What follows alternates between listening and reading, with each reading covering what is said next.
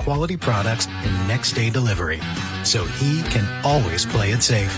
Call 1-800-GRANGER, click Grainger.com, or just stop by. Grainger, for the ones who get it done. What's up? We're talking to Chad Hoblet, a Hoblet Dodge Chrysler Jeep Ram in Woodland. What's going on for the Declaration of Deals sales event? There's nothing more American than a Jeep. And with the Declaration of Deals, now is the time to get your hands on the ultimate factory-certified off-road machine, the new 2026 Jeep Wrangler Rubicon, when you save up to $7,500 off MSRP. Those Jeeps are pretty cool, and that's the best savings yet. But Hoblet is more than Jeeps. With the Hoblet Certified Pre-Owned Supercenter, you can save big on over 180 vehicles and almost 40 under $20,000. Not to mention the award-winning customer service you get at this fifth-generation dealer. Don't wait. Search, select, and save through our whole inventory at HobletDodge.com. Unbeatable prices, unbeatable selection. Nobody beats Hoblet, period. $7,500 total net savings on select new 2026 Jeep Wrangler Rubicon after $1,500 factory rebates and $6,000 dealer discount. Rebates may include $500 military or first responder bonus cash for eligible members. 3 of this net savings. Sample VIN 205698. See dealer for details. At Fisher Investments, we may seem like other money managers, but we're different. What makes you so different than the rest of us? We ensure clients receive unparalleled service at every step of the relationship. Tell me more. Our investment counselors focus on service over sales, prioritizing clients' needs. How do you make money? We don't sell any commission-based products.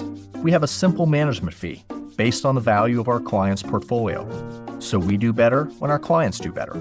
What about client portfolios? We get to know each client, their finances, family, health, lifestyle, and more, and then we tailor a portfolio based on their specific goals and needs. Your clients really come first then, huh? Yes, we make them a top priority. Our goal is helping them achieve a comfortable retirement. Wow, maybe we are different. At Fisher Investments, we're clearly different. Learn more at FisherInvestments.com. Investing in securities involves the risk of loss.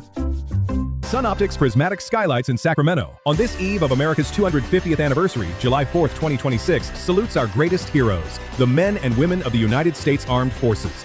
Through their courage and valor, they have fulfilled our Creator's promise of liberty for America and the world. This message courtesy of SunOptics Prismatic Skylights, located at 6250 27th Street in Sacramento. Founded in 1978 and still going strong. They're the inventors of the modern prismatic skylight, currently installed worldwide in major retail stores, warehouses, and distribution centers. SunOptics Prismatic Skylights. Welcome to the Bar None Auction. Bar None Auction is selling thousands of items this Saturday, April 11th in Sacramento. Large farming and construction equipment, cars, trucks, and industrial supplies, all sold to the highest bidder. Always open to the public. Visit barnoneauction.com. 100, so. KHD1 Sacramento, KYMX HD3 Sacramento. From the Power Business Technology Toshiba Studios. Sactown Sports 1140. It's Matt George and Kayla Anderson. Online at SactownSports.com or on the app. Kings, Niners, and Sacramento. The Matt and Kayla Show starts now. Well, you're half right, voice guy. Matt George is here. Kayla Anderson is not. She's on day 2 of a well-deserved long weekend vacation. Kayla will be back with us for your normally scheduled programming coming up on Tuesday. I believe she's having a girls' weekend or something like that. I don't know. I think she's down in LA. Could be wrong. Hope she's having a good time wherever she is at. She did a lot better. She did a lot better by me than I did by her when I forced her to do a show solo with Kyle on Monday because I didn't realize that my son's school was not in session. But Kayla warned us in advance she was taking a break, and I hope she is having a good time. I am Matt George. I'm joined by Kyle Ledbetter today. Kyle will be with me, of course, the entire way, as he is every single day on the other side of the glass, pressing the buttons, running the show, producer extraordinaire. At noon, Brendan Nunes from Sactown Sports, Sacramento Kings insider, beat writer, will join us from noon to 2. So he'll round out the rest of the show with us. Of course, we have a lot of Sacramento Kings basketball to talk today. From the Kings playing their last game in the Golden One Center tonight, at least for this season. Hopefully the last game until the California Classic returns. I'd love to see the California Classic back in Sacramento this summer. The Kings did not participate in the California Classic last summer for some reason, although the rumor was that they'd be back in it now this upcoming summer. The question is, will it be back in the Chase Center? Will it be completely back in the Golden One Center, which it should be? It's our tournament and we have the best turnout. Or will we have split some games in the Chase Center, some games in the Golden One Center, which is lame? Just bring it to Sacramento. It's the proper home for the California Classic, the original home for the California Classic. So hopefully that's the next Kings basketball after tonight that we get in the Golden One Center. But hopefully there are tens of thousands of us in the Golden One Center a couple of months from now celebrating as the Sacramento Kings make their draft selection, hopefully with the number 1 overall pick. We will update you on the Tankathon standings and what went down in the NBA last night that impacted the Tank standings in just a little bit. Speaking of the NBA draft, Bleacher Report did a 2025 NBA redraft, and Maxime Reynaud got some well-deserved recognition in that redraft. We'll talk about that in a little bit. Normally on Mondays and Fridays, we have Q&K with Kayla Anderson. Well, obviously Kayla's not here, so the K is being taken over by Kyle Ledbetter. Kyle will have our Q&K question coming up at the end of this hour. That's right before I share my post-college season NBA draft board specifically for the Sacramento Kings. I have my top 8 names in order of which ones I like the most for the Sacramento Kings to go out and get. Now, of course, where they fall in the draft will depend on which one of these guys are available. But if the Kings had the number 1 overall pick, this is how I would rank the top 8 names for Sacramento. These are my personal rankings. Feel free to tear them apart or agree with them. We'll get to that coming up at 11 o'clock. Of course, we'll update our MLB mini seasons. And once again, Kyle has taken over Kayla's 2-minute drill. So Kyle will bring us all of the top stories in the NFL coming up today at 11:44. Then at noon, Brendan Nunez joins me for lunch break. Brendan is not going to be at the Kings-Warriors game tonight in the Golden One Center because he's going to be down in Stockton, where the Stockton Kings are playing in Game 2 of the G League Finals. They could lose it all tonight. If they lose, it's over. If they win, they force a Game 3, which will be, I forget, where is it at? They're against the Swarm in North Carolina, right? It's Greensboro. Greensboro, thank you. So in Greensboro, that's where Game 3 would be. Game 1 was highly competitive. Stockton just lost Game 1, but they're the defending champs for a reason, right? They're not going down without a fight. Brendan will be at that game, so we'll preview that with him. Plus, Brendan and I will talk about Bleacher Report's most overrated NBA players this season. And if you listen to Dave and Jason, or just heard my tease there at the end of Crosstalk with Dave and Jason, you'll know that a prominent King is on that list and, in my mind, absolutely does not deserve to be. Plus, The Athletic is starting to roll out their anonymous player polls in the NBA. Now, normally they release the whole thing all at once, and we just have a big reaction to it all. This year, The Athletic is releasing it in chunks, and today's chunk is about who is the MVP according to these anonymous NBA players that were polled. Brendan and I will break that down towards the end of the show. Last night, I was sitting out on my front porch at probably like 10:30, 11 o'clock at night, because I don't know if you guys slept through it or not out there, but there were thunder and lightning storms galore last night. It was like a show. I love storms. I love thunder and lightning. I will listen to like thunder and lightning and rain to help me go to sleep. It's what I used to use to put my son to sleep when he was a baby. My son's 4 years old now. We actually woke him up in the middle of the night to take him outside to look at the lightning and see the thunder and lightning, and he was pissed. He's like, let me go back to bed. This is stupid. But I love it. So I sat out there for a while and just took it all in, took some videos of it. It's my absolute favorite. Kyle, did you check out the thunder and lightning last night, or were you sleeping through it? So I was standing outside, and we could see the light. We couldn't hear the thunder, but we could see the lightning going off in the distance. And it was like flash. Yep. Flash. And we were like, is there lightning happening somewhere?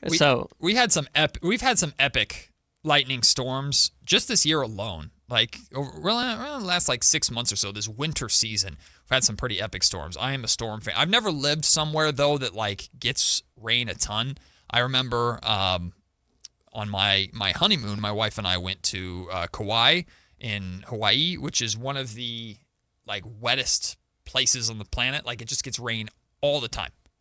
All the time. And it would, like, dump rain for 20 minutes, but it's still warm outside. And then it would be done. And then it's beautiful. And it would randomly, here comes more clouds. Oh, dumping rain. Oh, and then it's beautiful again. So that was the most I've experienced, like, that kind of rain showers. I've never lived, like, up north in, like, the Oregon, Washington areas where it's overcast and rainy and cloudy all the time. So I suppose I would probably feel differently if I lived in an area like that got storms a lot and that you didn't see the sun as much as we do here in Sacramento. But every time it's raining outside, every time it's cloudy outside, I feel the most productive. I sleep the best. I love it. I love stormy weather. I'm happy that summer's here. Don't get me wrong. I'm happy that the NBA season is finally coming to an end, because it's not just been bad for the Sacramento Kings. It's been bad for the NBA in general, because winter and storms normally signify to the NBA season, wintertime, my favorite time of year. I'm happy about summer. I'm happy about the sunshine, but I enjoyed the weather. I enjoyed the storms last night. Congratulations, Matt. You've made it to the end of the NBA regular season. Yeah, you of all people deserve a pat on the back. We all deserve a round of applause for getting through this in general, not just as Sacramento Kings fans, but just in general, because it's been a terrible NBA season, if we're being completely honest. It's been an NBA season that I think Adam Silver and the NBA would like to forget. Last night, the Sacramento Kings needed the Indiana Pacers to do them a favor and lose to the Brooklyn Nets. And once again, those damn Pacers couldn't do the job. They couldn't get it done. The Pacers beat the Nets last night, which means that the Nets moved a little bit closer. Technically, Indiana dropped a little bit closer to the Sacramento Kings and Utah Jazz, who are still tied with the fourth best odds at a 21-59 overall record. But because Brooklyn lost, they remain a game ahead of the Sacramento Kings. Still, the top three spots are in play for both the Kings and the Jazz.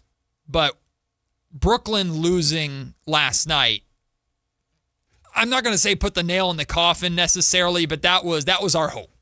That was our chance in so many ways. And the Nets, I mean, the Sacramento Kings had to be investigated for tanking. I guess the Nets have never needed to be investigated, even though Whitey Gleason has pointed out all the crazy things that they've done at the end of games. And sometimes they've masked it well, like when they, in the close game against the Kings in Sacramento a couple weeks ago, they stepped out of bounds before they could even have a chance to tie the game with a 3 in the final seconds. So, hey, creative on that part. Good job, Jordy Fernandez. Shout out Jordy. We love him. Former Sacramento Kings associate head coach under Mike Brown.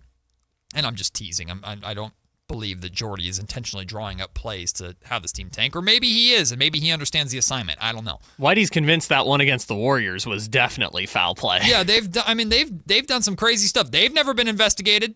They've never had Bill Simmons spreading false narratives on social media about them, at least not that I've heard to the level that we saw with the Sacramento Kings over the last couple of days. And thank God the NBA put out a statement yesterday just basically saying this is nothing. This isn't a thing. Like, it was I guess a coaching mistake if you want to call it that, but it didn't really matter. It's fine. Everybody chill the hell out. Now they did, obviously they fined the Utah Jazz already. They fined the Indiana Pacers already, and neither of those teams give a damn because they've just continued to do what they're going to do. They've done it even more egregiously since they've been fined, and the NBA, I guess, just doesn't care about that anymore. We handed you a fine, and that's all we can do. Okay, we're just going to move on and let you continue to do what you're doing. But the Brooklyn Nets last night, I mean, they had 2 10-day contracts that were starting, 2 two-way players that started, 1 rookie out of their 17 that they have on that freaking roster, only played 7 players the entire game. They did what they had to do. The Brooklyn Nets lost last night to the Indiana Pacers, keeping hold of that 3rd spot. Also, the Chicago Bulls unfortunately beat the Washington Wizards last night, meaning the Wizards clinch at least a split of the top 2 spots. So Washington, they did what they were supposed to do too. Didn't mind that they traded for Anthony Davis. They traded for Trae Young. Doesn't matter. They didn't play either of them. They're going to get a top pick to add to that group, and they're going to try and make a push for a Eastern Conference playoff spot next season. That's another villain for us to root against next year. I'm actively rooting against the Indiana Pacers at this trade deadline. At this NBA draft lottery.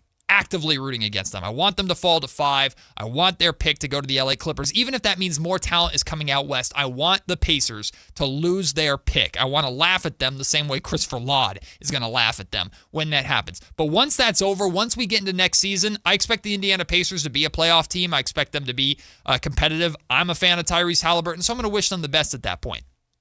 Washington next season, I am actively, aggressively rooting against. And the Utah Jazz, I'm actually, as a basketball fan, I'm very curious about that team. I like Jaren Jackson Jr. a lot. I like Lauri Markkanen a lot. I like what they're building there in Utah, but I will also be actively rooting against them because of the blatant tank job that they've been doing this year, especially if they end up with a better pick than the Sacramento Kings. So there's definitely ill will and bad blood coming their way next season. But right now, all my attention is on, hey, Indiana, justice needs to be done. You need to lose your draft pick to the Los Angeles Clippers in the draft lottery. And the way they do that is they fall to 5 or lower. The problem with rooting against the Wizards, though, is that they're like, yes, we want to be bad. Root against us. We just want to keep losing.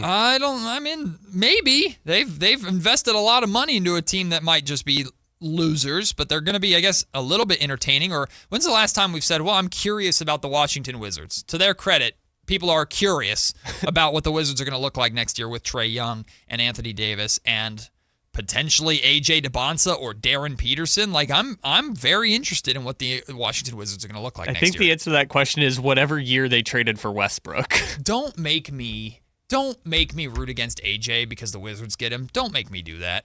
I don't know where if AJ's not going to be a King, where would I rather him end up? Well, I don't want him in Indiana, even though I would like to see him win, but I don't want to see the Pacers get the top pick. It's probably Brooklyn, right? I guess it would be Brooklyn because I love Jordy, and I would hope that, because the Nets, even though the Nets have definitely involved themselves in some unethical tanking as of late, the Nets need this draft just like the Sacramento Kings need this draft. Utah, Indiana, I guess Washington somewhat, kind of, sort of needs this draft. It depends how you feel about Alex Sarr. They need this draft a little bit, not nearly as much as the Sacramento Kings and Brooklyn Nets do, who need a star. I don't think Michael Porter Jr. is going to be sticking around long-term there in Brooklyn. Well, I think they should be trading him now while his value is at his highest, so we'll see what they do this summer. The problem, though, is that the more teams you add, the higher chance that it's going to be someone you don't want getting AJ. Because if Dallas got AJ, I don't think you'd be thrilled. Nope. Gross. Absolutely not Dallas. Golden State. Hell no. Atlanta, I'd be okay. If Atlanta got AJ DeBonsa because New Orleans jumped up, I'd be good with it because I have no ill will towards Atlanta. Maybe that would make them more willing to trade Jonathan Kuminga to Sacramento, which would be hilarious. Memphis. I think I'd be okay with Memphis. Memphis started a rebuild by trading away their star players. So if Memphis got it, I'd be like, I'd be bummed, but okay. It sounds like you're looking at like a 40% chance AJ goes to a team you actually feel good about. I'd be okay with him in Chicago because I have a lot of friends that cover the Chicago Bulls, and I think the Bulls as a brand are awesome. So I would be totally fine with AJ in Chicago. Milwaukee, I'd be annoyed simply because it's like, oh, here's your ticket to move on from Giannis. You're welcome from the NBA. Here's your present. If AJ goes 1, Milwaukee, I think, can't have the number 1 pick because it's like a pick swap. That's right. thing. That's true. I think the highest they can go is 2, which maybe AJ is still there at 2, but it's weird. I think my top 3 are Sacramento 1, Brooklyn 2, Chicago 3, out of where I want AJ DeBonsa to go. Okay. Those are the 3 teams. That seems fair. Those are the 3 teams, but I'm just going to be sad. But the odds are it's going to go to someone you don't want. Oh, for sure. Very good chance. Very good chance. So the Pacers have Philly and Detroit remaining. They're going to lose both those games. Wizards have Miami and Cleveland remaining. They're going to lose both those games. Again, granted, there are a lot of these established playoff teams might be resting guys on the final game of the year to get ready for the playoffs. At the same time, even if they rest guys, I still think the Pacers and Wizards will find a way to lose. I just clocked this. I didn't even realize. Bam is going to play the Wizards again. What does he go for, 84? I don't know what he's going to do, but that's crazy. What if they start fouling him immediately? They just, as soon... Do you remember that clip after the famous, when Greg Popovich made Hack-a-Shaq famous, the first game of the season, Spurs versus, I think it was Suns, and Shaq was on the Suns, and they fouled Shaq immediately, and Popovich is giving him the thumbs up. I love that clip. It's one of my favorite clips ever. You're saying that's what Brian Keefe is going to do? Yeah, he's just like, here, go back to the line. Hey, buddy, get started early. But that's how he got to 83 the first time, was by shooting 1,000 free throws. Well, the funny part of that game, too, is, Bam was cooking in the first half. He was knocking down threes. It started authentic, and then it just became a joke. No, it was just the last 5 minutes that kind of derailed it. Because I think he had 62 after 3 quarters. He was cooking. He had 40 at the end of the first or something like that. He was cooking. Maybe it wasn't that much. I think it was 30 and then 40 something and then 62. But he was nuts, man. I can't believe. So now he's got to go to Washington. Where the Wizards, I guess the Wizards right now are in tank mode, but if they lose one more game, it doesn't matter. They're locked into number 1. Assuming Wizards fans show up, do they boo Bam? Probably. It's a great question. They'll probably all 4,000 of them probably will. 4,000 might be high. The Brooklyn Nets have the Milwaukee Bucks and Toronto Raptors, both those games on the road. It's not unreasonable to think that they might beat Toronto. Granted, again, I don't Toronto might be resting players. They might not be.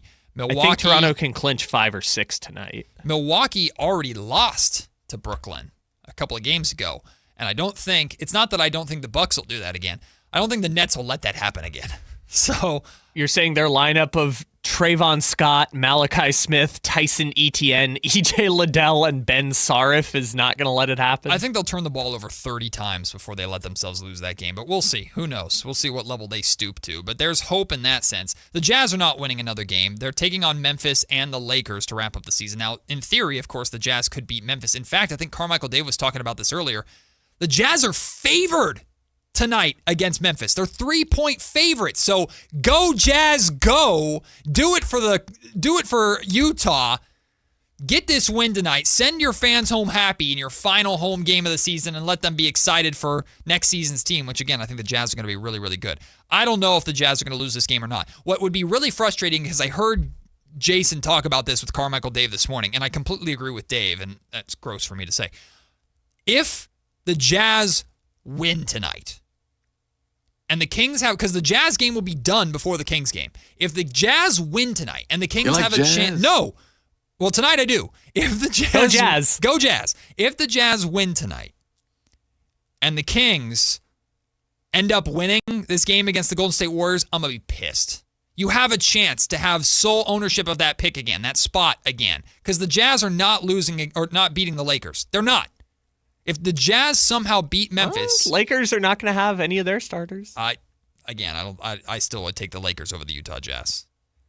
The Kings need to lose tonight. I'm sorry, y'all. I'll be in the Golden One Center too, and I know there are going to be a lot of Warrior fans in there that are either wearing those split jerseys like that ridiculous couple was wearing, or they took off their Laker jerseys and left them in the closet and they're wearing their Warrior jerseys to the Golden One Center tonight. Regardless, I know those people are going to be there. I know they're going to be loud and obnoxious if Steph Curry hits a 3 or Draymond Green does something. Let them be it. Tonight's your night, man. Come on in. We don't care. At least I don't. Back in the old days of NBA tanking, these are the games that used to be like, oh gosh, well now we have to sit all our starters. But now teams have been doing it for so long, jockeying for position for tonight, that it's like, how much more can you throw it in the bag? Like Memphis, I don't know if you saw that injury report. Memphis has 10 dudes on the injury report. Utah has their entire starting lineup on the injury report tonight. Hell yeah. And it's so important for both teams because Memphis and Dallas are tied for the 6th right now. So Memphis needs to not win this game to move up in their lottery positioning. It's crazy how the different angles of this work. The Sacramento Kings announced a couple days ago, and we shared it with you on the air when this happened, that tonight's game is going to be, and I wrote it down here, tonight's game, in addition to the 6-man celebration, which they do every year, final home game, hey, thank you fans for coming out, here's a cool shirt or something, they're going to recognize DeMar DeRozan's NBA achievements tonight versus the Warriors. When that news came out, and it was after DeMar missed the game in Golden State with soreness of his hamstring, right hamstring soreness, he misses that game, and I'm thinking, okay, if they're celebrating DeMar, is he going to play? And I was totally ready today to speculate on, okay, if he's playing, what does this look like? What does he do? It's a celebration of him. Is this his last game? Blah, blah, blah. Well, as of right now, listed on the injury report, DeMar DeRozan is out. DeMar is not playing tonight, according to the NBA injury report, and there's no reason to believe that's going to change. Along with the normal cast of characters, Russell Westbrook's not playing tonight, Domas, Keegan, all the guys that we know haven't been playing for a while.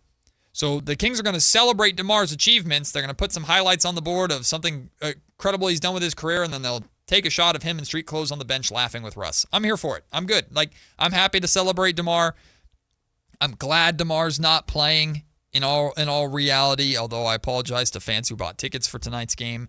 I'm good with it. I think it's the right move for the Sacramento Kings going forward to not have DeMar play in tonight's game. I'm glad they're giving him the same recognition that they gave to Russell Westbrook in the middle of the season when they did a night like this for him, celebrating all of his career achievements. It's a cool move by the Kings. I'm looking forward to seeing what they do specifically for DeMar, what they show, what they celebrate specifically with DeMar. And I wonder if this will be the last time we see DeMar DeRozan in the Golden One Center as a member of the Sacramento Kings. For his sake, I hope it is. I do too. I do too. Let the man go. I mean, we thought about this at the deadline when we were talking about buyouts and things like that. For who and what is he sticking around for at this point? It's to fulfill his contract and to be a pro. That's what he does. Yeah. And I don't think DeMar DeRozan would be unwilling to continue to do what he's done this season for the Sacramento Kings this year. But if we're talking about preference, I don't think he prefers to do this. I think he'd rather play meaningful basketball. And we've talked back and forth and up and down about it's not DeMar the player, it's DeMar the contract. That's the reason why no one wanted him at the deadline, why they didn't do a buyout, why he's still in Sacramento, stuff like that. Mm-hmm. So we know it's partially guaranteed for next year. We know the Kings need to clear cap space. The easiest way for them to do that is to just waive DeMar and say, hey, here's $15 million in cap relief. DeMar, you go play wherever you want to go play. We'll subsidize whatever your next team is going to be by paying you $10 million to not play for us. That's the easiest way they move the money, so I imagine that's probably the way that they'll ultimately end up moving the money. It's the right thing to do for all sides. I'm sure the Kings will explore trades and see how they could use them maybe on draft night or something like that, but in reality, that might be the path that we end up taking is just, here's your $10 million, DeMar. We really appreciate you. Thanks for what you did for the team.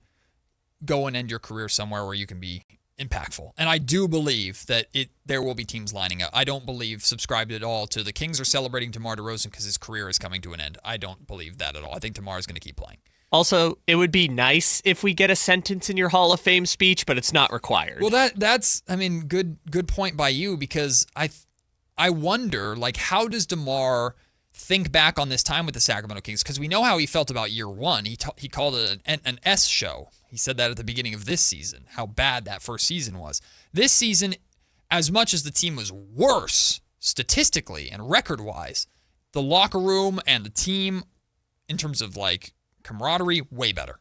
Way better. And I do believe that DeMar is having as good of a time as he can. I know he's a competitor. He'd rather win games, but obviously he's very close with Russ. We see he has a good relationship with Zach LaVine from their time together in Chicago. So all these guys are trying to make the most out of the situation while also very much intentionally pouring into these young guys here, like DeMar and Russ especially. I'd throw Malik Monk into this group too. Those three veterans have really embraced and taken on the responsibility of being veterans and leaders for these younger guys, and they, of course, excel at it. So I give DeMar credit with that. But in reality, in the career of of DeMar DeRozan, these years are going to be pretty easily forgotten. And I think what DeMar might take away from this the most is the opportunity to play with Russ and to continue to play with Zach, the friendships. And maybe he takes away pride of if Maxime Reynaud or Nick Clifford or Dylan Cardwell have great careers, I at least was a part of that. That might be his number one takeaway, because I don't know basketball-wise too much of what he's celebrating based off of how the last couple of years have gone. AC, I see you on hold. We will get you when we come back after the break, so stick around. When we return, the Bleacher Report today, 2025 NBA redraft. Where did the Sacramento Kings rookies land on that redraft? We'll share it with you. Coming up next, it's Matt and Kayla, minus the Kayla here on Sactown Sports. Tonight, Kings and Warriors. Tip off at 7, your exclusive home for Kings basketball. Is Sactown Sports 1140.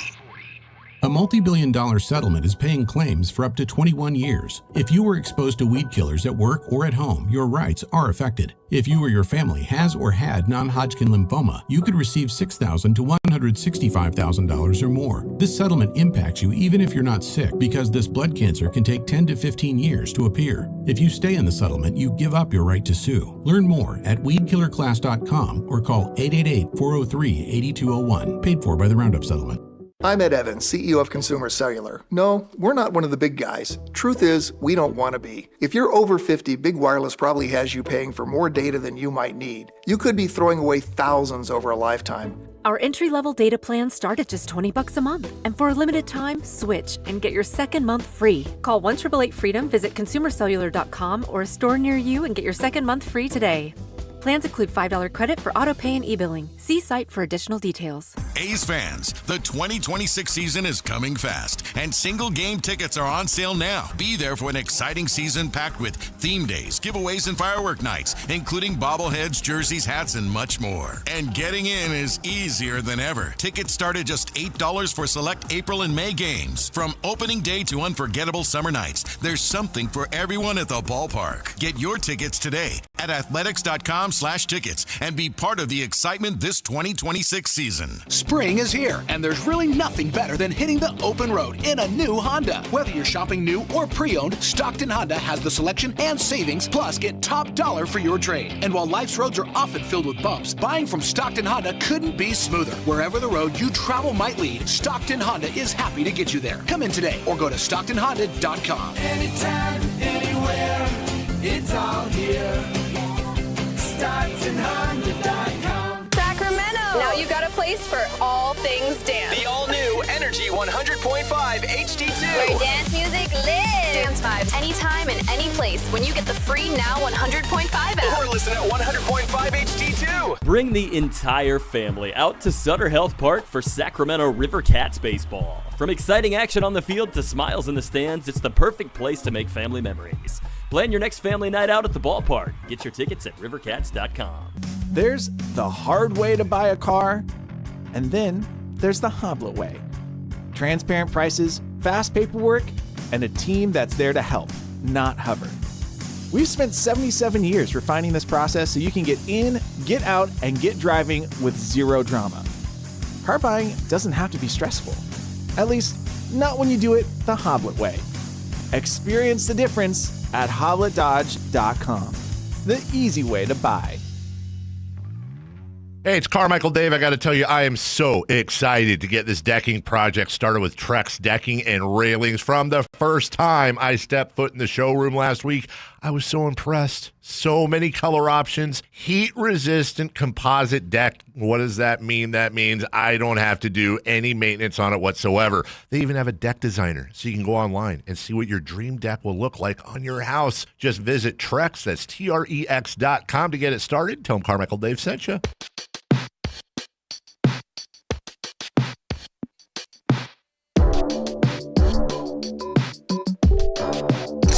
2 p.m. Matt and Kayla on Sactown Sports 1140. No Kayla today, just Matt George. Kayla on vacation. She'll be back on Tuesday of next week. But Kyle Ledbetter is here with me, and I appreciate everything that Kyle does. The unbelievably talented, multifaceted job behind that glass. I remember doing that job, pressing buttons, cutting audio, also jumping in the show at a moment's notice as well. And Kyle's going to have Q&K for us. He's taking over Q&K from Kayla. In the next segment, he'll have Kayla's 2-minute drill. Now Kyle's 2-minute drill today a little bit later on.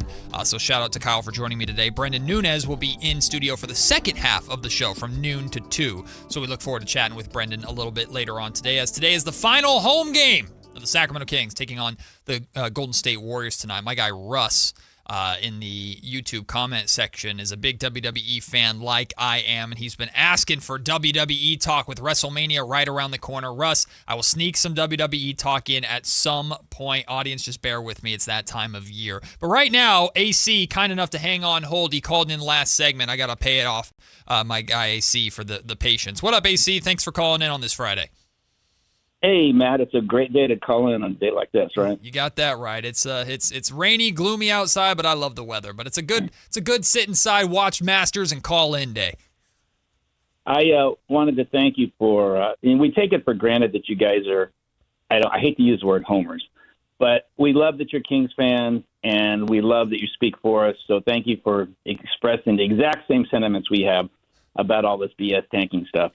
So I think I was going to point out the most agonizing type of tanking is when a team is a full-blown contender, and then the next year, mysteriously, they drop to the bottom of the rankings, which makes the Pacers a total tank on the surface, behind the building, whatever you want to call it.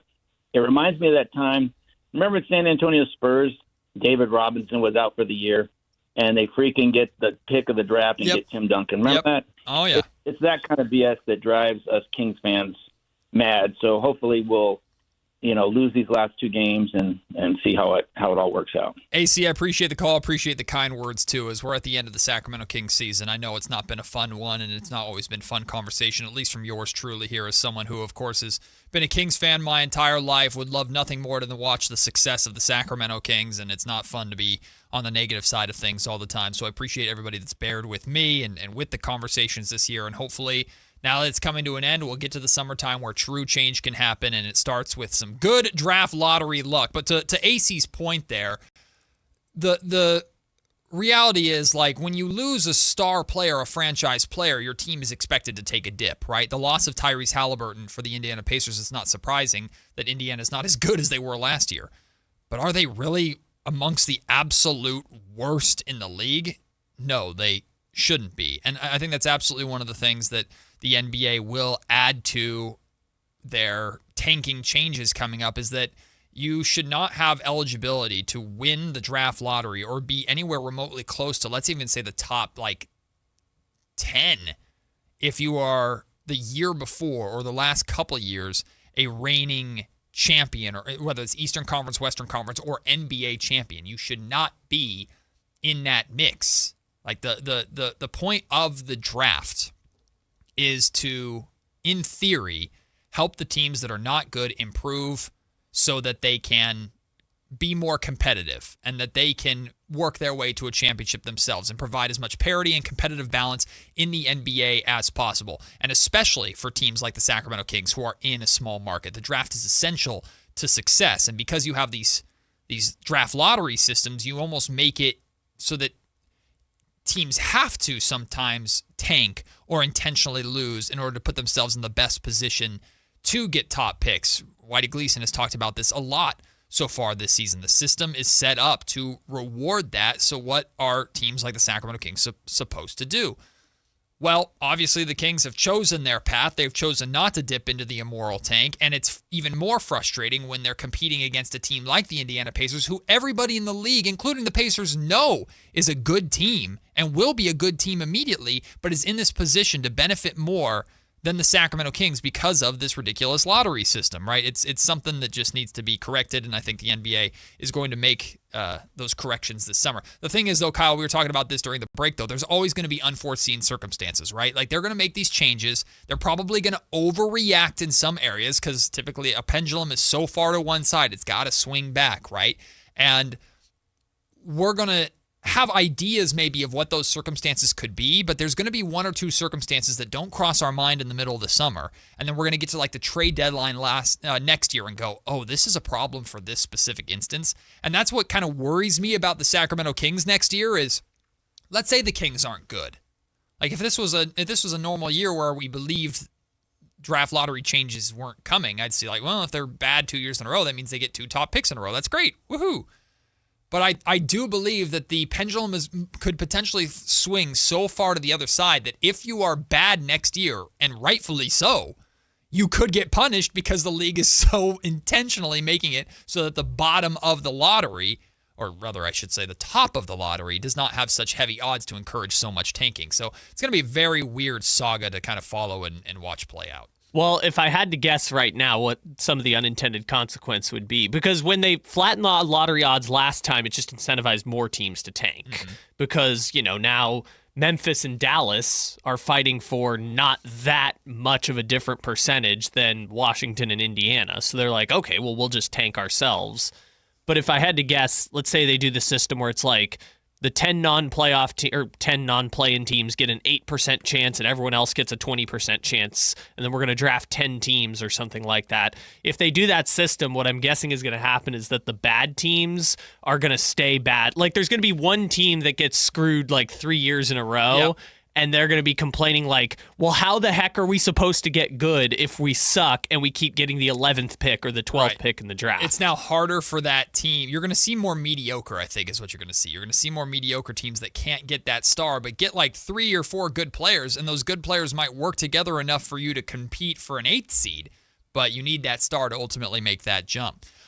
Bleacher Report did a redraft of last year's 2025 NBA draft, and some things that aren't necessarily surprising here. Cooper Flagg, once again, going number 1 overall to the Dallas Mavericks, who should never have been in that position in the first place to get Cooper Flagg, but hey, they traded Luka Doncic, so I guess they needed something. Imagine if this had happened. Imagine if the San Antonio Spurs had picked Con Knippel with the 2nd overall pick. With how good of a season that Con Knippel is having, greatest rookie shooter of all time, and he obliterated Keegan Murray's record. Like, Con Knippel on the San Antonio Spurs, that would have made that team disgusting with the three-point shooting and the spacing next to guys like De'Aaron Fox and Victor Wembanyama. Of course, the Spurs ended up getting Dylan Harper with the 2nd overall pick, and in the redraft, the Philadelphia 76ers have Dylan Harper at 3 overall. That means the Charlotte Hornets end up with VJ Edgecombe, and I don't mean this as a disrespectful take towards VJ Edgecombe because I think he's a really, really good rookie. I don't believe the Charlotte Hornets have the turnaround that they've had this season with VJ Edgecombe instead of Con Knippel. It's Knippel's shooting that's been so good and unlocked so much for LaMelo Ball and the Charlotte Hornets that VJ Edgecombe, while he would be a good rookie and a good player for Charlotte, I don't think they'd have the same turnaround that they've had this season. Where do the Sacramento Kings come into play on this? Well, we know that the Kings took Maxime Reynaud with the 42nd overall pick. And here in this redraft, Bleacher Report has Maxime Reynaud going 13th to the New Orleans Pelicans. Now, there's 2 ways to look at this. The number one way is, are there really 12 rookies that are better than Maxime Reynaud right now? The answer is no. But you're also not just drafting on who's going to be the best rookie. You're drafting on who's going to have the best career. So if there's guys like Colin Murray-Boyles that are you could make a very easy argument that Colin Murray-Boyles might have a better future and a better NBA career than Maxime Reynaud based off of the talent that he has that's untapped, right? I would not put 12 rookies better than Max in the season that he's had. But the other side of that coin is, hey, let's celebrate the fact that the Sacramento Kings' 42nd pick is now in a redraft a lottery pick. That is a huge hit for Scott Perry. That is a massive hit. Also, by the way, the Kings with the 24th pick still go out and get Nick Clifford, and I'm actually glad about that because I half expected Nick to not be in the first round of this redraft because I think teams are not fully understanding, paying attention to, or maybe be a little bit disrespecting of what Nick has done and the type of player that Nick is during his rookie season. I think Nick is right on track with what the Sacramento Kings are hoping from a 24th overall pick. I think they're very excited about his future as kind of a Swiss Army knife rotational piece of hopefully a good Kings team going forward. So I agree 100% with Bleacher Report here that if the Kings had the chance at 24 to take Nick Clifford again, that they would absolutely do so. Evan, Dwayne, I see you guys on hold. We will get you right when we come back before Q&K with Kyle Ledbetter. So stick around with us through the break. You're listening to Matt and Kayla, minus the Kayla. She's on vacation, and it's a Friday here on Sactown Sports. The Kings play here, baby! Tonight, Kings and Warriors. Game night with Scott Marsh and the high flyer Henry Turner. Starts at 5:30 with tip-off at 7. Listen to your Sacramento Kings. On the official home of Kings basketball, Sactown Sports 1140. This is the story of the one. As a safety manager at a manufacturing plant, he does everything he can to keep his coworkers safe. From finding ways to reduce risks to keeping safety supplies in stock. And for that, he relies on Grainger. Grainger offers a broad range of quality products and next-day delivery, so he can always play it safe. Call 1-800-GRAINGER, click Grainger.com, or just stop by. Grainger, for the ones who get it done. This is the story of the one.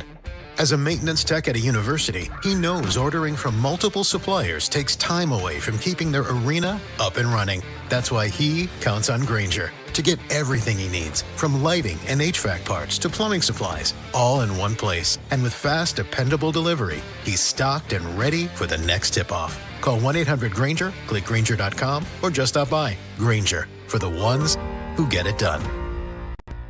When your check engine light comes on, do you see a repair bill or do you see peace of mind? For 20 years, CarShield's been the name America trusts to help keep you on the road.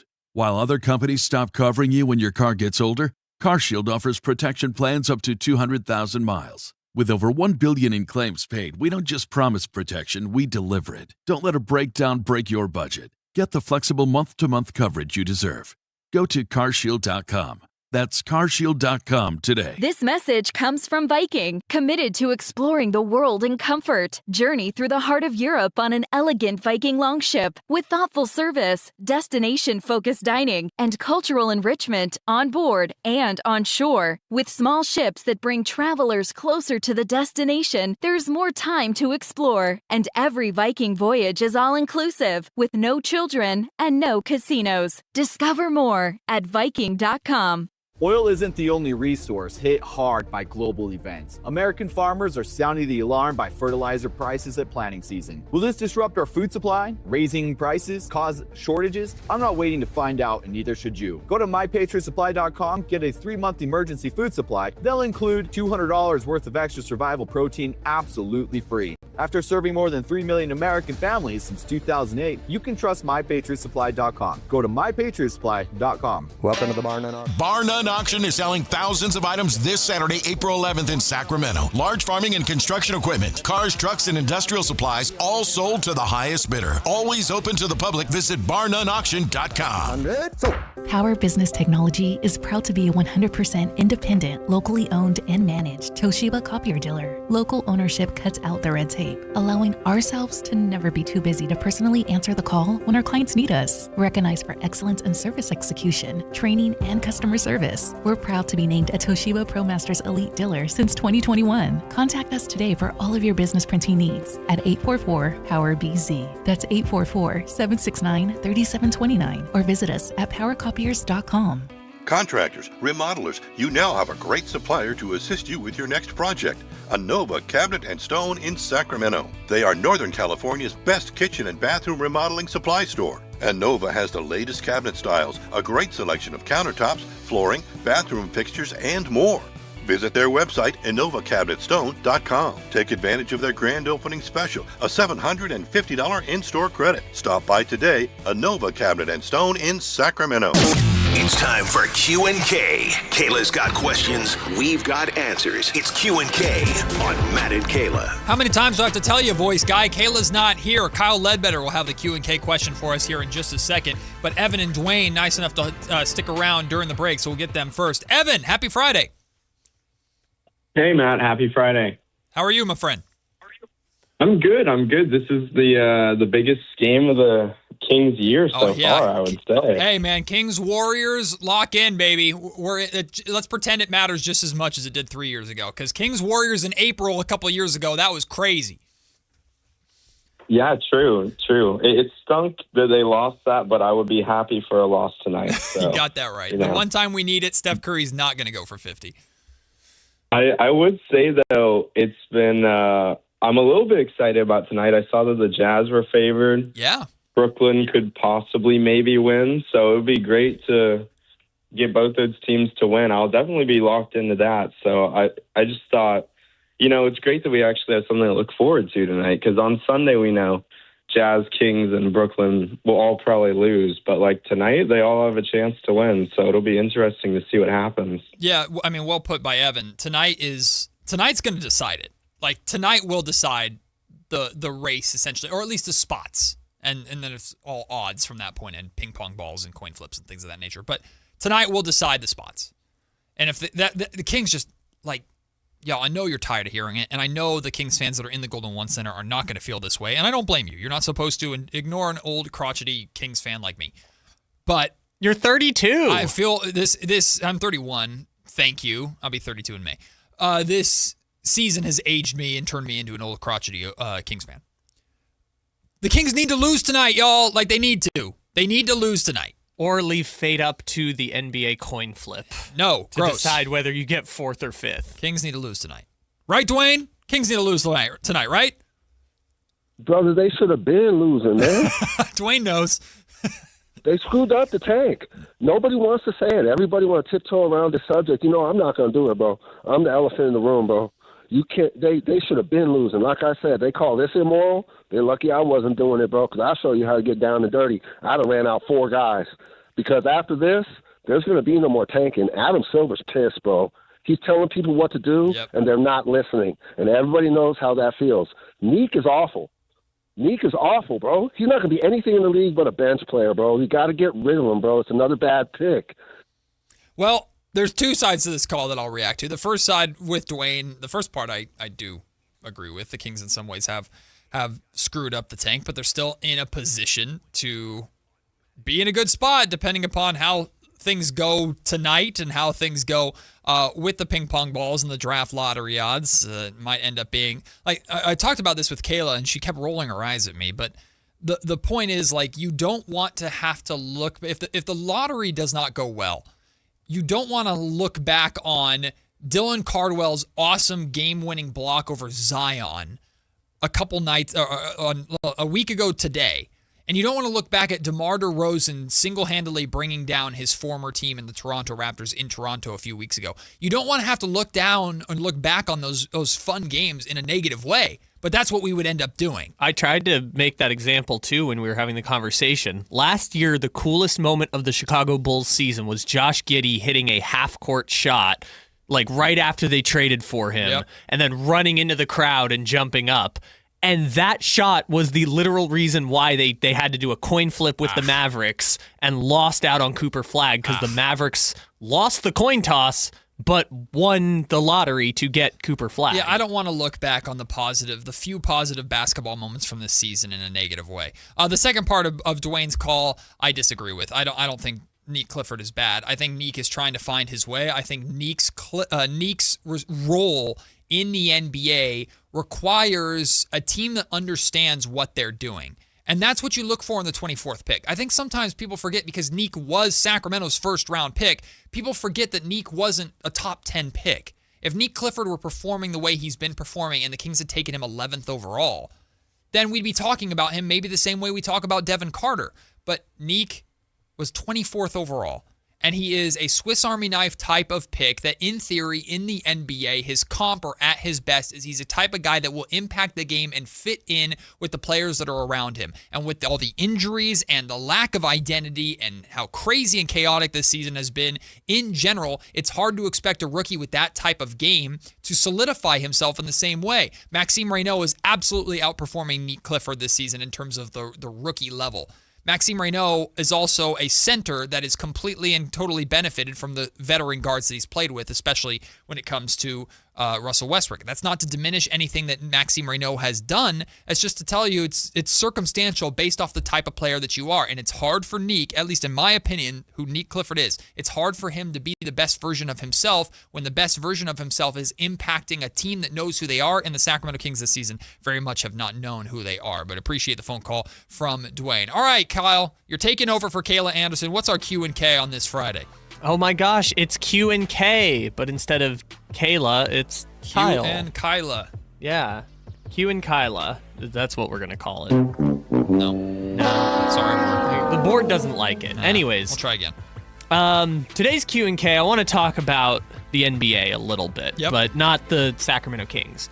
So on Wednesday, the Oklahoma City Thunder locked up the number 1 seed in the Western Conference. Yep, saw this.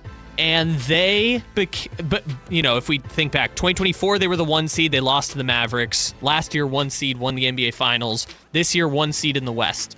They became only the 6th team in NBA history to get the number 1 seed 3 consecutive seasons, which is honestly remarkable that it's only happened 6 times. I agree with that. But the list of teams that they are included with are the teams.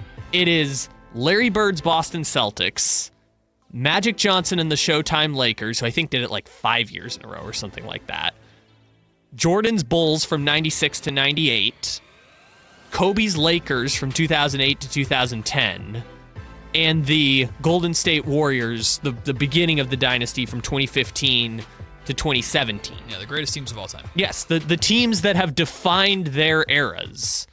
So I wanted to ask you today, Matt George.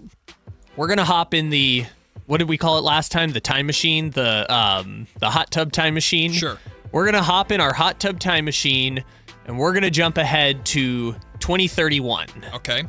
Yeah, your son, I believe, will be about 10 years old at that point. Close enough. Yeah, 5 years from now. Yeah. Yeah, almost 10. Yeah, almost 10 years old.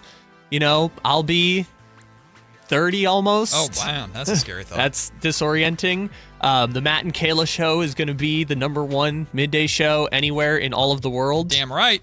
So at that point, the Kings will still owe a pick swap to the San Antonio Spurs. No, we don't do that. So jump in the time machine. It's January of 2031. Will we look back on the 2020s of the NBA and say that the Oklahoma City Thunder were the defining team of this decade? Wow, great question. The reason why my gut wants to say no is star power. Because the difference in my mind between those other teams that you've listed and the Thunder is the Thunder are a incredibly well-constructed team. Like they know their role. They execute their roles perfectly, from both of the Jalen Williams to Alex Caruso and how important he is to that team. Obviously, the star is Shai Gilgeous-Alexander. I love Shai. I'm a fan of Shai. I've always thought SGA would be good. I remember when Shai and De'Aaron Fox took on each other when they were both rookies. I think they were both rookies. Clippers versus Kings, and I watched Shai, and I was like, God, this guy's going to be good. I didn't expect him to be this good. But also, I understand that Shai's boring to a lot of people because the personality isn't always there, right? Versus, like, when I think of Jordan's Bulls, obviously Jordan is the #1 guy and the team around him was important. And you could probably draw comparisons to what Steve Kerr was to the Bulls is what Jalen Williams, or I guess Chet Holmgren or Dennis Rodman was to the Bulls, is what Chet Holmgren is to the Thunder. Cason Wallace is Steve Kerr. Yeah, maybe. I think that team lacks star power compared to the Warriors dynasty with Steph and Clay and Durant and Draymond, or that was the latter half of it. The first part was just Steph and Clay and Dre. It split it. And Iggy. The one seed, it was 2015 to 2017, so KD was there for part of it. So here's the team that I think it's going to be. The team of the 2010s or 2020s or whatever it is. Yeah, the team of the 2020s I think is going to be the San Antonio Spurs. Interesting. Because Victor Wembanyama is absolute superstar, generational player. No ifs, ands, or buts about it. De'Aaron Fox is a really, really, really, really, really good player, and everybody knows how big of a fan I am of De'Aaron Fox. But even if De'Aaron Fox is not remembered as the #2 guy of that San Antonio Spurs dynasty, it's probably because he passed that torch, or Stephon Castle / Dylan Harper stepped up and took that mantle.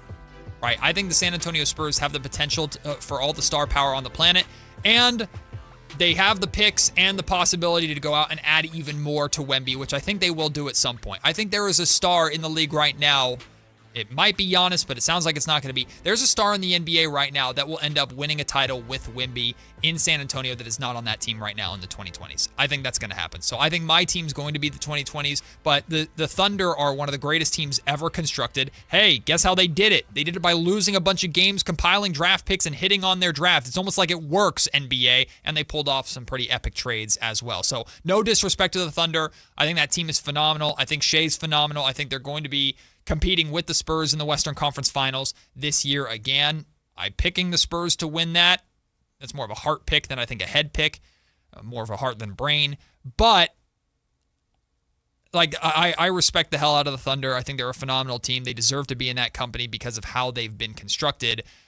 But maybe that doesn't hit the same, Kyle, if they only win one title in those 3 years. Well, that's the interesting thing I think about the 2020s is that because of the parity in the NBA, this conversation, it's not going to be about the championships unless somebody just runs off 3 in a row coming up in the next, like the Warriors did, right? Like the Warriors at this point of the 2010s, we would have thought, well, the Miami Heat are going to be the team of the decade. And that obviously didn't end up working out because the Warriors just ran off 5 straight conference titles. So unless one of these teams is just running off conference titles. Which the Spurs might. They might, but also the Thunder might. Like they could. Someone made a point, like, of that group, they all won multiple championships in their 3 years of being the 1 seed. And Oklahoma City obviously hasn't won the second one yet, but if they win it this year, they're probably that team. They're also the heavy favorites to win it this year. If they win it this year, they're that team, but I think San Antonio has all the potential on the planet to be a Dynasty 2.0. I feel like the one that's getting disrespected in this, I don't think they're going to get there because I don't think they're going to win enough, but Jokic in Denver, he's like the 4-time MVP. Jokic is the man there too, but the supporting cast has always been the question, from Aaron Gordon to, obviously they got rid of Michael Porter Jr. Jamal Murray's a really, really good point guard and steps up in big moments in the playoffs, but I don't know, man. There's always just a with the Nuggets, or a question mark with the Nuggets, and I think it just comes down to star power. So, but Jokic is absolutely the star and one of the greatest players we've ever seen. We'll take the break. When we come back, college basketball is over. March Madness been over. We now have all of the context of the college basketball season to look at as we head into pre-draft workouts and the NBA draft combine and beyond. But for right now, what is my top draft board for the Sacramento Kings? My top 8 names in order for Sacramento. We'll walk through all 8 of them. Would love to hear your thoughts on if you agree or disagree with this list and who's in what spot. That comes up next. It's Matt's NBA draft board for the Sacramento Kings on Sactown Sports. The Kings play here, baby! Tonight, Kings and Warriors. Game night with Scott Marsh and the high flyer Henry Turner. Starts at 5:30 with tip-off at 7. Listen to your Sacramento Kings On the official home of Kings basketball, Sactown Sports 1140. When a person is seriously injured, there's no substitute for the personal legal relationship offered by the local NorCal firm of Ashton and Price. From the first attorney meeting, every important decision is made with a direct consultation with, and I can't believe I have to say this, a real, live, experienced, flesh and blood local attorney. It's called Home Court Advantage for a reason. Ashton and Price, serious local attorneys for serious people with serious injuries with no fee until we win. For the best local advice, don't think twice. Call Ashton and Price. If your passion is bass fishing, only one radio show has the action, information, and excitement of your favorite outdoor sport. Ultimate Bass, hosted by Tournament Bass Pro and California Outdoor Hall of Famer Kip Brown, takes you live to where the fish are biting every Saturday morning. Only Ultimate Bass feeds your passion with the latest news, products, tips, and advice from the pros. Ultimate Bass with Kip Brown, Saturday mornings at 5 a.m. on Sactown Sports 1140, part of SEP's Saturday Morning Outdoors. Protect what matters most, your home or business, with A1 rodent proofing and pest control. That mouse in your kitchen? It's never just one. Rodents can destroy insulation, chew wires, and cause thousands in damage. Don't wait for an emergency. Call for a free inspection. A1 offers poison-free solutions, eco-friendly sanitizing, and a pest-free guarantee. Available 24/7 serving the Bay Area. Call 925-503-7271 or visit a1rodentproofing.com. Get peace of mind and keep pests out for good. Help DEA keep our communities safe and healthy by participating in National Prescription Drug Take-Back Day, Saturday, April 25th. Take action right in your own home by cleaning out your medicine cabinet of unneeded medications. Keep them safe, clean them out, take them back. Find a collection site near you at DEATakeback.com. Do your part to lower overdose deaths and prevent prescription drug misuse before it starts. That's DEATakeback.com.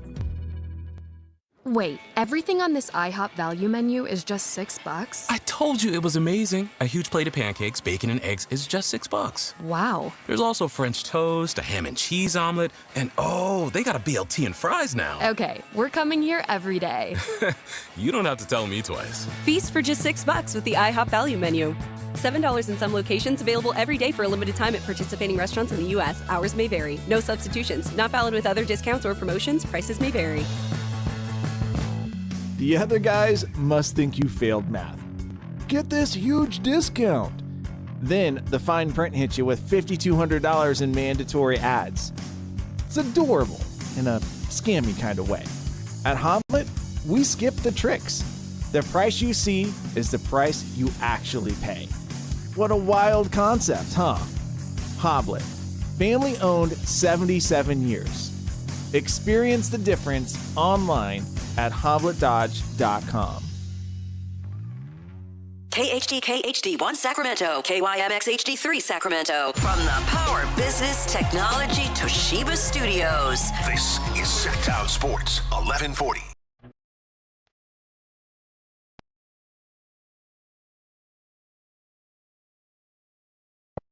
It's Matt George and Kayla Anderson on Sactown Sports 1140.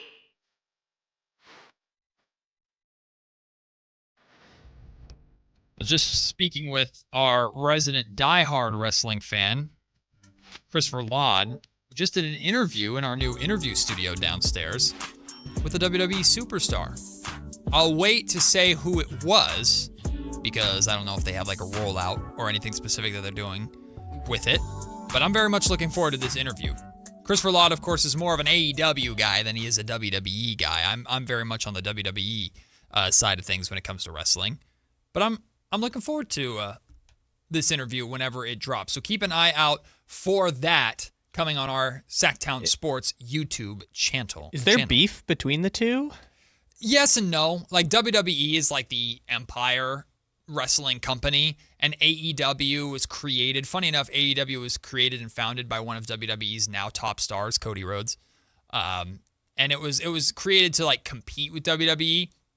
AEW is definitely a lot more traditional wrestling, I would say. A lot less like kid, family-friendly stuff and more like hardcore Attitude Era wrestling fans. It's on TNT, I believe.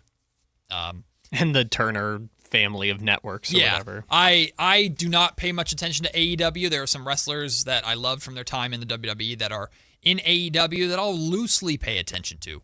But I'm definitely a WWE guy. But I'm very much a social media or clip wrestling fan. The only shows that I watch are major PLEs, major pay-per-views, the big shows. Like WrestleMania, I'll watch every year. Royal Rumble, I'll watch every year.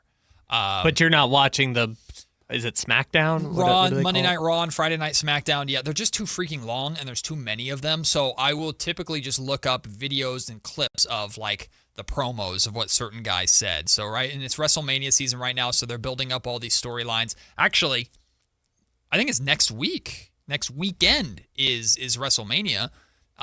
So next week on the show, probably on Friday next week, I'm going to create a WrestleMania game for both Kyle and Kayla, who have no clue what's going on in the world of wrestling. It's going to be great. It's going to be a lot of fun. So we'll come up with something for next week. But I'm a big WrestleMania fan. I always make a weekend out of it. It used to be just one day.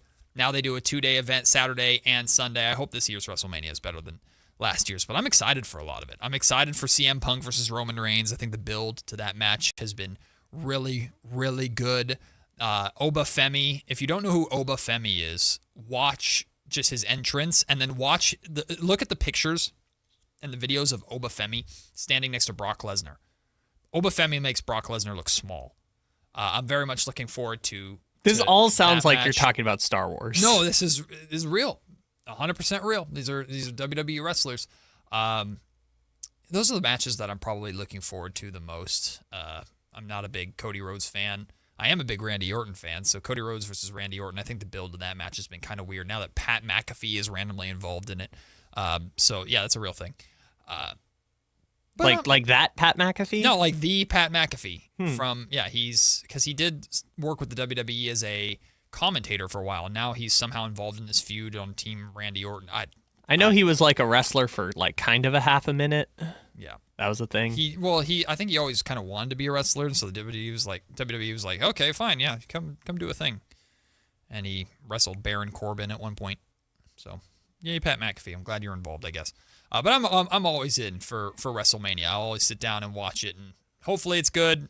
I don't know if it's going to be. Keep an eye out for Christopher Laud's second wrestling interview that he's done on Sactown Sports. He did one with an AEW superstar a month ago or so now. Now Chris just did one with the WWE superstar because Monday Night Raw is in Sacramento. It'll be in the Golden One Center this coming Monday, which is pretty cool. So keep an eye out for that. Huh, they must have done that knowing there wouldn't be a game at Golden One Center at that time. It's a pretty safe bet. The schedule of all in advance, they're like, yeah, they're probably not going to have a play-in game they have to schedule. Pretty safe bet. So now that college basketball is over and done with, March Madness has concluded, and it was another fun ride in March Madness. Now we have all of the competitive, for the most part, competitive context for the top stars, or the names that we believe to be the top names in this upcoming draft. I say almost because in the draft combine in Chicago, there will be 5-on-5 games played with scouts in attendance, in addition to the typical like measurements, weightlifting, things like that, speed, height, wingspan, all these measurements and things that they take into account to try and build their prototypical best NBA player, and who's got this work, who's the fastest, who's got the longest wingspan, and how does that matter into our decision. All that's still coming between now and draft night itself. But all the competitive context that I think we need for the top guys is in. And I have a pretty firm top 8 in mind for my draft board. Now, this is my personal ranking for the Sacramento Kings, but also in my mind, it's hand in hand the same, because as I've made abundantly clear throughout this entire process, the Sacramento Kings are looking for a star.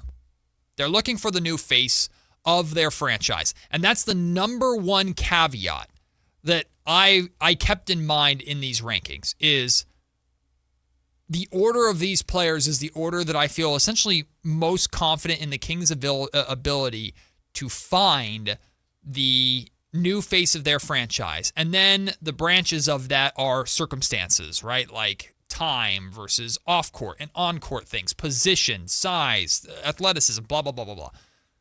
So, but that was kind of the overarching idea that I've been consistent with this entire season, is this draft, the Kings need to find a star, which means they need to take a swing. Chris Watkins was with me yesterday. He summed it up beautifully. Doubles are fine. Hitting a double is good, and hopefully the Kings, bare minimum, will hit a double in this draft. But you want to swing for the fences. You want to swing for the home run. And if you get a double, it's because it knocks off the top of the wall. But you want to try and hit a home run and find that star. So, Matt George's post-college season NBA draft board begins with someone that's not going to surprise any of you at all. He's as close to the consensus number one pick as there is out there. It's A.J. Dybonsa. A.J. Dybonsa, in my mind, is the absolute best player in this draft. A.J. Dybonsa, in my mind, has the highest ceiling, the potential to be everything that the Sacramento Kings need and more. When I think of comps for A.J. Dybonsa, the first name that comes to mind because of his game and how he plays is Kevin Durant. Now, that does not mean that I expect A.J. Dybonsa to have the career that Kevin Durant had. Kevin Durant is quite literally one of the greatest NBA players of all time. Hopefully A.J. becomes that if he were to be a Sacramento King. But from the athleticism to the effortless scoring that he can provide, the only guy that could really rival Darren Peterson in terms of a scorer. In fact, he led the country in scoring, 25.5 points per game. He's 6'9", 210 pounds, has the long wingspan, so the potential to be a menace on the defensive end, someone who can impact the game on both sides, in addition to just being your go-to bucket getter. Someone who can shoot the ball, someone who lives in the mid-range and can hit those Kevin Durant-esque middies that are just impossible to defend because the dude's so tall and the dude's so long. And he has the potential to put the ball on the ground, put the ball on the hardwood, attack the basket, attack the rim, and score at the rim as well. True three-level scorer, the size that the Kings have lacked for God knows how long.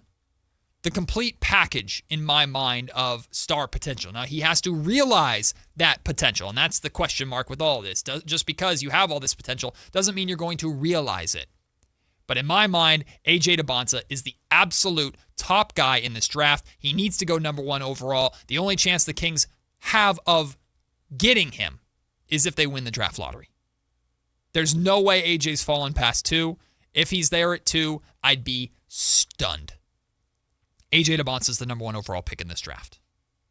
Number 2 is where it gets a little bit controversial.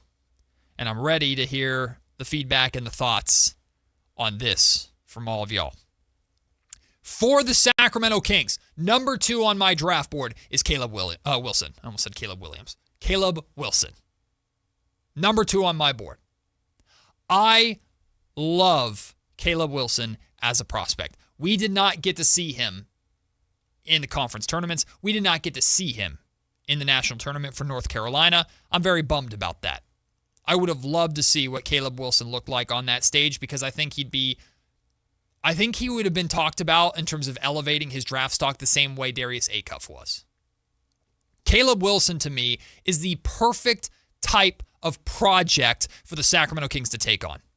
The athleticism of Caleb Wilson is through the roof. 6'10", 215 pounds, but he moves like he's 6'6". Right? He is the versatile wing that the Sacramento Kings needed when they were getting beat up 6 times by the New Orleans Pelicans Beam Team 2 year. Caleb Wilson was the length and athleticism that the Sacramento Kings needed on both ends to ultimately beat the Golden State Warriors in that best-of-7 playoff series. Caleb Wilson's going to need time. He's the guy that I would say, in my mind, personally, I believe Caleb Wilson has the second highest ceiling in this draft to A.J. Debonsa. And it's not a massive gap between the two. But Caleb is going to need more of the time and the proper development in order to get there. Well, guess what? Time, as of now, is on the Sacramento Kings side. Caleb Wilson is not a guy that I think that the Indiana Pacers would be thrilled to draft. Now, do I think Caleb could immediately impact the Pacers right away? Yes. But will Caleb be as impactful as a player right away as AJ or Darren or Cam Boozer or even Darius Acuff Jr. will be? Probably not. Like, Caleb Wilson is the guy that the Kings take that probably finishes 5th or 6th in Rookie of the Year voting. And people go, what? Kings, what are you doing? But long term, Caleb has the potential to turn into an absolute beast. He's a menace above the rim. He's unbelievably versatile as a defender.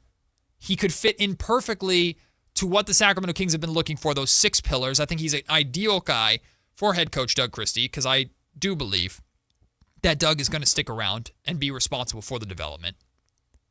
The three-point shot with Caleb Wilson is the biggest concern. It's the biggest fear. But you can teach Caleb Wilson how to shoot a corner 3.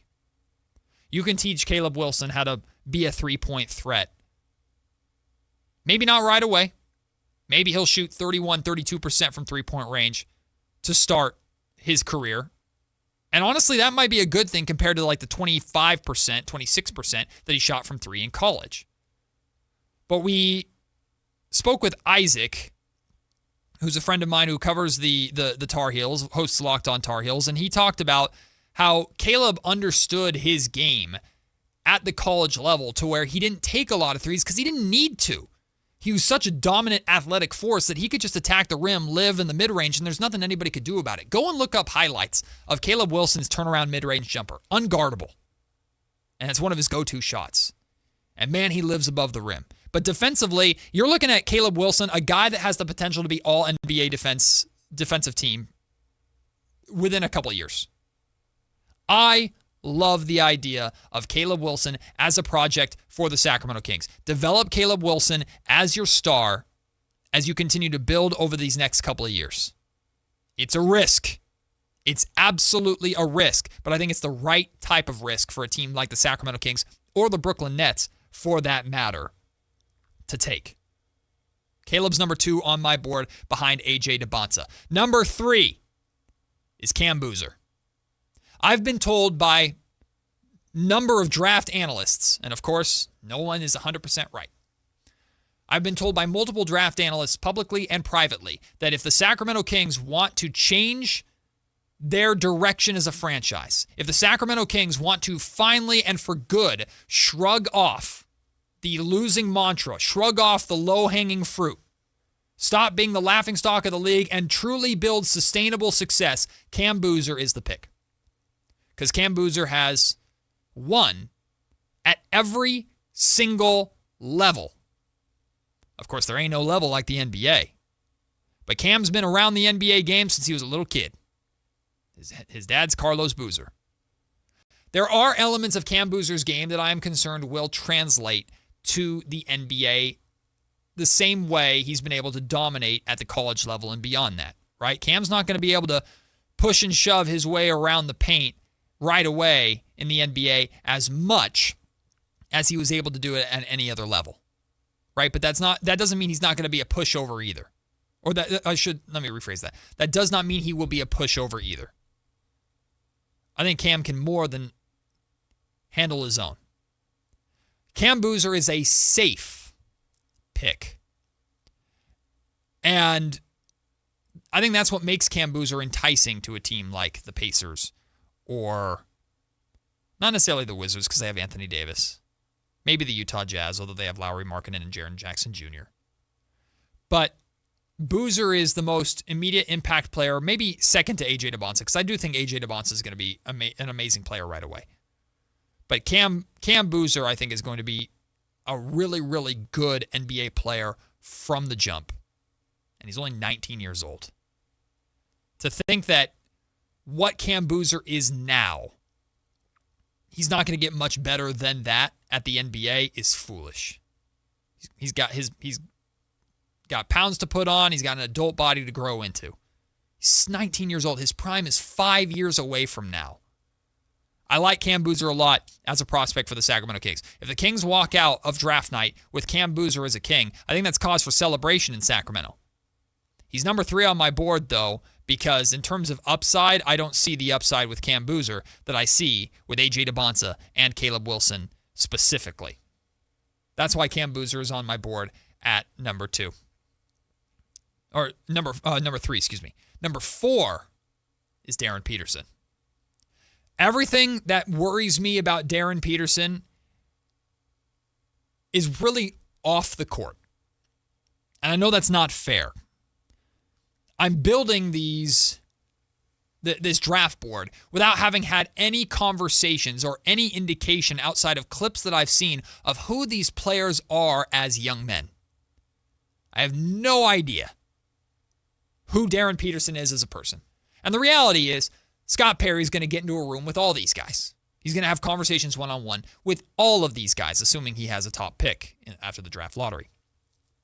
And if Scott Perry has a conversation with Darren Peterson and leaves that conversation feeling confident enough to draft Darren Peterson, then I feel pretty good about, well, regardless of what happened at Kansas, regardless of all this on-the-court, off-the-court issues, how much did he want to play, how much are the injuries a thing, blah, blah, blah, blah, blah. All this stuff that happened with Darren Peterson in his freshman year at Kansas.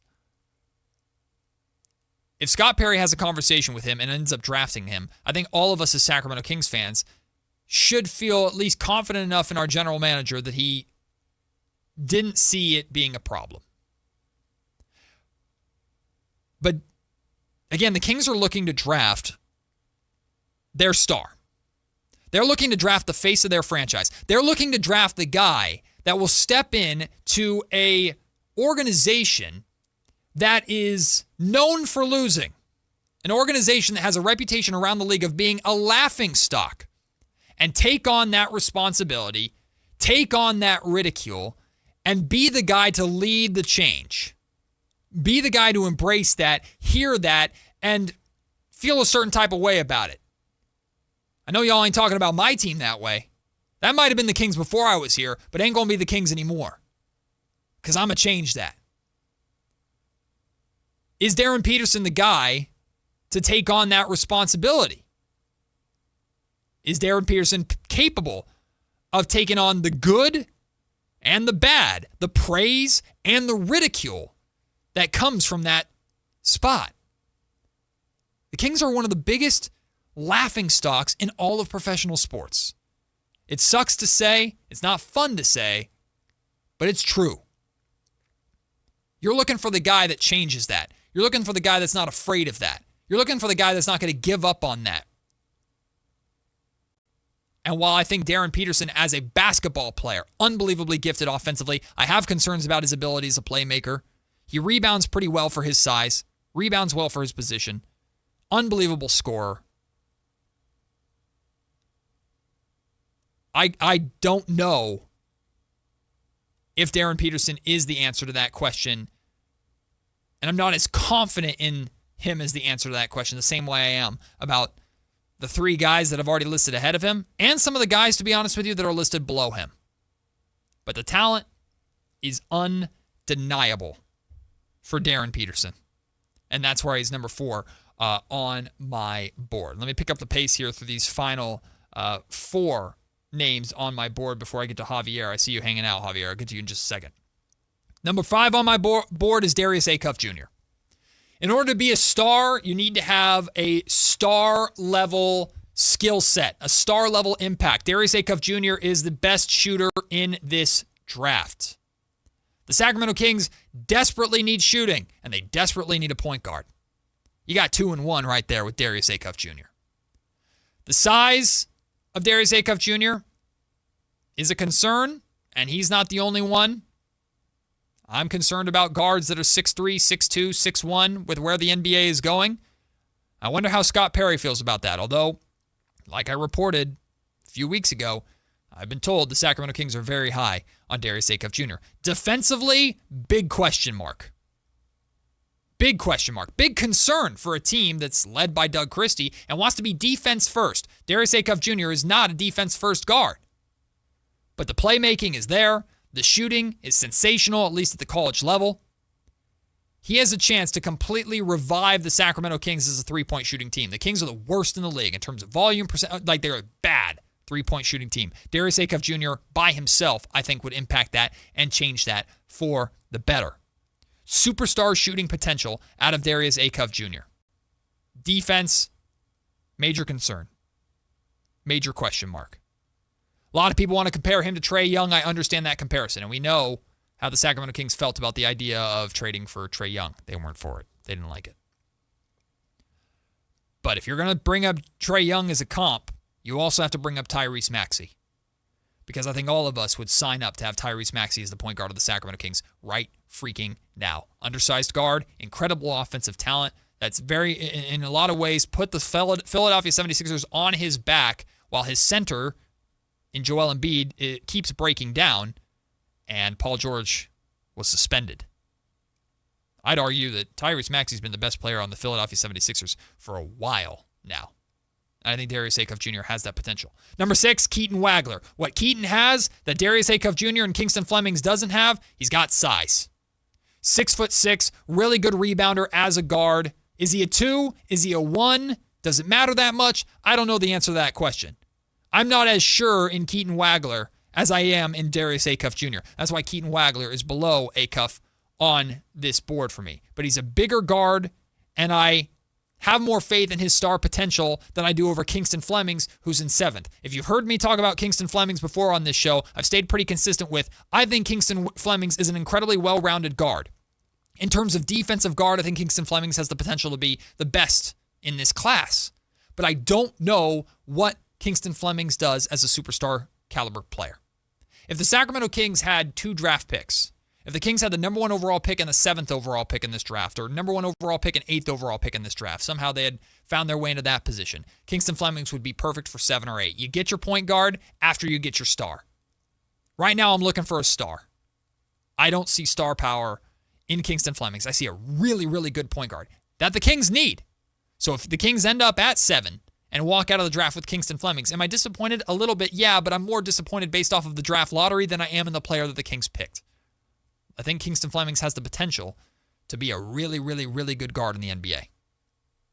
But I don't see the star power. Finally, Michael Brown Jr. He's number 8 for me. Michael Brown Jr. has upside, athletic, good rebounder as well. A little bit bigger than Kingston Flemings. But I still put Kingston ahead of Michael Brown Jr. at that 8 spot. That's my top 8. That's my draft board. If you want to react to that, I see people a lot of people jumping in on the comment section. I have to check the text line as well. Javier, I see you on hold. Please stick around. I will get your thoughts on that draft board when we come back. Before we take a look at our MLB mini seasons and update how Kyle and I did yesterday going into the weekend. Who has the chance to win the trophy this week? We'll touch on that as well in the next segment. But your thoughts on my top 8 Sacramento Kings NBA draft board. That's coming up next, starting with Javier here on Sactown Sports. The Kings play here, baby. Tonight, Kings and Warriors. Game night with Scott Marsh and the high flyer Henry Turner. Starts at 5:30 with tip-off at 7. Listen to your Sacramento Kings. On the official home of Kings basketball, Sactown Sports 1140. When your check engine light comes on, do you see a repair bill or do you see peace of mind? For 20 years, CarShield's been the name America trusts to help keep you on the road. While other companies stop covering you when your car gets older, CarShield offers protection plans up to 200,000 miles. With over $1 billion in claims paid, we don't just promise protection, we deliver it. Don't let a breakdown break your budget. Get the flexible month-to-month coverage you deserve. Go to carshield.com. That's carshield.com today. I'm Ed Evans, CEO of Consumer Cellular. No, we're not one of the big guys. Truth is, we don't want to be. If you're over 50, Big Wireless probably has you paying for more data than you might need. You could be throwing away thousands over a lifetime. Our entry-level data plans start at just $20 a month. And for a limited time, switch and get your second month free. Call 1-888-FREEDOM, visit consumercellular.com or a store near you and get your second month free today. Plans include $5 credit for auto pay and e-billing. See site for additional details. Country in the Park is back. May 8th and 9th at Cal Expo. Miranda Lambert. John Party. Chris Young. Turnpike Troubadours. Dylan Scott and more. Line dancing, live DJs, mechanical bulls, huge festival area, and food trucks. Tickets start at only $68. Country in the Park. May 8th and 9th at Cal Expo with N&S Tractor and Case Construction and Courtyard by Marriott Sacramento Cal Expo. More info at CITVFest.com. Sunday baseball just got way more fun. Join Dinger's Kids Club with the Sacramento Rivercats. For just $35 all season, kids get a ticket to every Sunday Rivercats home game and tons of fun all season long. Sign up today at rivercats.com. If you owe back taxes, listen carefully to rule number 1. Never go up against the IRS alone. They're cracking down, freezing bank accounts, garnishing paychecks, canceling passports. Even your home or business could be at risk. But here's what they don't tell you. The IRS has powerful tax relief programs that could save you thousands if you qualify. That's why smart people call Optima Tax Relief, America's #1 tax resolution firm. Nobody knows these programs like the experts at Optima. Their team of tax attorneys and licensed professionals have resolved over $2 billion in tax debt for people just like you. The IRS is not stopping, so don't wait and don't take them on alone. For tax help you need, for tax help you can trust, call Optima today for a free consultation. Call 800-343-6460. 800-343-6460. 800-343-6460.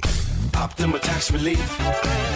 Some restrictions apply. For complete details, please visit OptimaTaxRelief.com. Golf to Go is brought to you by the Hagen Oaks Golf Super Shop. Here's Frank LaRosa. Augusta National's 11th, 12th, and 13th holes are called Amen Corner, attributed as writer Herbert Warren Wynn christened it such in describing the way Arnold Palmer had played those holes in a somewhat miraculous manner.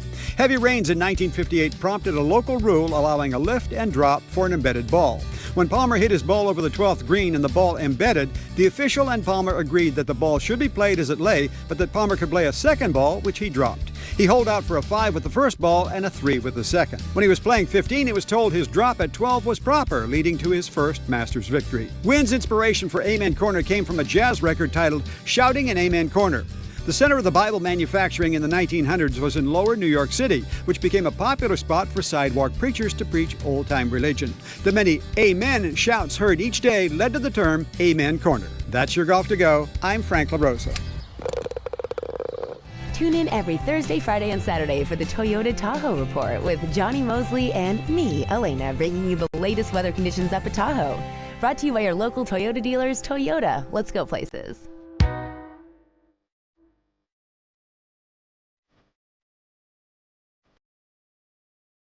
It's Matt George and Kayla Anderson on Sactown Sports 1140.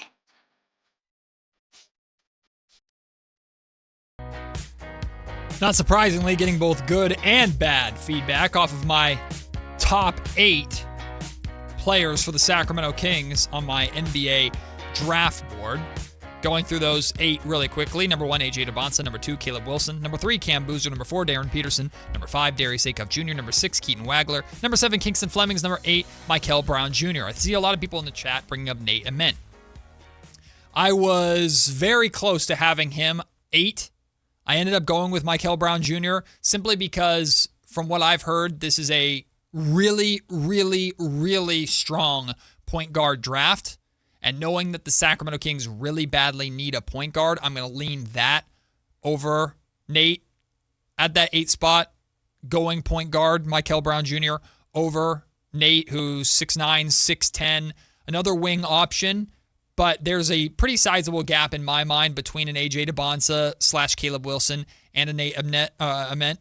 So that's why I'm leaning that way, and that's why I went point guard. But that's, of course, personal preference of mine, again, based off of what some of the experts that have said and what people that I have talked to have said, at least with their belief of this point guard class. But if you want to have him or anybody else in that 6, 7, 8 range, I could definitely...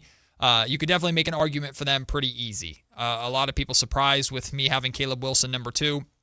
I won't go into too much more detail about why I have him in that spot, but if you listen to the last segment, you know how I feel about him, his upside. I think he's the right type of project for the Sacramento Kings, and I see all NBA defensive capabilities for him, as well as being just an absolute beast of an athlete offensively that can take over that mantle for the Sacramento Kings, although he might need a little bit more time. Javier was on hold last segment. Who wants to jump into the conversation? What up, Javier? How you doing today, Mr. George? Doing well, my friend. How are you on this Friday? All right. So I did have a question, and then I had a trade proposal. So my question was, based on what you said, what is the King standard? Because they're 28th in defensive rating and 26th in offensive rating. So can you please explain to me what the standard is that you guys keep reverting back to and talk about the Christie philosophy? What is the standard? I want to know. That's a good question. I think all I can do is go off of what I've been told or what we believe the standard to be based off of what Doug Christie has said. And I believe the standard is very much playing, not losing the fight, playing with physicality on both ends of the floor, a defensive first identity. And I know you can roll your eyes, and Kings fans are probably rolling their eyes, as I have done many times listening to this over the course of this season based off of how this team has played to this point. But that is the standard that they're trying to build a roster around, or a roster that makes sense to fit that standard going forward. Doesn't mean that they'll achieve it. I think the 94 feet that we heard a lot at training camp, the defending for 94 feet, in theory, I think Doug Christie would like to do that the same way a team like Toronto does that. But the Kings are far off from doing anything like that, so I don't necessarily include that specifically in the quote-unquote standard. But playing with physicality, playing aggressive, us against them mentality, these are all things that I believe fit into this standard that has, in a lot of ways, become a buzzword for Doug Christie when talking his way through how the last couple weeks of this season has gone, or a couple months, I should say, of this season has gone. I don't know if that answers your question, Javier. I believe that's the idea or the identity that they're looking for, but they have a long way to go, obviously, to achieve that. Okay, well, I hope I don't get 35 seconds. I have one follow-up question and one trade proposal. So when do they do this? Because when have they displayed this standard? I'm still waiting for this. We're 80 games in. So when is this ever displayed? Because it's on the air of the standard. Well, when do they display this standard? I think there have been flashes, bits and pieces, moments. A moment that immediately jumps to my mind is Maxime Reynaud's development, his physicality around the rim. And there was a moment where I can't remember who the player was specifically, said something to him. He turned around, got in that player's face. That's very much the standard or identity of Doug Christie, or that Doug Christie is looking for. I think there have been little areas of growth and stride, but not nearly enough to what we've been looking for to really take on that identity. But also, I don't think this roster has ever been constructed to really fit that identity, which is ultimately the job of Scott Perry this summer. The point is, Javier, by the end of this summertime, you and I should both be able to say, okay, this is what the Sacramento Kings are trying to do, and the roster actually makes sense to that. As of right now, clearly we don't necessarily know the answer completely to either of those questions.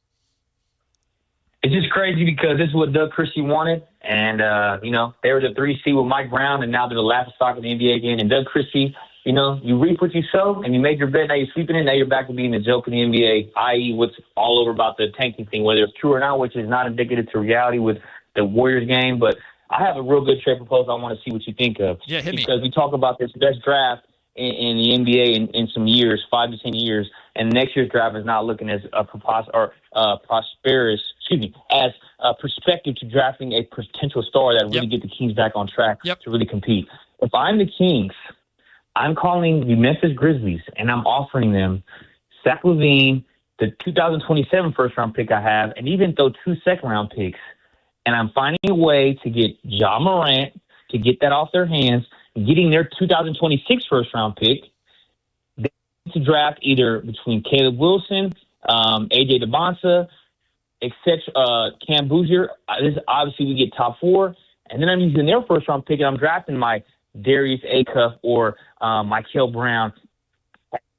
Javier, I appreciate the call. I think I get the premise of what you're going for. You're going to need to give up a whole hell of a lot more than that to get that pick.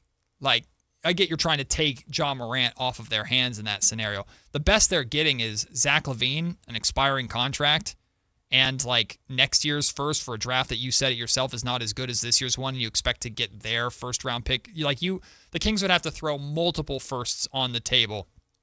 In addition to Zach LaVine, probably a good player in addition to that, like a Keegan Murray maybe. I don't know, for the Memphis Grizzlies to even consider doing something like that, because the Memphis Grizzlies, after trading away Jaren Jackson Jr. and are clearly trying to move on from John Morant, are in the same boat as the Sacramento Kings are. They're looking for their new face. They're looking for the new star for their franchise. And they, like the Kings, know that the best chance of doing that is probably in this year's draft. So getting them to move off of their pick, wherever it ends up, whether it's 7, 8, 9, 10, wherever it is, that's going to be a tough sell. But maybe you can call Memphis and try to aggressively include a lot of future first-round picks.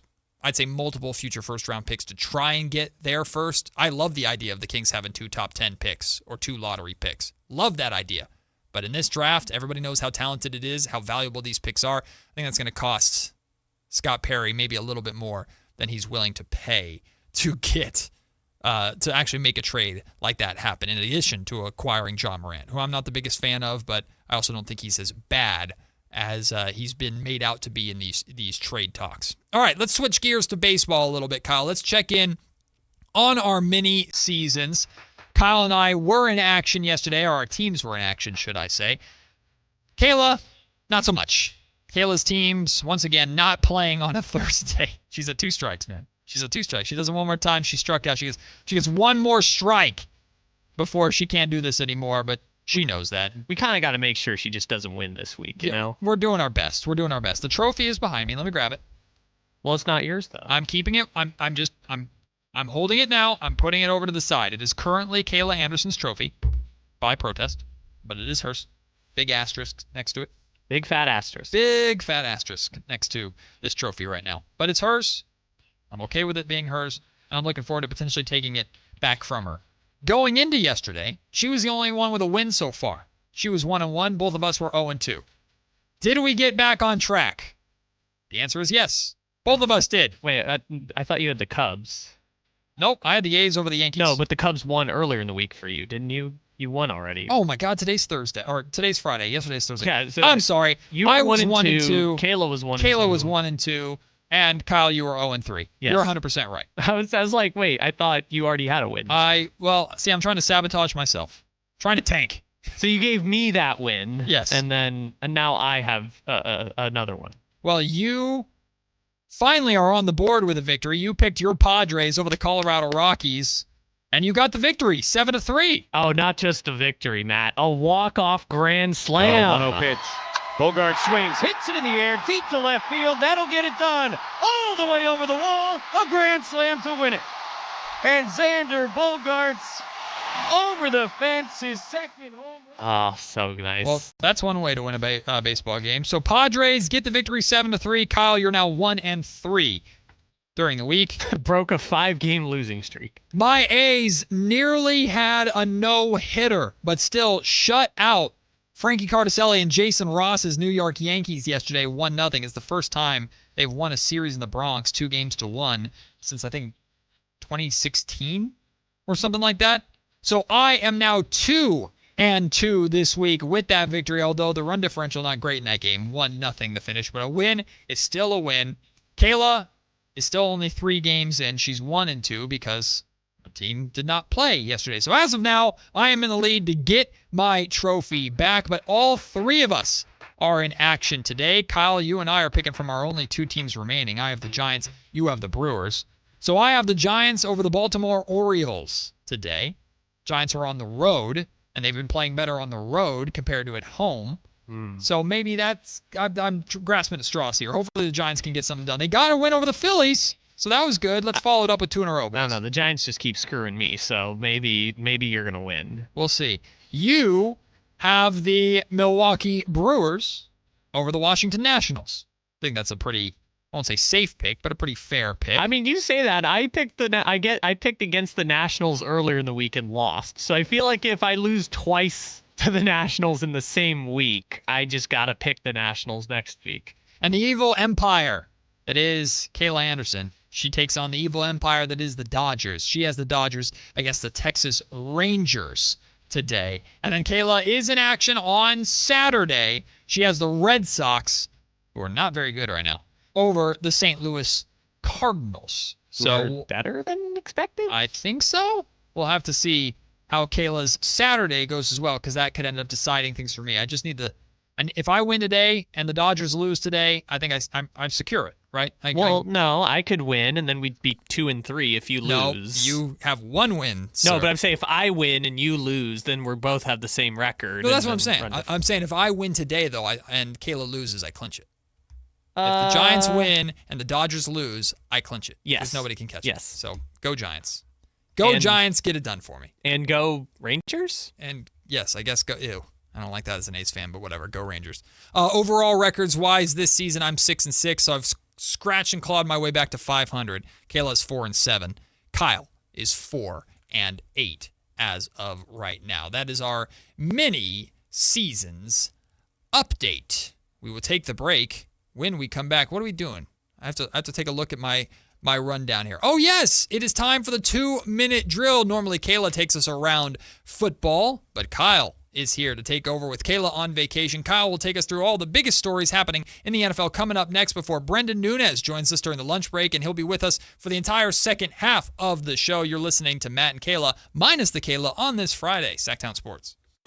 Tonight, Kings and Warriors. Tip off at 7, your exclusive home for Kings basketball. Is Sactown Sports 1140. It's no secret the world feels unpredictable lately. One thing will never change: Hoblet's mission to nuke high prices.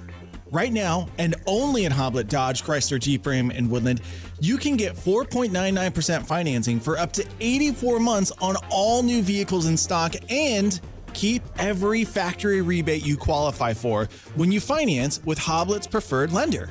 That's 4.99% financing, and you keep all the factory rebates you qualify for. Not one or the other like other dealers are offering. Only Hoblet has fought to get you a deal this good. Search, select, and save through our whole inventory at HobletDodge.com. Unbeatable prices, unbeatable selection, and now unbeatable interest rates. Nobody beats Hoblet. Period. 4.99% APR available on select new vehicles in stock while supplies last. Pricing and savings may vary by model and trim. Financing on approved credit through Hoblet Preferred Lending for well-qualified buyers. $60,000 max finance, approximately $14.14 per thousand finance. Residency restrictions and lender membership requirements may apply. See dealer for details. Sacramento! Now you've got a place for all things dance. The all-new Energy 100.5 HD2. Where dance music lives. Dance vibes anytime and any place when you get the free Now 100.5 app. Or listen at 100.5 HD2. Contractors, remodelers, you now have a great supplier to assist you with your next project. Anova Cabinet and Stone in Sacramento. They are Northern California's best kitchen and bathroom remodeling supply store. Anova has the latest cabinet styles, a great selection of countertops, flooring, bathroom fixtures, and more. Visit their website, InnovaCabinetStone.com. Take advantage of their grand opening special, a $750 in-store credit. Stop by today, Innova Cabinet and Stone in Sacramento. Spring is here, and the savings are blooming at Maida Subaru. Right now, Maida Subaru says yes to savings like discounts up to $6,000 off MSRP. Yes to customer cash up to $2,000. Yes to lease payments as low as $249 per month for 36 months with $39.99 due at signing on new Forester Premium. And yes to financing as low as 0% APR with little or no down payment. Visit MaidaSubaru.com. Click the Maida Says Yes button and unlock your spring savings today. Call 279-201-3593 for more information. It's time for the 2-minute drill. Kayla Anderson has the ball, and she's taking us around the world of football. It's Kayla's 2-minute drill on Matt and Kayla. Oh, not today, it's not. When Kayla takes vacation and leaves the show, that means she loses ownership of the 2-minute drill. it passes over to the other K on the show. That's Kyle Ledbetter. Kyle, what's happening in the world of the NFL today? Oh my gosh, I'm not Kayla. I'm Kyla. Close enough. I guess we can say it now because there's no threat of injury to either of us. Yeah, Kayla's scary if you accidentally mess up her name. Unless she's listening right now, at which point I didn't say it, Matt said it. Kayla, if you're listening right now, what the hell are you doing? You're on vacation. Stop it. I don't know. You took the day off on Monday and you were listening this year. I did not choose to take the day off. I was homebound with a 4-year-old. Anyways, 2-minute drill. I tried my best to do the Kayla, TV graphics at the front, but... Oh, like the lower thirds? Yeah, the lower thirds, but I don't have a television background. Yeah, that's okay. So we'll see how good these are. First up, no more two-way for Travis. The Jacksonville Jaguars general manager and Ian Rappaport followed up on it, confirmed that the Jaguars are no longer trying the two-way experiment with their top draft pick, Travis Hunter. He will be a full-time cornerback starting next season, which was the position he was recruited out of high school. He converted to wide receiver playing at Colorado. I knew this was going to happen because people talk about, Shohei Ohtani in baseball can pitch and hit, or in I guess other sports that you can do two ways. You know why football you can't do two-way players? They've tried it before, whether it's Champ Bailey or Charles Woodson. You can't do it because your body is going to fall apart playing that many snaps. And it was ambitious for Travis to try. I will give him credit, but he tore his LCL last year, I believe in October. So coming back from major knee surgery, they've decided we can't go through that again, Travis. So you will only be playing defense now for the Jaguars. Yeah, this is the right call for Jacksonville, right? Travis's natural position is as a cornerback. Obviously, they need him on that side. I mean, is it fair to say the Jaguars need Travis as a corner more than they need Travis as a receiver? I just don't think Travis is as good of a receiver. Right. But they have Brian Thomas Jr. and P.J. Washington and a couple other, or something Washington. P.J. Washington, I think, is the Maverick. I know I know what you mean. Travis, this is the right call for him, right call for the Jaguars. Sometimes you got to protect these players from themselves, and ultimately they're only getting older, not younger, right? So credit to him for giving it a shot, credit to the Jaguars for giving it a shot, but this is the right move, and I'm glad they're doing it. Parker Washington is the receiver who is good. The other one. P.J. Washington is the forward for the Dallas Mavericks. I was like, I didn't know there was a P.J. Washington in the NFL too. No, they have Parker Washington and Jacoby Myers and Brian Thomas now, so I think they kind of admitted. But the interesting thing was they gave up 2 first-round picks and a second-round pick to move up in the draft for Travis Hunter last year. So unless he is the next Deion Sanders, a future Hall of Fame cornerback, it's starting to seem like the Jaguars may have overpaid a little bit for Mr. Travis Hunter. Could be, but it's worth a shot, and it got attention in Jacksonville. Yeah. All right, second up here, I have defense. NFL insiders are projecting out the NFL draft right now, and it would appear that after your beautiful boy Fernando is going to be picked first overall. The GOAT. Come on home. It's starting to look like in some combination there's going to be 4 defensive players selected 2 through 5 in the NFL draft. Some combination of Arvell Reese, David Bailey from Texas Tech, Ruben Bain from Miami and his little tiny arms, and Sonny Styles from Ohio State. There's also a couple corners, Caleb Downs, who's a safety. But most people expect in some combination it's going to be a defense-heavy top of the draft. If that were to happen, it would be only the 3rd time since 1997 that 4 of the top 5 picks would be all defensive players. That's pretty incredible. See, it's like a perfect storm in a lot of ways because it's like professional sports are copycat leagues. When you see whatever the team does or teams do that go the farthest and win titles or make it to conference championship games, win conference titles, whatever they do, you typically see teams go, okay, we're going to start doing that now. We got to match them with what they do. So in addition to this draft already not being the strongest in terms of offensive star power, like we said, there's only 1 quarterback in this draft after Dante Moore dipped out, and that's Fernando, who's going to the Raiders. you see the Seattle Seahawks, who just won the Super Bowl, on the backs of their defense primarily. Of course, they have the best receiver in the league in JSN, and Sam Darnold had a good year. But their defense carried them, right? The Denver Broncos, the defense of that team carried them. It was very much a defensively driven lead or a year last year, and playoffs especially. So it doesn't surprise me that so many teams are going to be looking to improve their defenses and follow suit with this trend of defense or uptick in defense around the league right now. So that mixed with the lack of offensive star talent coming out in this particular draft class, it makes sense for me to go here. I'm fascinated, Kyle, in general. Like, it's going to happen. The NFL draft first round coverage is going to begin. It's going to say the Raiders are on the clock, and it'll have 10 minutes or whatever it is. And we're going to sit there and just roll our eyes. Fernando is going to get drafted. He's going to, wherever he is, put on that Raiders hat, and everyone's going to celebrate. And then the draft will truly begin. And I'm fascinated about how picks really 2 through 15 go in this draft. Yeah, it could go any direction. There could be trades.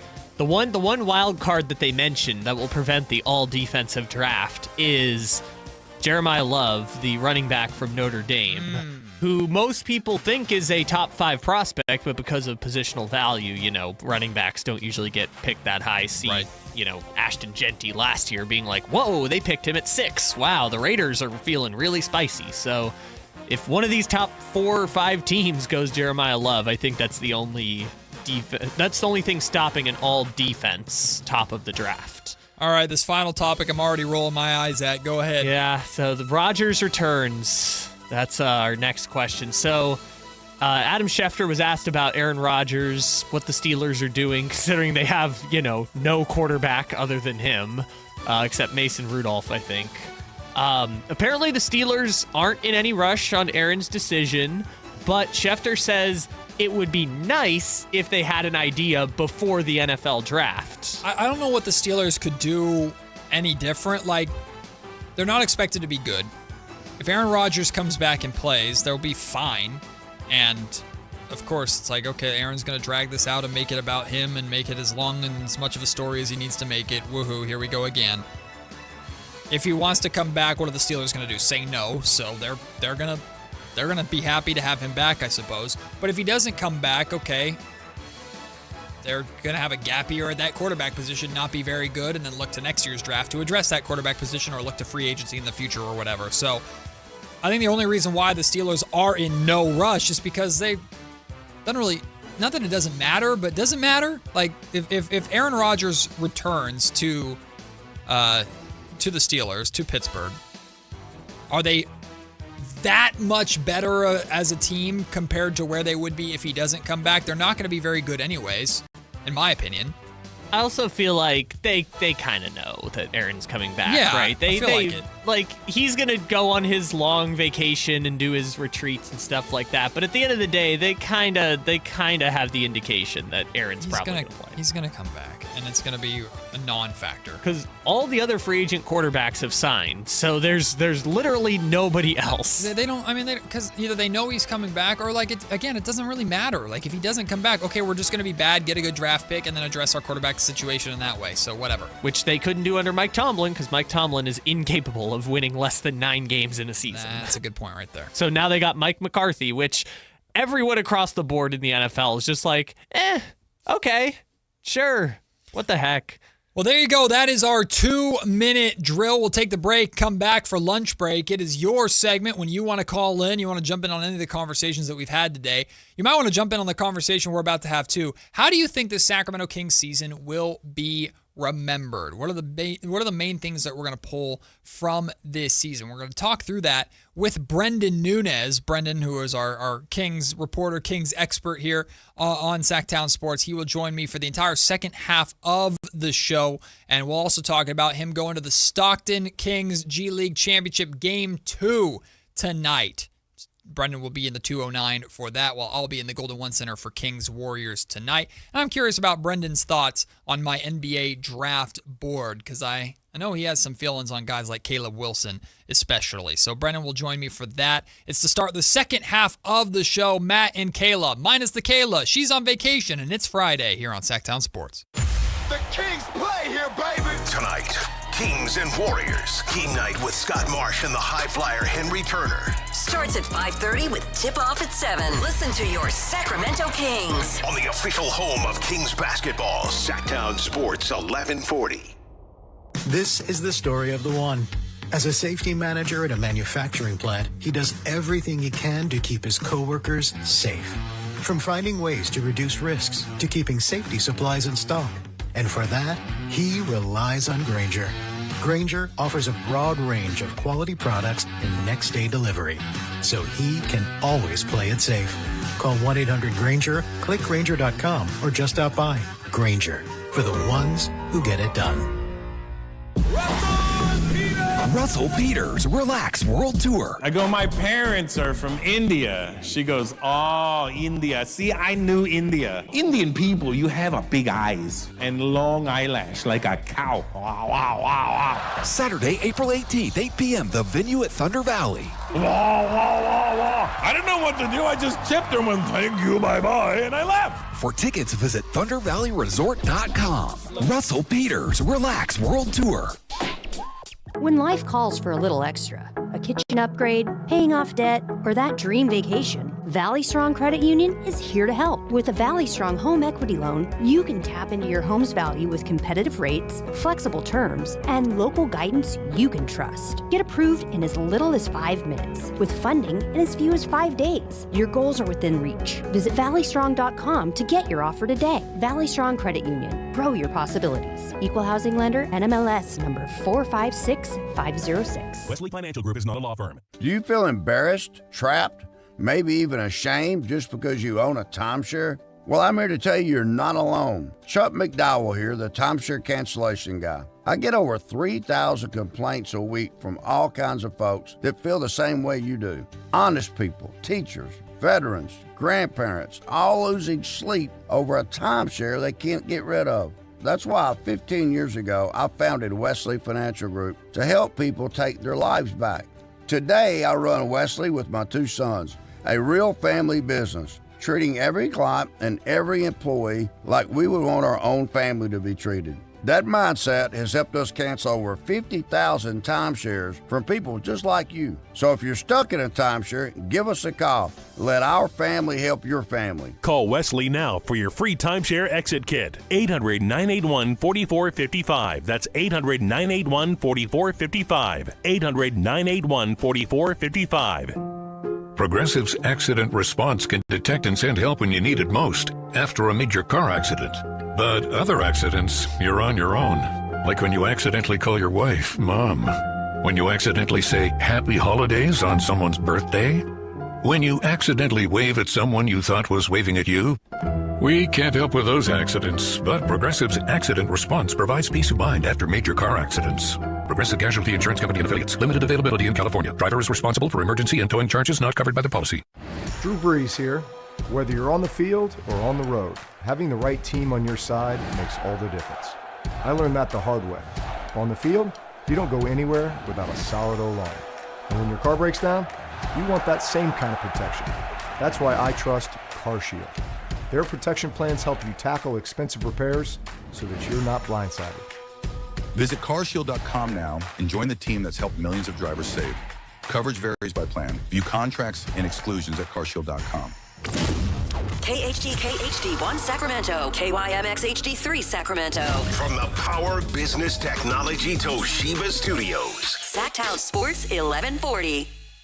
It's time for the lunch break. Your calls, your thoughts, your segment. Call or text us at 916-339-1140. It's the lunch break on Matt and Kayla. We haven't done a Masters update yet on the show today. The reigning, defending Masters champion Rory McIlroy keeps on trucking. What's going on at Augusta? He is... We can't do that. That's not ours. Although I love that bit. Rory McIlroy is 8 under to lead the tournament. A 3-stroke lead on a 2-way tie for second place between Justin Rose and Sam Burns, who was the co-leader at the end of the first round. Rory is 3 under through the first 4 holes. I mean, he's just killing it right now. And he currently just Wow. Well, he's about to get another birdie because he just threw a dart on a par 5, the 4th hole par 5, and he has a easy putt for bird now. So he's going to be 4 under through the first 5 holes and 9 under for the tournament. The reigning defending Masters champion. Speaking of a master of his craft, we got Brendan Nunes in studio Great right segue, now. Matt. Yeah, thank you. We have Brendan Nunes in studio, and he is not going to be celebrating DeMar DeRozan with us tonight at the Golden One Center, you coward. Where are you going to be? Oh, that's right, watching championship basketball. G League championships, the reigning defending Stockton Kings down 0-1 so far to the swarm of Greensboro, right? Greensboro, North Carolina. They need a win tonight, and you're going to be down in the 209 to watch the Stockton Kings this evening. What up, Brendan? I am. What's up, Matt? Appreciate you having me on, man. Oh, thanks for filling in. Yeah, no problem. Here, No you problem. get to hold Kayla Anderson's trophy because that's Kayla's spot. Wow. So Kayla's the current champion. You get to Wow. hold her mini seasons trophy. I get to be Kayla today. Admire what $34 can get you on Amazon. Love it. Love it. This is commitment to the bit, though. I was saying when I got in here, I didn't realize we really had a custom trophy. Oh, like yeah. there's a plaque that says, for anybody unaware, they probably already know, Matt and Kayla Show, World Baseball Champion. Listen, we're big deals over here. All right? I know. The budget of this show is through the roof. I'm well aware. It's nothing. In fact, Alan can't stand it. They take pieces of your paycheck to fund our show, very specifically. You know, didn't get a Christmas no bonus? comment. No that comment. trophy. That's why. That trophy is your Christmas bonus right well, there. I pal. guess this is my trophy now. Oh. We'll take it down to Stockton today. But no, I'm interested to see how that all goes. You know, I think that as you've pointed out in press conferences, other people have, they've had a really good developmental system within Sacramento, whether you go back to Isaac Jones and Keon Ellis. Isaac Jones, by the way, got named to that all G League first team. I saw that. Shout out him. So over did there DaQuan in Detroit Jeffries, now. though, right? So did DaQuan Jeffries. Killian Hayes gets named to the second team. He probably would have been first team if he hadn't spent the last 2 months playing in the NBA itself. You blew it, Killian. Yeah, that's an upgrade, You I blew would it. say. But yeah, curious to see how it goes. DaQuan Jeffries has been playing out of his mind. They have Jameer Nelson Jr., who's kind of a fun watch. John Elmore always polishing the top of his bald head after a made three is a beautiful sight. If he goes to they the got a Summer fun League team. again this year, that's going to be crazy. He's like 31, dude. Let him cook. Hey, some guys take a little bit longer. Late bloomers, you know? DaQuan Jeffries, Daquan Plowden. Is he 28? 27? Yeah, 27. Hey, I'm 31. The hell are you saying? I'm going to be there. Yeah, but you know what? John Elmore, they put him on the Summer League team every year. And I'm like, dude. He's the GOAT. Just become a coach already. He's our captain, man. No, I think shout out to those guys because so many of them could like go overseas and have a way different career, probably be larger players, you know, potentially make more money. They're like, no, like I'm pretty committed to trying to make the NBA thing work. I imagine because we've experienced Summer League as media members, and it's a blast. It's a basketball like festival. You network and meet so many cool people. You just walk around the casinos and hey, there's Tyrese Halliburton. Chris calls it the NBA Coachella. It really is. It's a good time. I imagine as a player, it's got to be a blast though. Yeah. I imagine from Summer League to the California Classic, which hopefully the Kings participate in again this year, it's going to be a good time. And I have a feeling the Kings are going to have, if the California Classic is a thing, I have a feeling the Kings are going to have one of those stacked California Classic teams this year that doesn't play really for Summer League. I think Max and Neek and maybe Killian Hayes, like some of these guys are going to play, and then maybe when we get to Summer League, they won't play as much. We'll see. Of course, hopefully the Kings are going to have one of the top rookies in the draft. But do you remember the first California Classic where it was the super team but young? Yes. And it was almost their full starting lineup. Yes. It was De'Aaron Fox, Frank Mason coming off the bench in Summer League, Justin Jackson, Harry Giles, Marvin Bagley. That was the best game of Marvin Bagley's career. That's right. Oh, yeah, it's the Mo Wagner dunk. The dunk. I was there for that. Dude, the place was sold out. That's kind of what convinced me that Kings fans are sick. The place is sold out, including Upper Bowl. Yeah. Including Upper Bowl for this game. where I was De'Aaron's balling out. De'Aaron only played that one game because we all saw, he's the best player on this court. It's not even close. Okay, shut him down. So De'Aaron's balling out. Marvin Bagley's the second overall pick, right? And we know it sucks now. But at the time, it's like, the Kings just moved up to 2. They finally have De'Aaron Fox and this young big to pair with him. And Marvin's first bucket. Baby, I'm a double down. Never mind that part. Marvin's first bucket is a poster dunk, and that place went nuts. And I remember the feeling as a Kings fan plus media member, sitting there in the media section, not allowed to cheer, but I wanted to, going, oh my God, it's over. Like, we've made it. Like, it finally, the turnaround is here. Well, I was there as a fan, so I was allowed to celebrate, and it was insane. It was just one of those, like, as Marvin caught the ball, you saw the lane. Oh, yeah. Like, you could tell it was about to happen. You're like, he's definitely going to go for this. Lakers first rounder. Mo Wagner was first rounder, if I'm not mistaken. I think he was in the 20s. Get on a poster. Ugh. Nasty dunk. I remember the reactions to Frank Mason's reaction to that dunk, Harry Giles' reaction to that dunk. Man, that was a... Was that the Liddy committee? Yeah. That was the moment. Super team just young. Yep. So who do we think's going to stay in the league longer? Is it Marvin, who I think's on Dallas right now, or Mo Wagner, who's on Orlando? Probably Marvin. Side note, Marvin's actually playing pretty well for the Dallas Mavericks, but it's hilarious to watch Mavericks fans and Mavericks Twitter react to Marvin Bagley in a positive way now. And like, oh, Marvin's playing well. It's like, what circle of hell are we in where years ago, Dallas was ripping the Kings to shreds. How could you take Marvin over Luka, you idiots? And now they traded Luka and they have Marvin on their team. Well, it's great. It's cruel. No, they had a good reason to. It's all relative, right? Yeah. It's just funny. Marvin and Bagley. Marvin and Buddy Hield. Marvin Bagley and Buddy Hield. Every team that they've gone to, we've seen the same experience with these fan bases. They get there, and at first it's like... I like them. Hey, this guy's pretty good. Like, why does everybody talk crazy about him? And then you get a few months in and you're like, oh, yeah. What was that? What was Marvin doing there? Like, why did Buddy just dribble it off his foot in clutch? Do you remember? Like, what are we doing? Do you remember the amount of comments out of Indiana? Now, granted, the trades worked out great for them with Tyrese, but the amount of comments. The Pacers got Tyrese Halliburton and Buddy Hield.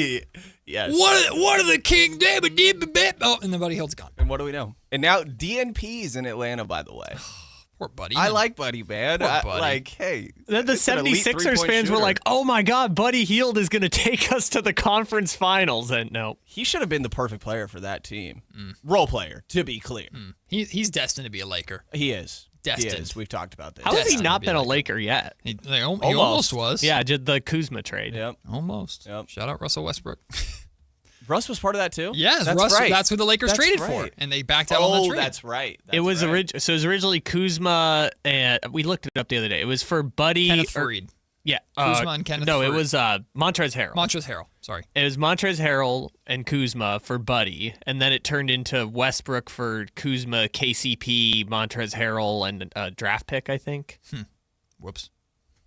Yeah, maybe not a great deal for the Lakers in hindsight. Probably neither would have been a great deal. Yeah. For them. I think the Wizards flipped KCP for a first-round pick. So going back to the G League thing, though, really quick before we talk about NBA and beyond, I've talked about it is a sign of a good organization when you are having so many two-way player and developmental success stories that the Sacramento Kings have had. But where do you fall on the scale of, yeah, Matt, those success stories are great, except Neemias Queta's now balling in Boston, not for Sacramento. Keon Ellis was traded to Cleveland, is balling in Cleveland on a playoff team, not in Sacramento. So great, you're developing these players, you're finding these diamonds in the rough as two-way guys, that's wonderful. And then when they get to a point that they're super impactful, you have been getting rid of them. Like, where do you fall on that kind of scale or teeter-totter of the good and bad of the Kings' developmental system? Yeah, it makes me think of an old Spurs player. Shout out Kyle and your Spurs back there. But Jonathan Simmons, if you remember this guy. Oh, yes. Where the line, he was, I believe, an undrafted player, became solid and like a fan favorite, and then they didn't pay him. They let him go to Orlando. Mm-hmm. And the saying that came out, I don't remember if this was from the team or it just was floated around a bunch, was you don't pay Jonathan Simmons, you find the next Jonathan Simmons. Oh. And I do think that there is something to that. Okay. Now, the Kings maybe not the greatest example of this because they are in a far different scenario. I think that's an easier logic when you're a team that is in a competitive standing, right? And it's, hey, we got to spend our money elsewhere. Mm-hmm. Kings maybe not so much. Letting Keon walk, it's going to be very interesting. I think what he gets this offseason will be very telling, and it's not really fair, but that's where we get to go really in hindsight and be like, okay, was it a good deal or not, right? It's going to depend on what does Keon get paid this offseason. Nimi not getting paid crazy money. You probably would love, not probably, you would love to have that guy around. He would be your starting center. I love Max, love Dylan, what they've done this year. Nimi would be your starting center right now. Yeah. Like I asked when the Celtics came into town this year, I asked Malik in the locker room, I'm like, hey, did you think Nimi was going to be good? He's like, yeah, it just was going to take time. Remember what Doug said? Doug was very much like, that ain't my call. Yeah, Doug was I very wanted him blunt. around. Hey, That ain't my I call. wish he was still here. Doug just took Monty McNair and threw him right under the bus. Yeah, so I don't really know what to make of it, to be honest. I think that at some point when you do have a fan favorite, a guy that came up in a underdog sort of way, that eventually they probably are going to end up somewhere else, and that's going to hurt. That's going to pull at heartstrings of the fan base. But I don't know that the Kings necessarily fit that Jonathan Simmons thing as well as I maybe trying to pitch it. Maybe. But I think the interesting question to me, and I'd be curious your 2 cents on this, is how much credit is deserved for just identifying, obviously it's a combination of the two, but which one more so? Is it more that they are good at, and this is multiple front offices by now, but identifying back-end talent in the draft? There's these undrafted players, Isaac, Keon, Dylan Cardwell now as an example, Maxime Reynaud to a lesser extent, second rounder. He could have been a first rounder, wanted to come to Sacramento.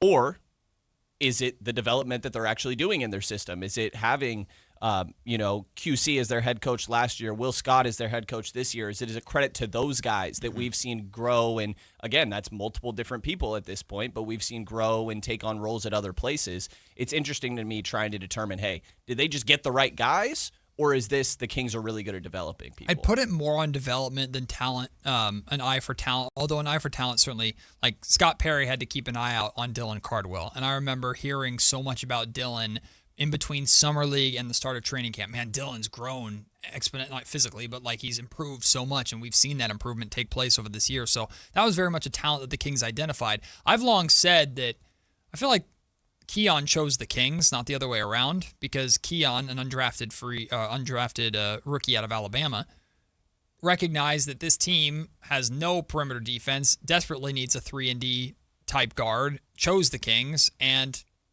immediately there was a need for what he does, and he took the most of that opportunity. So I give Keon that credit more than I give the Sacramento Kings that credit, but I give a lot of credit to the Stockton Kings organization in general, because look at how many coaches have been poached from the Stockton Kings, how many front office executives have been poached from the Stockton Kings. I think they've just done a really good job in Stockton. That smaller branch of the Sacramento Kings organization has done a really, really good job of acquiring the right people and developing talent the right way and building solid rosters and using the G League for its intended purpose to develop players and get players ready for the opportunity. And then when the NBA does come knocking, you have to make the most of that opportunity. And the Kings have done a good job identifying players that are making the most of that opportunity. So I guess I'd give the development a little more. That's also some optimistic thinking as well, because I'm thinking about the development of whichever rookie the Kings draft with their number 1 overall pick this year, the development of Maxime Reynaud, the development of Neek Clifford. So might be a little wishful thinking in there too. Yeah, I think circumstances play a part here too, like being a bad team.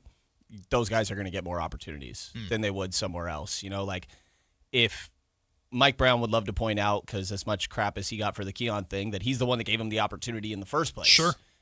And would that happen if Keon was on the bench in New York? I don't know. They have a rookie big playing for him right now, so maybe. Yeah. But I feel like the odds are definitely lessened. And I think the other thing they deserve credit for is it seems like they care about having a competitive G League team. Oh, very much so. I don't know how many teams do, and heavy on the I don't know aspect of that, but it seems like the Kings are trying to put together a legitimately good team. I think so. Rather than just, hey, let's get a collection of guys that we think have upside and then just let them all try to swing for the fences. Like John Elmore, like we talked about earlier, that guy's not going to be on the Sacramento roster. Yeah. And no hate to John Elmore, but that's just not going to be the case. But you need a guy like that, right? You need the initiator, the true point guard that does help your Patrick Baldwin Jr. He helps your Daquan Jeffries. You're putting these guys alongside other players that they get to play similar roles that they do at the G League as to what they would at the NBA level. Obviously, Daquan Jeffries is not going to be leading the team in shot attempts like he would at the G League, but he's not playing outside of himself because of a weird roster construction in the G League. I think that they seem to put a lot into wanting them to be a good team.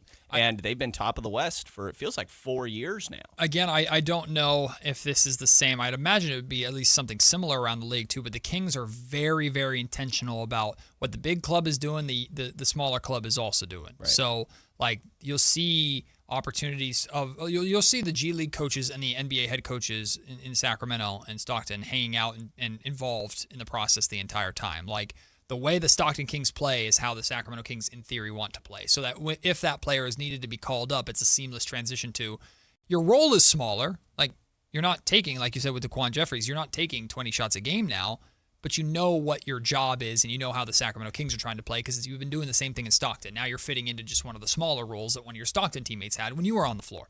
So the Kings are definitely very intentional with how they use the Stockton Kings, and so far it's been a complete success for them, which is good. Now we just need to get that up at the main club. Let's start there. Absolutely, and maybe some of those guys will end up helping like they have this year. Whatever, they got 2 second-rounders in this upcoming draft. Yep. Probably see them in Stockton. It wouldn't surprise me. Hey, Dylan's been a great story. He could still get reps in Stockton next year. He might have to. That's nothing against Dylan. If they draft another big, like what does that look like? Right. And again, love Max and Dylan. They're not stopping me. If they're sitting there at pick, 35 that they have in the second round, they keep moving around a little bit, and the best player you like is a big, I'm not holding off because I have Max and Dylan. Yeah, take talent. I'm going to take what's working there. So some of the current guys could end up there next year. Devin Carter got reps there this year and last year. I think that went a long way for confidence. It's been an important thing for this organization for sure. What'd you make of, speaking of like draft picks, but at the top of the draft, depending upon where the Kings end up, what did you make of my draft board for the Kings based off of the college season? Again, my top 8 guys were A.J. DeBonta 1, Caleb Wilson 2, Cam Boozer 3, Darren Peterson 4, Darius Acuff Jr. 5, Keaton Wagler 6, Kingston Fleming 7, Michael Brown Jr. 8. Those are my top 8 guys for the Kings in this draft, specifically for the Kings. I'll let you take it however you want. Anything you agree with, disagree with, don't like, what about that board stood out to you? I even heard you tease this. I love Caleb Wilson, and I love that you are coming around to this because he's got me. The three-point shooting wasn't really there this year, obviously. He shot a little over 1 a game, didn't really make a great amount. It's 25, 26%, but the mid-range shooting was really good. Yep. Like, he shot a lot of them. 44% is what I'm seeing here from the mid-range. There was a stretch where he was putting up 20-plus points every single night for a guy that is touted as not an offensive player. Like, I think his ceiling has been massively underrated in this entire thing, and I wonder if maybe we got to see more of him, if that would be different. Obviously, he's been out with that finger injury and didn't get to finish his season, but I think there's a lot there, man. The ability to put the ball on the deck. I think that in going back to high school, like seeing him play more of a complementary role, again, maybe you're not getting your star player, right? Your franchise player. I also don't think that the Kings should be like locked into they have to get that right now. If you feel like, let me think of who's a good example here. I mean, I think Darius Acuff's a good example. If you think that he is a coin flip, maybe worse odds slightly of being a franchise player compared to, hey, we feel 75% confident that Caleb Wilson is a really, really good starter in the NBA. Like, I'm not opposed to taking that other route. Again, I think that Caleb has more ceiling than I'm probably even putting in this conversation, but just for the point of the topic here, I'm not opposed to, they don't have to get their star right now. They need that player, but you can't force it, right? And to me, it really is, those stars are A.J. DeBonta and Darren Peterson. Like, I'm still right there with Darren Peterson. Yep. I know you had him for, that's probably where my difference would be. The biggest differences would be Darren Peterson I still have in that mix for 1-2. Like, I would not fault somebody for taking Darren first. The off-the-court stuff is concerning. I think similarly to a conversation you and I have had before, I don't really know what to do with that. Well, if someone takes him 1 or 2, it's because they got in a room, sat down with him, and feel good about what the conversation that they had. All we can do with that kind of stuff is react to what we've seen publicly. Right. We have no idea what's happening privately. And if a GM is taking Darren Peterson, they've obviously had enough of a conversation to where they feel pretty good about whatever happened at Kansas ain't going to happen here. Yeah. Or we can handle it here. He could go 1, he could go 5. Yep. And in both scenarios, we'd be like, okay, there must have been like things that went on in the conversations that they had, and it would be understandable. But the on-court stuff, like, to me, it's almost more when people are like, oh, well, I think it was just kind of injuries. Like, he had this ankle thing, hamstring, blah, blah, blah. I'm like, that might be more concerning. Like, is this something that's going to be lingering throughout the course of his career? Yeah. And that's where people go to, well, he didn't get to the rim very well in his collegiate season. And that's definitely true. A.J. DeBonsa didn't get to the rim amazingly. No. In his rookie season, he's very much a mid-range shooter. Mid-range merchant. And the three ball came along more as the year did. And again, just like I said with the Caleb Wilson stuff, the mid-range stuff is very encouraging for what your long-term outlook is as a shooter in general, from the three-point line and all of that. But I love those three guys. To me, would be like the home runs. Darren Peterson, A.J. DeBonsa, Caleb Wilson. Cam Boozer, I'm really skeptical because of the defense. The word gets overused, but I think it's fitting here. He very much feels like a tweener.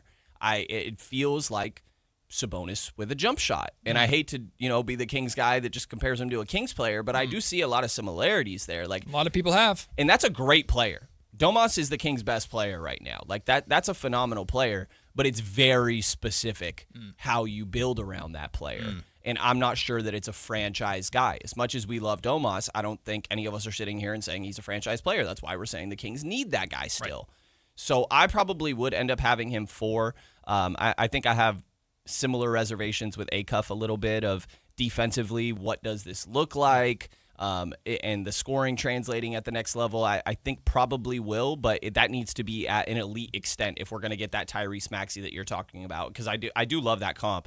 But that has to, everything has to work out at that next level offensively, because we're just accepting that, well, you're going to kind of be a cone on the defensive end, and it is what it is. But do you trust Doug to teach him defensively? Like, that's another part of the conversation, too, is do they believe they have people in the building that can get him to buy in on that end of the floor to improve defensively, which in theory you should have that confidence in Doug, but do you? I don't currently.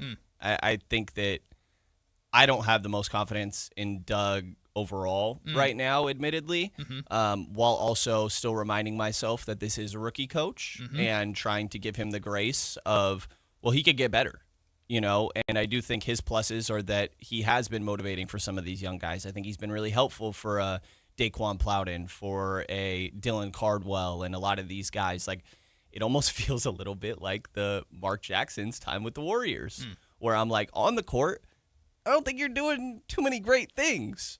But you hear all the players be like, well, he gave me so much confidence. Like, Steph says he wouldn't be the player he was without Mark Jackson. Draymond came a new person, new player when Steve Kerr take over, but he talks highly about Mark Jackson. Like, that almost feels like what we have going on with Doug here a little bit.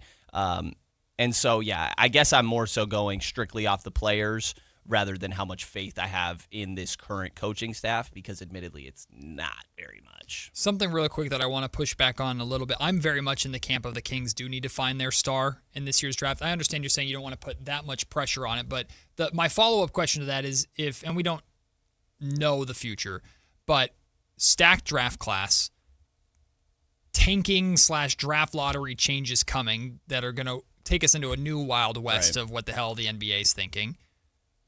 Even if there weren't those rules, next year's draft is considered to be significantly weaker talent-wise than this year's draft is. So what better shot would the Sacramento Kings have to find a star than right now? That's how I feel. That's why it's like you need to capitalize on the situation now, because free agency ain't never been a thing. Trade market-wise, the Kings don't have a lot of value worth trading outside of draft picks, and you need to make sure you're trading for a guy that fits your timeline, and I don't know who that is. Like, I just don't know outside of this draft how the Kings do find their star in the immediate future. Right. And, yeah, I think it's partially because I think they should be, and I would say keyword should rather than necessarily expect, that they're going to be bad for a few years. I think so. Right? And so you should have more chances at this. Next year's draft's not supposed to be anything near this year's draft. When that's said, there's always still stars in these random drafts. The bad drafts still will have a random Hall of Fame player. Of course. But next year you could be literally and responsibly one of the worst teams in the league again. Right. But because of all these changes and draft lottery odds are likely being flipped on this, the Kings could end up with the 9th pick next year, even though they deserve to be top 3, and there are less teams tanking because of these fixes, but the Kings who actually need talent aren't getting it. It's just, you're opening Pandora's box this summer with all these changes coming to the draft lottery. So I'm fascinated to see how this plays. I know now there are stars there. Go get them. Right. That's what I'm just saying. Just go get them now. No, and I don't blame you. I mean, yeah, taking that upside swing, I think they should go for upside, which I guess is going against what I just said. I just more so meant that if you feel like uncertain and you feel like you're taking a major risk by going for a guy because of the upside, then maybe I might be like, hey, let's just go the little bit safer option because they really have I can't name a player right now that I'm like, this guy's going to be part of the next great Kings team. Yeah. Like, sure, Max, Dylan, Neek, feel good about them. They could be moved on from. Sure. Like, I'm not like, hey, this guy needs to be on the team for the next however many years. Yeah. So more than anything, like they need that star, but they just need anything that they can be like, yeah, this guy is going to be a King for a decade. Swing for upside, but don't gamble. Exactly. Right? Yeah. That's great way to put it. Swing for upside, but don't gamble. We'll take the break. When we come back, Brendan, have you seen Bleacher Report's most overrated NBA players this season list? Did you see this? Okay, well, there's a King that is on this list, but also some other names that I think you'll be very curious to react to. One in particular I know you're going to have thoughts on that's not a Sacramento King. That's a good tease for you. Brendan Nunez continuing with us for the rest of this show in place for Kayla Anderson. She's out on vacation. It's Friday, and we're having fun here on Sactown Sports. The Kings play here, baby! Tonight, Kings and Warriors. Game night with Scott Marsh and the high flyer Henry Turner. Starts at 5:30 with tip-off at 7. Listen to your Sacramento Kings. On the official home of Kings basketball, Sactown Sports 1140. I'm Ed Evans, CEO of Consumer Cellular. You know, the big wireless companies say they have discounts for people over 55, but unless you're willing to sit on hold and ask, you're probably paying more than you should. At Consumer Cellular, there's nothing to hunt down. We're built for people 50 plus with plans starting at just $20. And our 100% US-based customer service actually answers the phone. Call 1-888-FREEDOM or visit consumercellular.com today and get your second month free for a limited time. Taxes, fees, and other third-party charges will apply. See website for additional details. DQ presents the Blizzard Double Flip Deal. For a limited time, when you buy one Blizzard treat, you get a second for just 99 cents. That's 2 Blizzards, 2 spoons, 2 flavors, and 2 flips. So don't miss out on the Blizzard Double Flip Deal, available only for a limited time and happening now at DQ. Because the only thing better than a Blizzard treat is a second Blizzard treat for just 99 cents. It's a deal to flip for. The Blizzard Double Flip Deal. Get it in the app. Participation may vary. If your business depends on reliable vehicles, it's time to upgrade your fleet at myelkgrovechevrolet.com. We specialize in fleet pricing, bulk discounts, and fast approvals, so your team stays on the road and on the job. From work trucks and vans to fuel-efficient sedans and SUVs, we have the inventory, service, and financing to keep your business moving. Call or visit myelkgrovechevrolet.com today and ask about exclusive fleet savings. myelkgrovechevrolet.com. Driving business forward.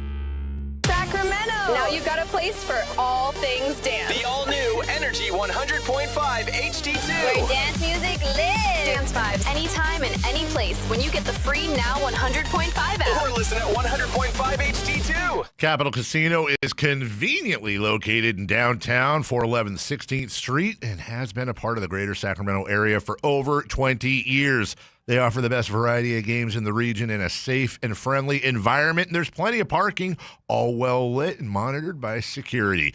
Come have a great meal at the cafe and restaurant inside. Capital Casino has the best food, the best service, and the best action. But please always remember to gamble responsibly. 1-800-GAMBLER. Running a business takes grit, vision, and a partner who believes in your success as much as you do. At Valley Strong Credit Union, business banking is built around you. The entrepreneurs, the growers, the dreamers powering our community. Whether you need flexible checking, faster payments, or financing to take your next big step, Valley Strong brings local expertise and real relationships to every stage of your business. Because when local businesses thrive, the whole Valley grows stronger. Valley Strong Credit Union. Grow your business, grow your future. ValleyStrong.com/business.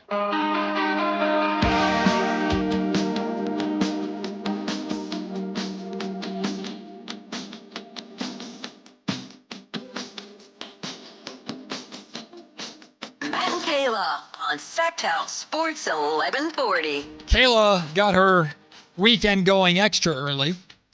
She's been out.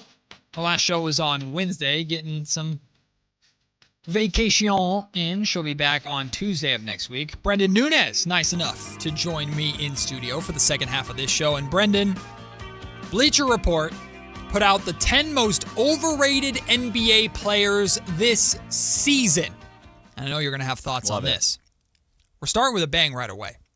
So there are the 5 most overrated players that are in like individual tiers of their own. But the other 5, so 10 through 5, or 10 through 6, I suppose, are the too much attention tier. And number 10 on the 10 most overrated NBA players this season is Jaylen Brown. I knew that's where we were going. Here's the explanation. Jaylen Brown is likely to make first-team All-NBA, and his Boston Celtics have annihilated expectations. But media members, with votes, have campaigned for him to be the MVP, which is frankly bonkers. Brown is 29th in estimated wins, has been one of the very least efficient shooters in the NBA, and has a negative net rating swing, meaning Boston's point differential is actually better when he's out of the game. Brendan Nunez is a very close follower of Boston Celtics basketball before, of course, you became a media member here in Sacramento covering the Kings. When I saw that, I was like, yep, I'm saving this for when Brendan's joining me. What do you think of that? Jaylen Brown is the 10th most overrated player this season. Predictable, I will say. Predicted this during the break with you. Literally right away. Knew it was a Celtics guy, and I was like, okay, for sure this is going to be Jaylen Brown. And what he mentioned in the article is exactly what you hear all the time. They have a 10.9 positive net rating with Jaylen Brown off of the floor. With Jaylen Brown on the floor, it's a positive 6.1. So they're still good with Jaylen Brown in the game. Of course they are. They just are better without him. Okay. Which is interesting. Don't get me wrong. I think that number gets a little bit overstated. They're also typically their worst defenders are out there. Exactly. Like when De'Aaron Fox, this takes me back to De'Aaron Fox, Tyrese Halliburton. Tyrese has a huge game, and De'Aaron makes sure to point out after the game, well, Lou Dort was guarding me. That's essentially what we got going on here is that Peyton Pritchard gets to go crazy in that second unit because he's not guarded by Tari Eason or whoever the best defender on the other side is. Like, I think that Jaylen Brown's year deserves a lot of credit. MVP is too sweet for me. Like, within the conversation, sure, but there's like a clear top 3 or 4, right? Like that one time Sabonis finished like 7th for MVP. That's kind of Jaylen Brown. Yeah, it doesn't. If you're not in the top 3 or 4, it doesn't really matter. At that point, it's like, hey, somebody had to fill out the ballot. Listen, people wrote the Boston Celtics off for dead the same way the Pacers are dead this season without Tyrese Halliburton. And Jaylen Brown has taken over for Jason Tatum's catastrophic injury and made that team still very prominent in the Eastern Conference. So I get the point, I guess, the Bleacher Report is trying to make here. They're trying too hard. Jaylen Brown's a damn good player. I agree. I see why, being 10th on the list isn't bad. Like, I could buy the overstated a little bit, but exactly what you said. The Celtics were supposed to be bad this year. That's what a lot of people thought. I admittedly came into the year, not to my own horn, but I'm like, I always feel like Jaylen Brown has always been like, why is Jason Tatum better than me again? I've wanted Jaylen Brown on the Kings for years. I know you have. I agree. Is that Eastern Conference Finals and Finals MVP Jaylen Brown? That was crazy, by the way. But shout out Jaylen. If anything, I kind of think he should be, maybe not the winner of it, but he should be in the conversation for most improved. MIP? Yeah. No. Well, why do we do this with most improved player? Well, a guy who was already a perennial all-star is now a kind of MVP. Do you remember when Steph won MVP and then was in the most improved conversation? Yeah, it's ridiculous. Because he won unanimous MVP the next year? Cook. That's one of the coolest stats I've ever seen. That's pretty cool. One MVP, and then you're in the most improved conversation. No, that's pretty dope, actually. All right, so we'll go through the rest of the 6 through 10, and let me know if you want me to read the explanations or not. Okay. Number 9, Kyle Kuzma. That's fine. That's crazy. Who overrates Kyle Kuzma? I don't know, but Bleacher Report said he's the most overrated. Brendan, did you see that story with the Bucks earlier this week about how Doc Rivers tried to tell Ryan Rollins and Kevin Porter Jr. to stop taking selfless shots, and then Kyle Kuzma pulled him aside and was like, don't listen to him. Keep taking your shots. And then Kuzma got benched the next game because the coaches found out that he told them that. And then Doc made a phone call to a Bleacher Report writer. It was This guy's overrated This guy as hell. is so overrated. Okay, so Jaylen Brown 10, Kyle Kuzma 9, the 8th most overrated player, Ja Morant. Sure. The 7th most overrated player, Jonathan Kuminga. These guys are not overrated. Who is this? Brian Windhorst? This article seems like it's like 2 years old. This is Andy Bailey. Okay. Oh, friend Shout of the out Andy. station. Yeah, we know Andy. And number 6, Draymond Green. That's fine. I'd love to see like what the nerd stats say, like why he's overrated. So again, this is the too much attention tier. So basically they're saying these guys are getting too much attention for who they are. That's fair. That's fair because these guys are the ones that are just constantly in the headlines. Yeah. Like, hold up, when does Kyle Kuzma get too much attention? I think that we, Sacramento-wide, are very guilty of I this. agree with that. All the names that you 100%. just went down the list, how much in the last year have they been mentioned on these airwaves as trade candidates? Hey, it's trade deadline season. Ooh, what's Kyle Kuzma up to? Yeah. That's us every year. Oh in my gosh, Sacramento. a year of should they trade Monk for Kuzma? I remember catching on video when I was at ABC 10 and I would shoot the games on the camera. I'm following Kyle Kuzma on opening tips. And he starts walking towards Vivek. I'm like, oh God, well, I'm rolling on this. Comes over, daps Vivek up, gives him a big hug. I post that on social media because it was trade deadline time. Yep. People went nuts. Here we go. Kuzma to Sacramento, part 19. So you're why he's on here. He's talked about too much. Reason. Yeah. I am the Kyle, reason. you pointed out a volleyball league to me, right? Yeah, so they're co-investors in a professional volleyball Vivek and league. Kuzma? Are they? Were you aware of this? No. This was the whole thing that Alan talked about for a while. Is like, look, they both are in business in the volleyball league. They've been connected. Kuzma. We used to call them the Avengers. It's the guys who will be kings at some point in their careers. It's Kuminga. It's everybody on this list. It's Kuzma, Ja, Kuminga, yes, those Draymond. Well, not Draymond, but the other three are the Avengers. Draymond was connected to the Kings for a hot minute. Like an Avenger. And then Zach LaVine was always an Avenger, and he finally made it. Draymond was connected to the Kings for a hot minute. If LaVine wasn't on the Kings, he would have made this list. Probably. Okay, so now we're out of the too much attention tier. Now we're just into top 5 most overrated players. There's no tiers. It's just the 5 most overrated players in the league. Number 5, Domantas Sabonis. Okay. Did Andy just make this list so that Alan Stiles would talk about it on the radio? Probably. Alan's gonna go crazy with this list today. The explanation. Yeah. The Sacramento Kings are a disaster. And an injury eventually ended Sabonis' campaign early. But Sabonis was a big part of why the team got off to the awful start it did. After leading the league in rebounding in each of the previous 3 seasons and making All-NBA in 2 of those campaigns, Sabonis' numbers plummeted across the board in 2025-26. And perhaps most importantly, his struggles as both a perimeter defender and rim protector caught up to him in a big way. For the year, the already bad Kings defense surrendered 5 more points per 100 possessions when Sabonis was on the floor. I mean, he played like less than 20 games. A minute, and half of them was on partially torn meniscus. So. Yeah, like this one feels a little bit unfair. It is very I've unfair. been very critical of Domas. Like, I don't really know where we stand on the overrated, underrated thing because it feels like I don't think he's underrated anymore. It's somewhere he might just be properly rated because there are certainly people that overrate him and underrate him. It almost feels like he's a very extreme player. Like you either feel really strongly about him being a great player that you want to build around, or you're extremely skeptical. And I tend to fall on the latter, to be honest. But I think there's a good team. He can be part of a good team. It's not like, hey, Domas is on your team, your defense is going to be bad. It's just a very specific roster construction. Like before OKC got Isaiah Hartenstein, I heard the idea of like them being interested in Domas. Beautiful. Love that for OKC. But that's because they have Chet Holmgren, right? Like that's a rare archetype. We've always been like, how do they get the perfect 4 How do they get next Brook to Lopez? Domas? How do they get Brook Lopez Right. or It Evan Mobley? it might be Caleb Wilson. Well, it should have been Khalil Ware, but they drafted There you Devin go. Carter. There you go. Whoops. Yeah, and so, I mean, I think that, yeah, it feels unfair. There are times where Domas has been overrated. There's been times where he's been underrated. Right now, he probably shouldn't be rated at all. Do you remember when in training camp when we were hearing, oh, they're going to run through Domas again, and then they just didn't? Yeah, Doug's like, we're going to use him differently this year. Like, And then his didn't? 3-point shot is faster. I worked on it with him this offseason. In preseason, I was like, oh, these are bad misses. And then he bricked one. He hit straight backboard. No, his three-point shooting from a year ago is nowhere to be seen. All right, we'll speed through these final top 4 most overrated players. Number 4, Dylan Brooks.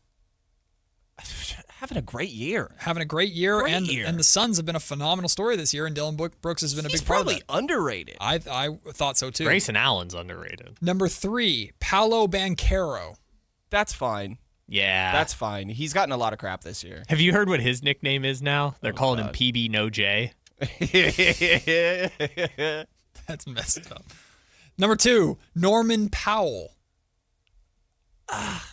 Like, are we just taking the underrated guys that now are, like, in the spotlight a little? And The guys like, that got paid and now are, That's all-star Norman Powell to you. And number 1, and I promise you I did not contribute to this list, but this is very fitting based off of conversations that we've had on this show. James Harden. No.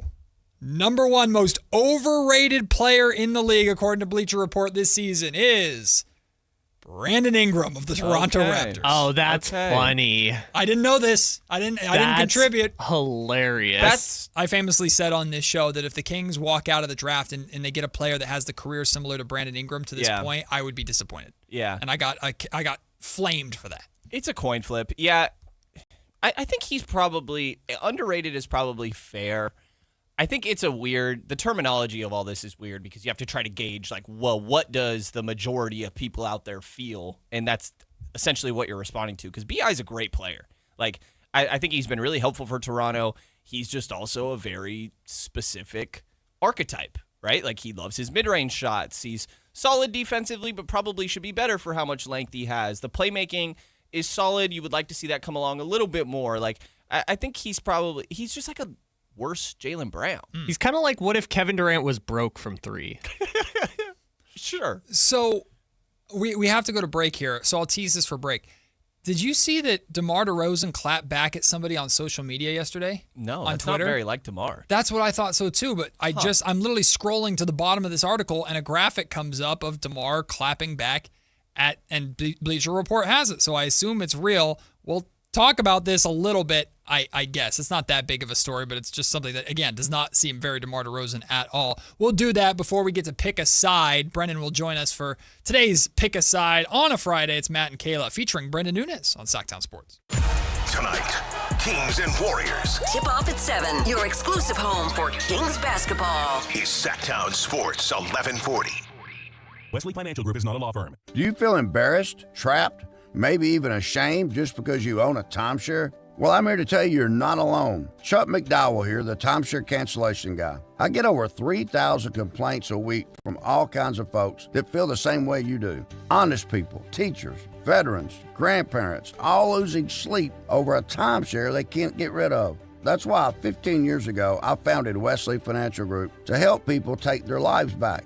Today, I run Wesley with my 2 sons, a real family business, treating every client and every employee like we would want our own family to be treated. That mindset has helped us cancel over 50,000 timeshares from people just like you. So if you're stuck in a timeshare, give us a call. Let our family help your family. Call Wesley now for your free timeshare exit kit. 800-981-4455. That's 800-981-4455. 800-981-4455. There are many reasons to choose Gonzalez Law Offices as a dedicated trial lawyer with an undefeated record from 2016 through 2019, and you'll know that no case is too big or too small. Due to his success, hard work, and commitment to excellence, attorney Jonathan Gonzalez has been listed in Super Lawyers Rising Stars, as well as in the top 40 under 40 list by national trial lawyers. You can find Gonzalez Law Office online at SacLegalDefense.com or call him at 916-304-9187.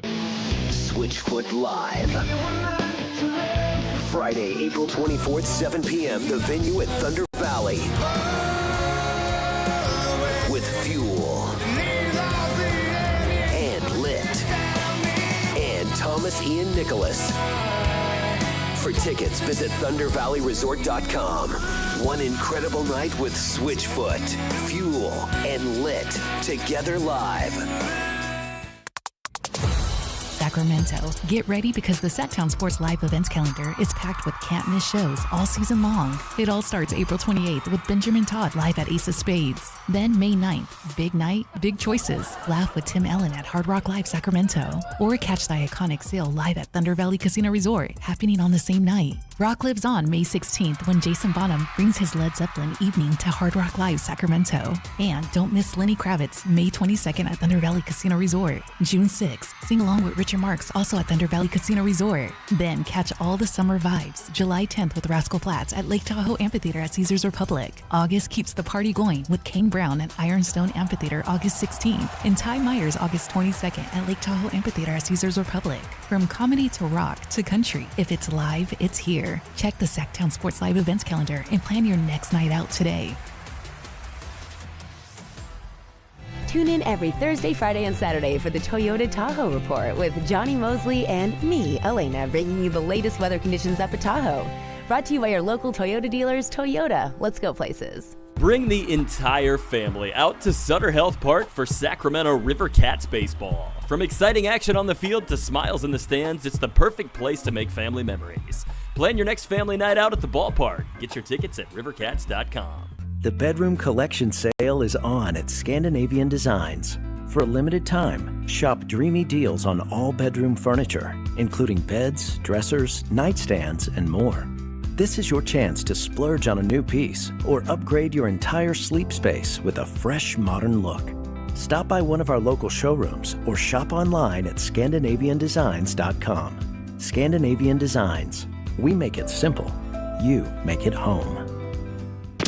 Pick a side, any side. It's time for Pick a Side on Matt and Kayla.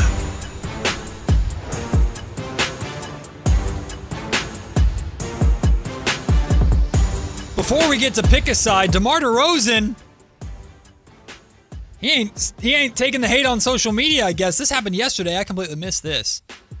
I don't know who Carson Breber is. Breber.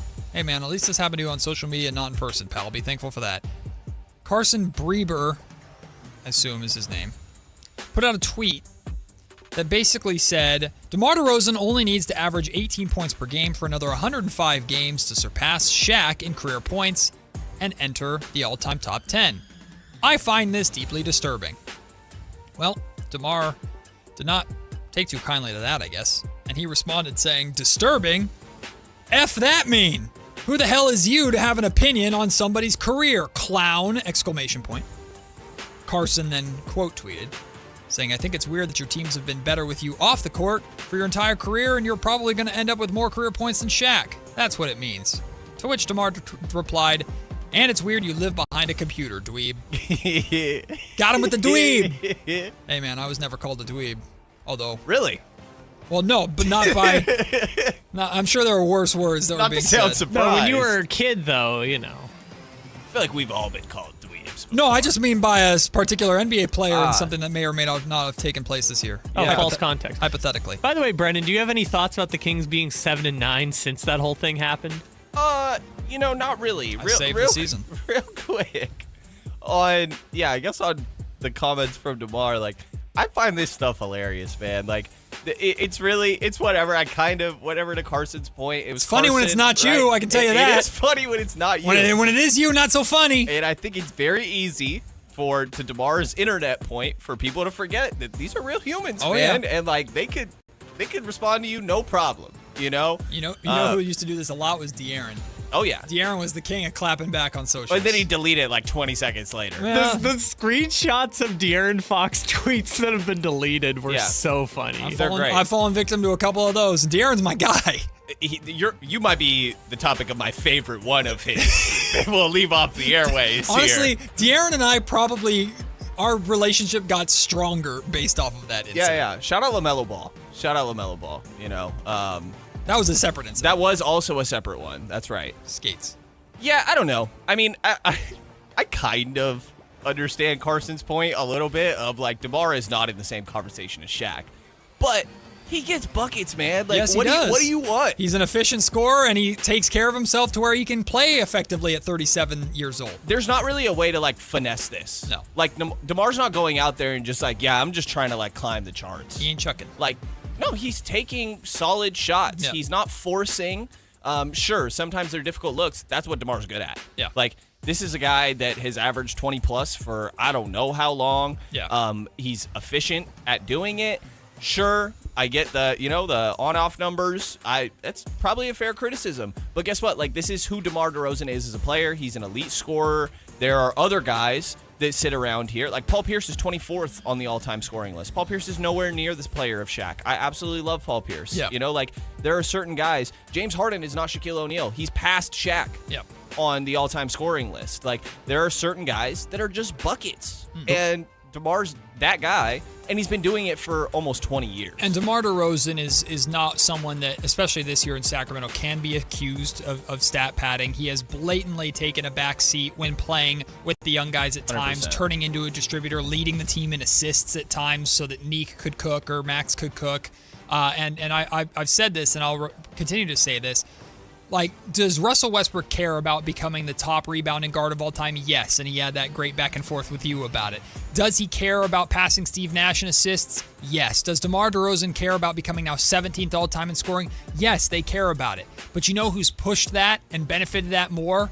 The Kings have. Yeah. Not the players. So to suggest that those guys were out there simply going for their own individual accolades at the expense of the Kings is never accurate. No. Ever accurate. These guys are like ultimate competitors. Yep. There's certain guys that it does feel like are kind of chasing some stats at times and things like that. And it's not like these players haven't been moments where it's felt like that. But it's because this team is so bad that they're just going out there and getting numbers and they get their butts kicked. And that's where people go, oh my God, these guys are just chasing numbers. It's like, no, they're just out there playing basketball. This is what they do. Sorry, the one other part with DeMar, too, is that since he came into the league, he's played over 1,200 regular season minutes more than anyone else in the league. Yeah, because he stays healthy, he takes care of himself, and he balls. Like, he's played almost 2,000 more minutes than LeBron in the last 15 years, which is crazy. All right, real quick, we took up a lot of the segment with that, but let's get to some of our pick-a-side topics. All right, let's start off with this one that Matt came up with. Is the MLB in a better spot right now than the NBA? So this is based off of the NBA has had a horrific season in terms of PR, in terms of how this season has gone. And right now, the baseball is riding the high a little bit of the World Baseball Classic and just an uptick in popularity. We'll see how long that lasts. We're already seeing crowds getting sparser and sparser outside of the major markets. This is really, I guess, to gauge everybody's feelings of how much of the talk around the NBA, because I do believe the NBA has had a nightmare of a season and they can't wait for this sucker to end. But how much of that is an overreaction or not compared to, everybody loves the MLB right now because of the World Baseball Classic? Yeah, Chauncey Billups was this year, right? Yes. That's crazy. Terry that feels Rozier, like forever ago. Terry Rozier just got waived by the Heat today. Yeah. Today, huh? Today. I missed that today.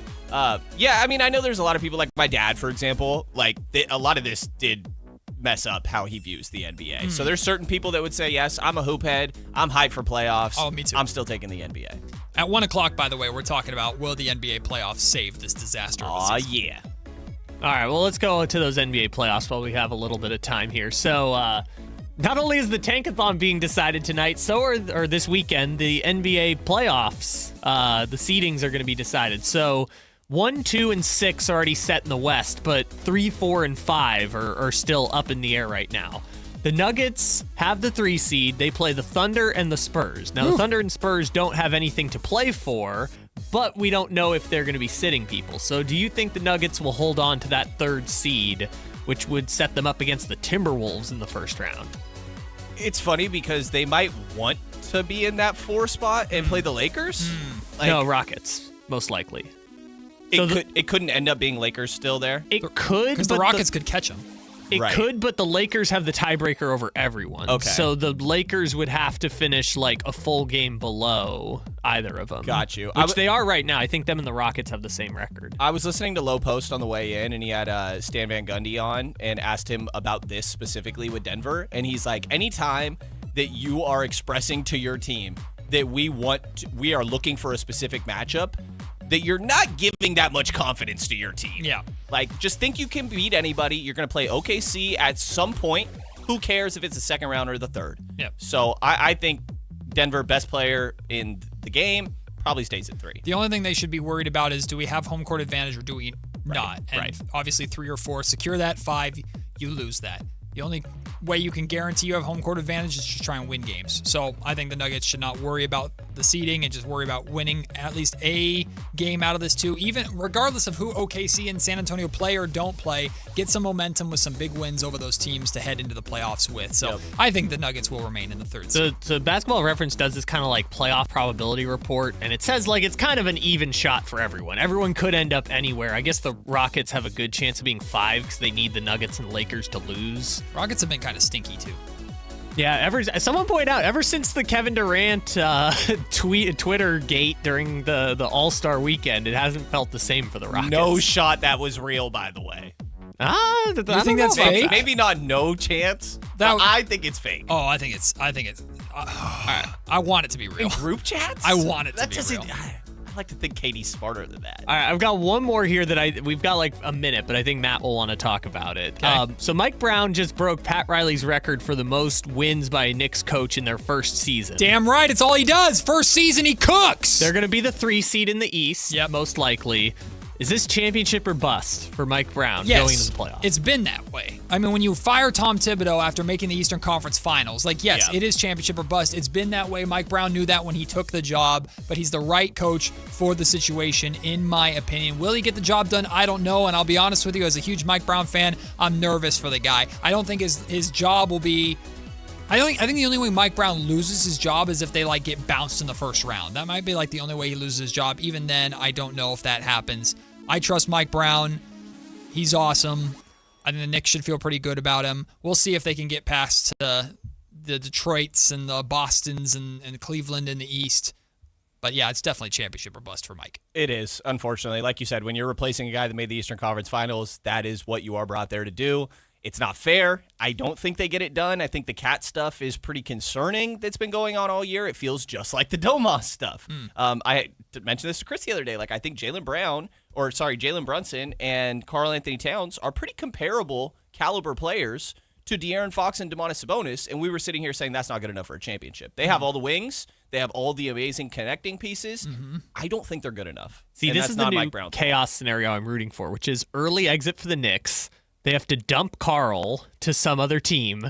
The Kings send back Domantas Sabonis and force Mike Brown and Domantas Sabonis to have to reunite Don't do with that each to other. Mike. Don't do that to Mike. Or Domas. No, don't do it to both. Mike. Yeah. What do you mean Domas would get the winning team he wants? I don't care. Don't do that to Mike.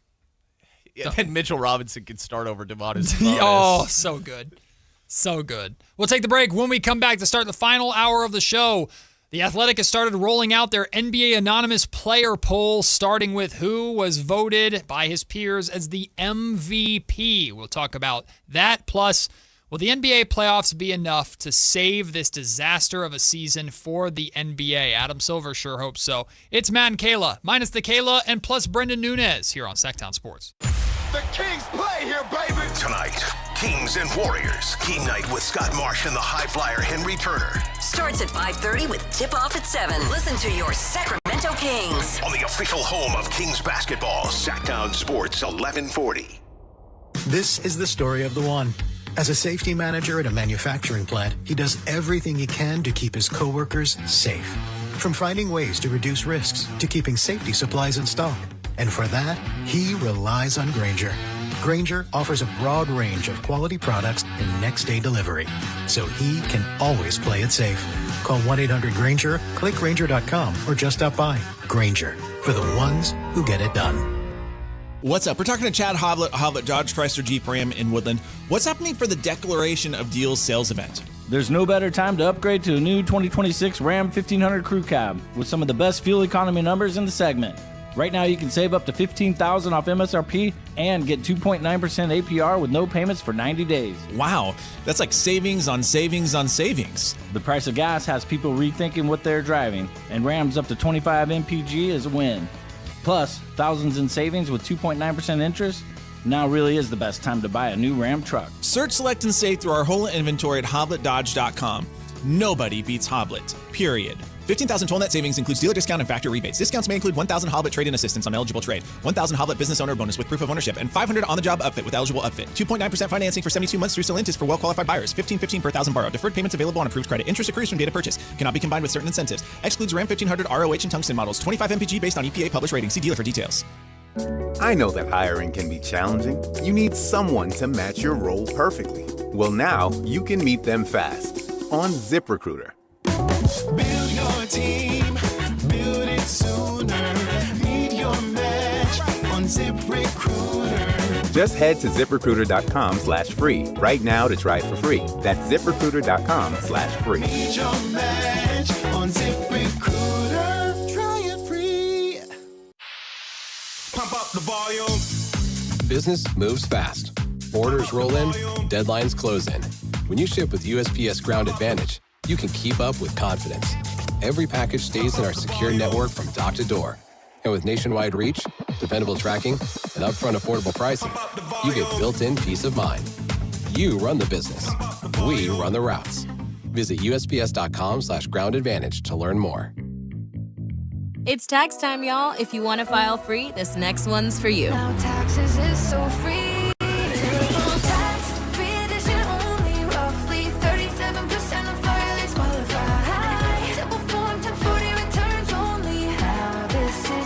Love that jam. Up next, commercials.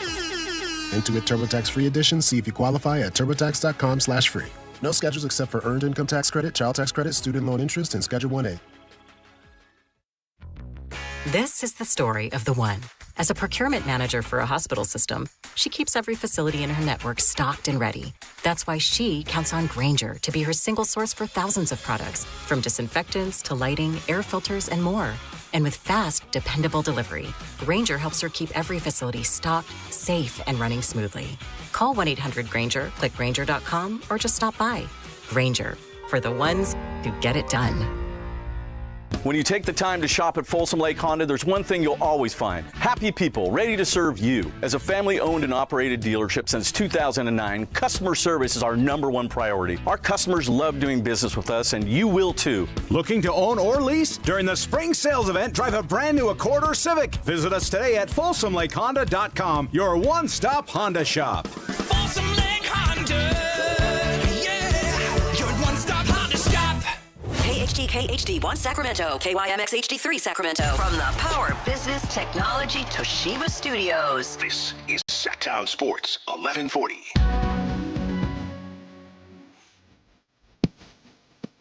Matt and Kayla on Sactown Sports 1140.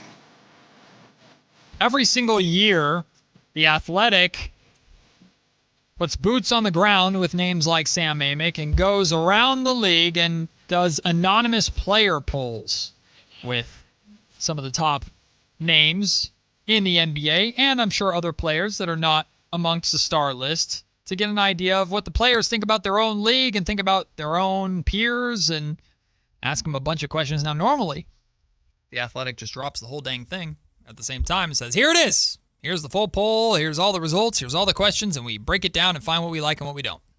This year, The Athletic is doing the smart thing. They're milking it for all it's worth. They're going to take or release different pieces at different times in their own individual articles. And today's the first part of the anonymous NBA Player Poll 2026 is one question. Who is this season's MVP? Let's see, how many players were asked? I believe like 161? Yeah. Surveyed 161 NBA players. A whole lot of players. That is a whole lot of players. According to 161 anonymous NBA players, the MVP with 39% of the vote is once again Shai Gilgeous-Alexander. 39%. Second, Nikola Jokic, 21.4%. And then you have a three-way tie at 8.2%. Jaylen Brown, Luka Doncic, and Cade Cunningham. Wemby is next with a 5% of the vote. Anthony Edwards and Kawhi Leonard both got 3.1%. And then at the bottom with 1.3%, Giannis Antetokounmpo. Who are the two people who voted for Giannis? Probably not on Milwaukee. They're like Knicks players. There's a note here. Yeah. Others receiving votes, 0.6% apiece. So that's one vote. One vote. Jalen Brunson, Steph Curry, Tyrese Maxey, and Donovan Mitchell. So they each got at least a vote. Probably a little bit of bias in some of those. Yeah, I think Draymond Green voted for Steph Curry. No, he would have voted for LeBron James. Yeah, good point. Well, he's ineligible. That's why. He still would have voted for LeBron James. Yeah. Which Sixers player voted for Tyrese Maxey? Right. I mean, I think that's fair, right? Like, it comes down to SGA or Luka, really. Or, sorry, SGA or Denver. Jokic. Thank you. Jeez. Yeah, I mean, they're the best team in the league. Yeah. Like, I think the most surprising thing to me there is that Wemby didn't get more votes. I thought he probably would have been a little bit more in the conversation. Yep. And honestly, that SGA isn't kind of running away with it more. You said it's 30-something%. I thought it would have been a little bit more. And obviously, that's split between everybody that's included in those votes. So last year, 155 votes were cast compared to 159. Yeah. And Shea was 56% of the vote. Yeah. So it's dropped. Now, Jokic was also 37% of the vote last year, which is more than Shea is this year. So it's more thin. There's a wider range. There's more candidates because in the 2025 poll, it was SGA and Nikola Jokic at 1 and 2, Giannis, Donovan Mitchell both at 1.9%, LeBron at 1.3%, and then Cade Cunningham, Steph Curry also received votes. So there's only a handful of names. There's a lot more names in the mix around the player poll this year, which is probably fair. Yeah, I mean, SGA, it makes sense, man. He's averaging over 30 a night. Like, he's their entire offense, really. And not to take away from the other guys, I think Jalen Williams, great. Chet, great. Jared McCain, great ad for that team. Like, it all revolves around SGA. And I think more often than not, this award does go to the best player on the best team, as long as they are legitimately, MVP caliber.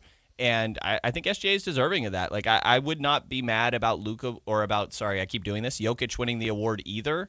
I think he's probably the best player, and I think typically that's how I would like the award to go. Mm-hmm. But it's not really. Like, most valuable is kind of taken literally.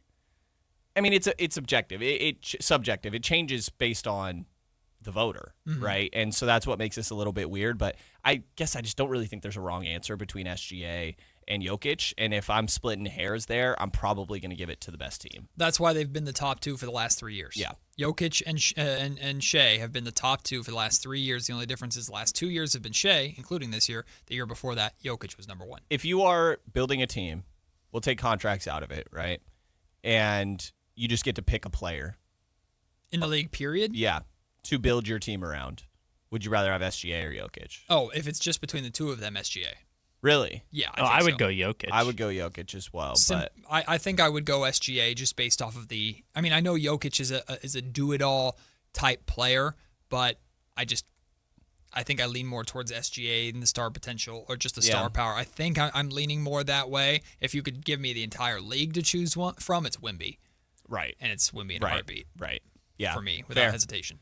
Yeah, and I think it's interesting to me because I feel like that almost should be the question that's asked in this, but obviously it's not. And so, again, I don't really think there's a wrong answer between the two. If anything, the most surprising thing is what you just kind of mentioned is that I thought Wemby would have had more votes than he does. So the players get it right every single year, though, or I don't remember if all these player polls drop typically before votes are cast for this, but these players very much influence this vote if that's the case, because 2024 they said Jokic should win over SGA. He got 41% of the vote. He won the MVP that year. 2023, 50% of the players said Joel Embiid should be MVP. He won it. 2019, 44% of the players said James Harden should be the MVP over Giannis. James Harden got it. So players are either on the ball with all this, or voters see how the players say and I ain't going against them. Yeah. I agree. It's funny. This is a weird line to toe, I guess, because I'm certainly not trying to act like we know everything. But there's some of these players that don't really care. Oh, yeah. You know, out of the 150, there's probably 20 to 30 that don't really watch that many basketball I don't know, games. Jokic, right? cool, yeah. Like, SJ, if you sure. polled all of us of who's the best radio host in here, do we all listen to every hour of every radio show? You know what I mean? Who is it? Hey, well, you know, she's not here today. Fair point. But yeah, Fair point. I mean, it's intriguing. I think the players are going to know better than anybody for sure, so don't take that the wrong way. But I always find it funny, those random one other votes are, you know, what guys, you got the same agent as Tyrese Maxey or what's going on here? Whoever voted for Cade is like, it's all Detroit Pistons. Yeah, people. Tobias Harris, Asar Thompson, all these guys. Jaden Ivey, maybe. Actually, we know who Jaden Ivey voted for. Not an NBA player. That's crazy. He is a write-in ballot. Jesus. What do you think of the is SGA? I mean, probably about what you expected. I think SGA is the MVP. Yeah. I am too surprised that Wemby doesn't have more votes, but Wemby is. He's gonna get his. He's gonna get his. He's not it now. Like he's the defensive player of the year, and it's not close. Yeah. Like you could always just give it to him now. Like it's not close. And I know he brings up defense is 50% of the game, and then Draymond jumps on there and goes, "Oh, now we're talking about defense. Now we're talking about defense." Like no, there's literally an award specifically for that. We know how much scoring influences the MVP. Scoring and how many triple doubles do you have? Yeah. Like those are the number one meal tickets for MVP. And then of course if your team's great or not. Yeah. But where was Luka on there again? Luka was, I believe, assuming he gets these games he was rescinded for missing. He was in a 3-way tie at 8.2% with Jaylen Brown and Cade Cunningham. Okay. He probably also should have been a little bit higher. I mean, I think that's one of those where I don't know if players like Luka though. That could definitely play a factor. Because Luka's a doesn't trash seem like talker. a guy you enjoy playing with. I don't think. I don't think Dennis Schroeder voted for Luka. That's probably a fair guess. Yeah. Probably a fair guess. He may have been one of the Cade votes, actually, now that we think about it a little bit. Good point by you. But Luka, 33.5 points per game. Yeah. Over 8 assists, just under 8 rebounds. Like, his numbers are ridiculous this year. I think I know. I think there's an obvious answer to this question. If anybody voted for themselves on this list, who's the most likely to vote for themselves?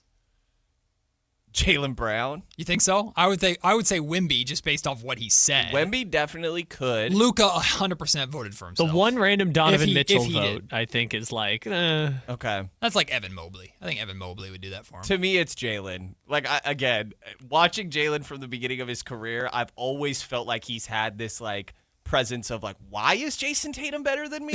Like, because I'm right here. You know, why are we talking about this guy so much? The only part of the All-Star game in Utah when both Domas and De'Aaron were in it that I vividly remember, because that entire thing sucked. The only thing that I vividly remember was Jaylen Brown and Jason Tatum going one-on-one right. for like 8 straight possessions. Yeah. I loved it. Everybody else hated it. Everyone was like, this is stupid. It and was they're so like, fun. Oh, best Boston Celtic, here we go. I was all about it. It was a great time. There were like 20 people in Boston who were still watching that was like, oh my God, this is everything I ever Bill wanted. Simmons was hyped. Couldn't get enough. Screw that guy. Same over here. I think he was barely paying attention. Bill Simmons really gets under your skin. He got under. I like Bill Simmons until this freaking week when he did what he. He's been doing this bit for years about like the Kings don't know what they're doing. No, but a lot of times he's right. That's the thing. That's why I don't usually have a problem with it. But he's very consistent with this is the stance he's taking. It's just, how stupid are the Kings? Right, but he was consistently idiotic with this particular situation and not doing any sort of research whatsoever into the situation and misleading people to the point where the NBA had to investigate. Right, but that's Bill Simmons. But that's the bit. His bit is just. I don't think that was a bit. I think he was genuinely feeling a certain type of. I think he just saw, Kings did something embarrassing. Let me pile on the Kings without anything else. It was just which is lazy. And it's common practice. The whole thing was really weird. Yeah, you were in the building. You were in Chase Center when it went down. I actually didn't end up You going didn't to go? that game, but No. Oh, I was lying. Jeremiah. Jeremiah was there. You guys had him on. I thought you were there with him. I didn't end up going, no. My neck was My killing neck, me, man. man. I My told neck, you my about back. this. I'm getting old, Matt. I woke up and my stuff hurt. Brendan Nunez is on? tanking. Brendan is the biggest hoop head I know and would drive down to San Francisco to see the Kings play a high school team. And this season broke you. Yeah. You know, I'm not going to the last home game tonight. Bro, I'd rather be in Stockton. You're tanking. Hey, you know, I'm just following along with the rest of the team. No, if anybody watched the Kings this year, which, hey, I don't blame national people for not being super tapped in to the Kings. But if you're going to sit there and talk about it a bunch, then go do your research a little. This team is not tanking. Do the bare minimum, maybe. Yeah, well, maybe they are tanking a little bit, right? Like certain circumstances where there's been games where you and I are sitting next to each other and we're like, so DeMar's just not shooting the ball today?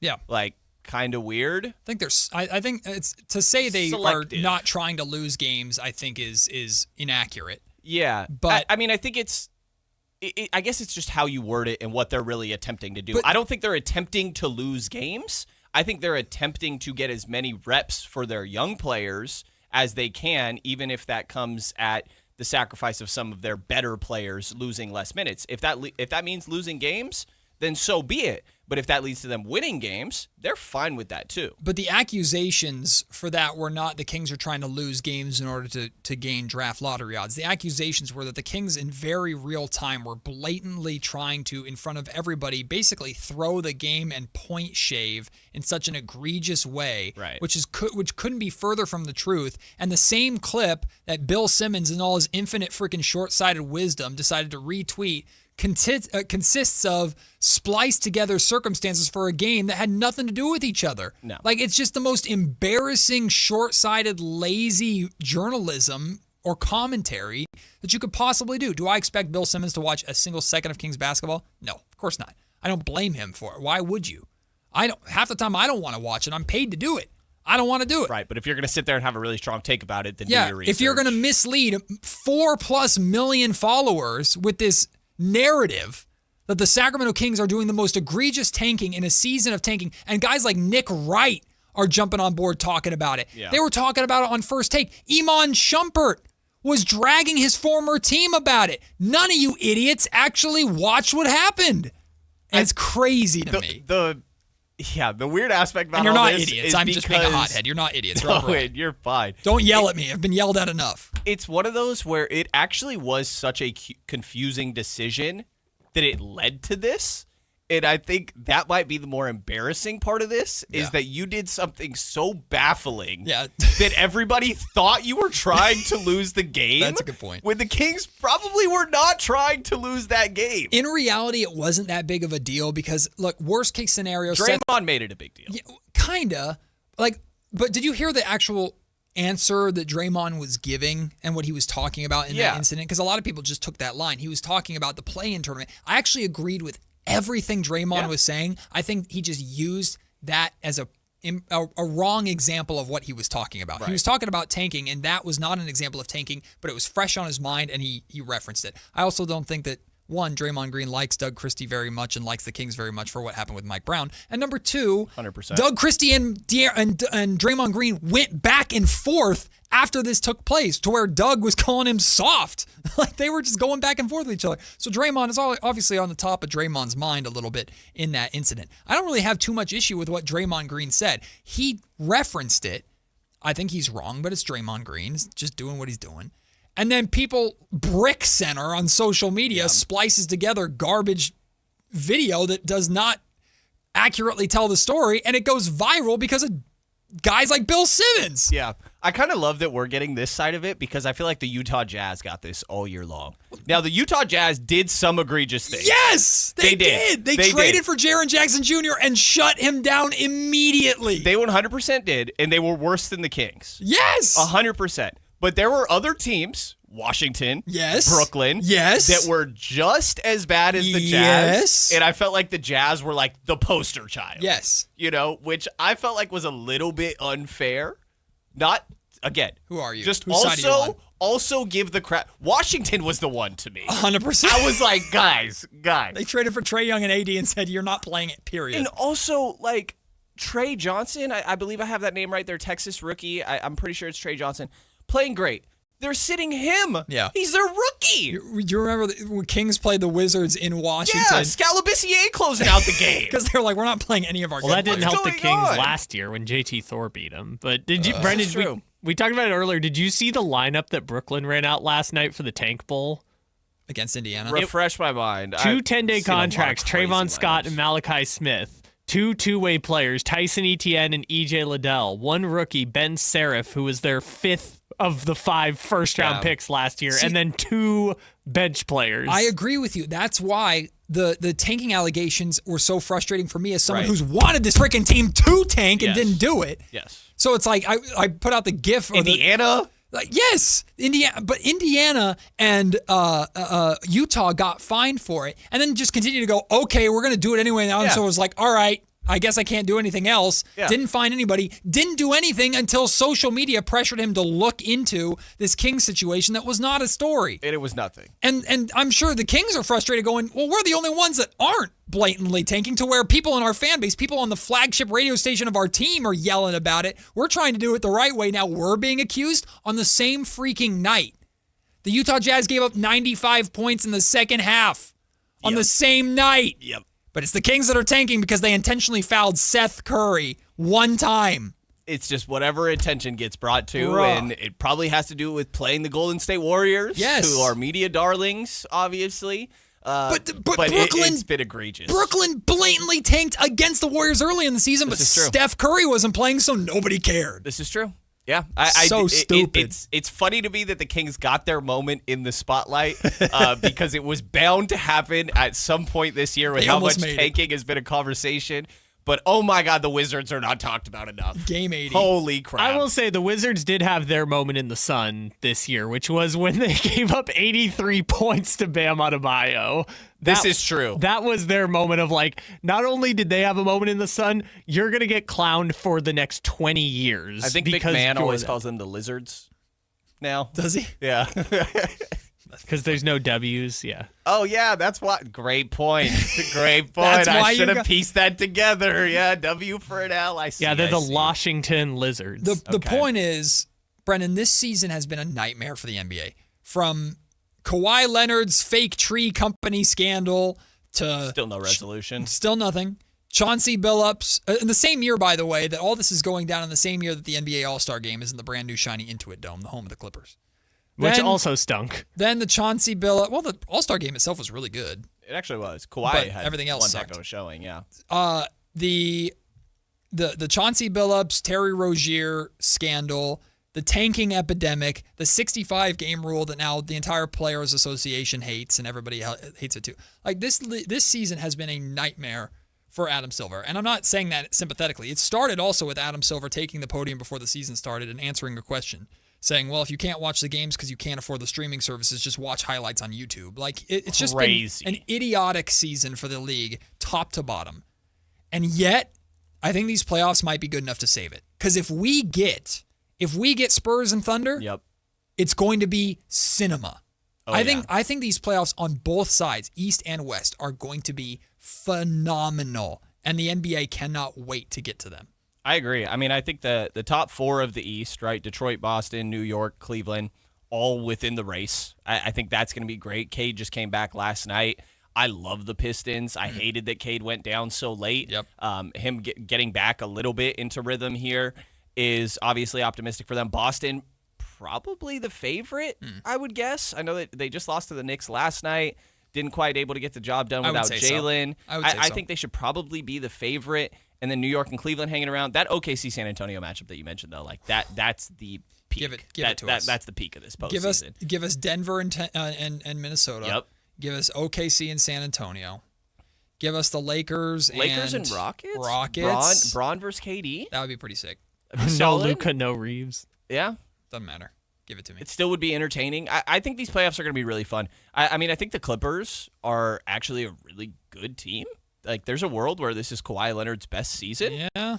And I think that they could mess around and compete with somebody a little bit. It's going to be tough against the Spurs, but, like, Kawhi, who on the Spurs is checking Kawhi consistently? Like, I don't really know the answer to that. Wemby will do a lot of work, obviously. Harrison Barnes, just come on the back down. end. Yeah, exactly. We've seen that story before. You got to beat them 173, 172, or whatever the heck it was. Yeah, I mean, I do think these playoffs are going to be phenomenal. I'm really curious what's going to go on with Houston, Katie's. It almost feels like it's funny to say like legacy on the line because I don't really think so, but it feels like a lot of people do. Like I'm in the camp of Katie is criminally underrated all time. And maybe he didn't do himself any favors, however much he's hopped around, whatever. If he has a shoe one size shorter, this entire conversation is different because what he did in Brooklyn. Yep. Like, he is absolutely phenomenal. They got to figure some stuff out. Minnesota is electric to watch in the playoffs. That whole Minnesota team, their city, I mean, it reminds me of the Kings a lot, right? Like, for years, it was the Kings and the Timberwolves that were the bottom feeders. Yep, the longest streaks. And they were extremely comparable. And so, like, I kind of find myself rooting for Minnesota. Their fan base is phenomenal. Yeah. I think that's a great atmosphere.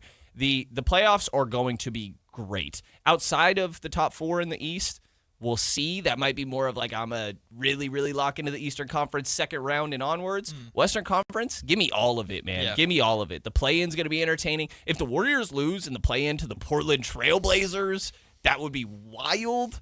Also wouldn't be super surprising. Yep. Like, give me all of it. This is going to be a great postseason. Our joke on this show is that for some reason the NBA decided to put the draft lottery on Mother's Day just to piss us all off. But they usually do the draft lottery going into a playoff game, right? Well, with how I think the draft lottery is going to go, they're going to cut out of that broadcast so freaking quick. And the number one pick goes to the Dallas Mavericks. Anyway, here's NBA basketball. Here's the play. Like, they're going to get rid of that so quick. And we'll see how the draft lottery plays out. We'll take the break when we come back. Brennan, buckle up. I have no idea what's coming. It's Kyle's curveball. He's got something planned for us, so you're going to be stuck with me through this before we welcome in Whitey Gleason and Alan Stiles, their final crosstalk before a Kings home game this season. They join us to wrap up the show. Coming up in just a little bit here on Matt and Kayla, Sactown Sports. The Kings play here, baby! Tonight, Kings and Warriors. Game night with Scott Marsh and the high flyer Henry Turner. Starts at 5:30 with tip-off at 7. Listen to your Sacramento Kings. On the official home of Kings basketball, Sactown Sports 1140. The bedroom collection sale is on at Scandinavian Designs. For a limited time, shop dreamy deals on all bedroom furniture, including beds, dressers, nightstands, and more. This is your chance to splurge on a new piece or upgrade your entire sleep space with a fresh, modern look. Stop by one of our local showrooms or shop online at ScandinavianDesigns.com. Scandinavian Designs. We make it simple. You make it home. With Popeye's new $6 faves menu, you can get this 3-piece chicken, this 3-piece tenders, this chicken sandwich, or these 2 regular sides for just $6 a piece. I know you can't see what I see, but trust me, those bold Louisiana flavors look so good, you might just have to get them all. Now there's an idea. Love that chicken from Popeyes. Limited time at participating U.S. restaurants. Price may vary. Terms apply. Sunday baseball just got way more fun. Join Dinger's Kids Club with the Sacramento River Cats. For just $35 all season, kids get a ticket to every Sunday River Cats home game and tons of fun all season long. Sign up today at rivercats.com. This is the story of the one. As a procurement manager for a hospital system, she keeps every facility in her network stocked and ready. That's why she counts on Grainger to be her single source for thousands of products, from disinfectants to lighting, air filters, and more. And with fast, dependable delivery, Grainger helps her keep every facility stocked, safe, and running smoothly. Call 1-800-GRAINGER, click Grainger.com, or just stop by. Grainger, for the ones who get it done. Help DEA keep our communities safe and healthy by participating in National Prescription Drug Take-Back Day, Saturday, April 25th. Take action right in your own home by cleaning out your medicine cabinet of unneeded medications. Keep them safe, clean them out, take them back. Find a collection site near you at DEATakeback.com. Do your part to lower overdose deaths and prevent prescription drug misuse before it starts. That's DEATakeback.com.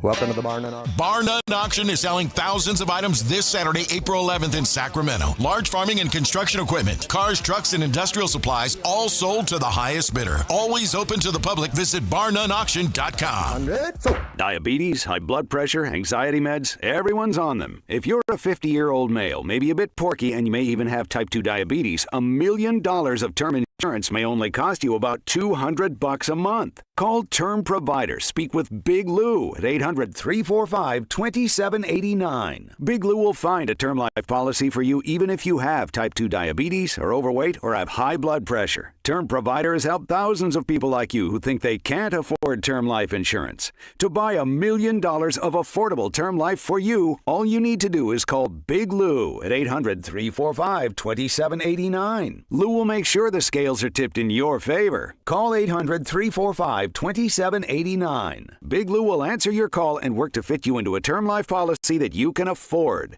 Remember, Big Lou's like you. He's on meds too. Call 800-345-2789 or biglou.com.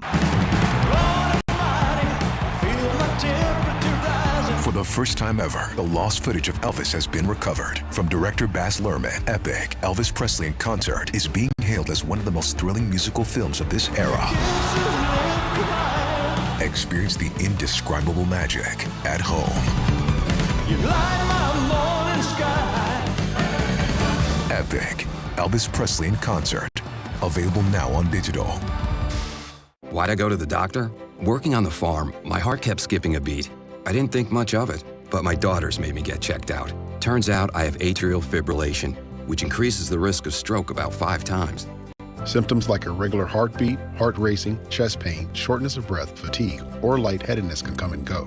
But if it's AFib, the risk of stroke remains. If you have symptoms, contact a doctor. I'm so glad I did. Visit notimetowait.com. Sponsored by Bristol-Myers Squibb and Pfizer. It's Friday afternoon, which means it's time to get crazy. It's Kyle's Curveball on Matt and Kayla.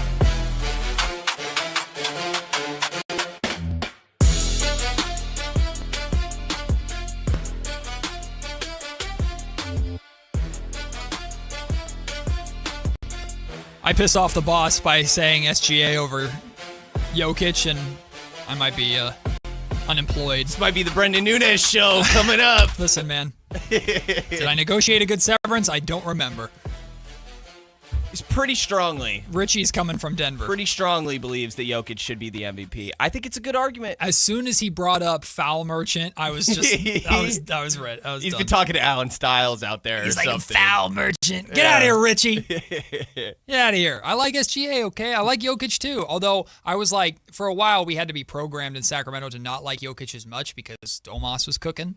It was never not that they were ever in the same category, but it was always like, oh, there's another big that's better than Domas. We can't like them. Well, whoops. He's pretty good.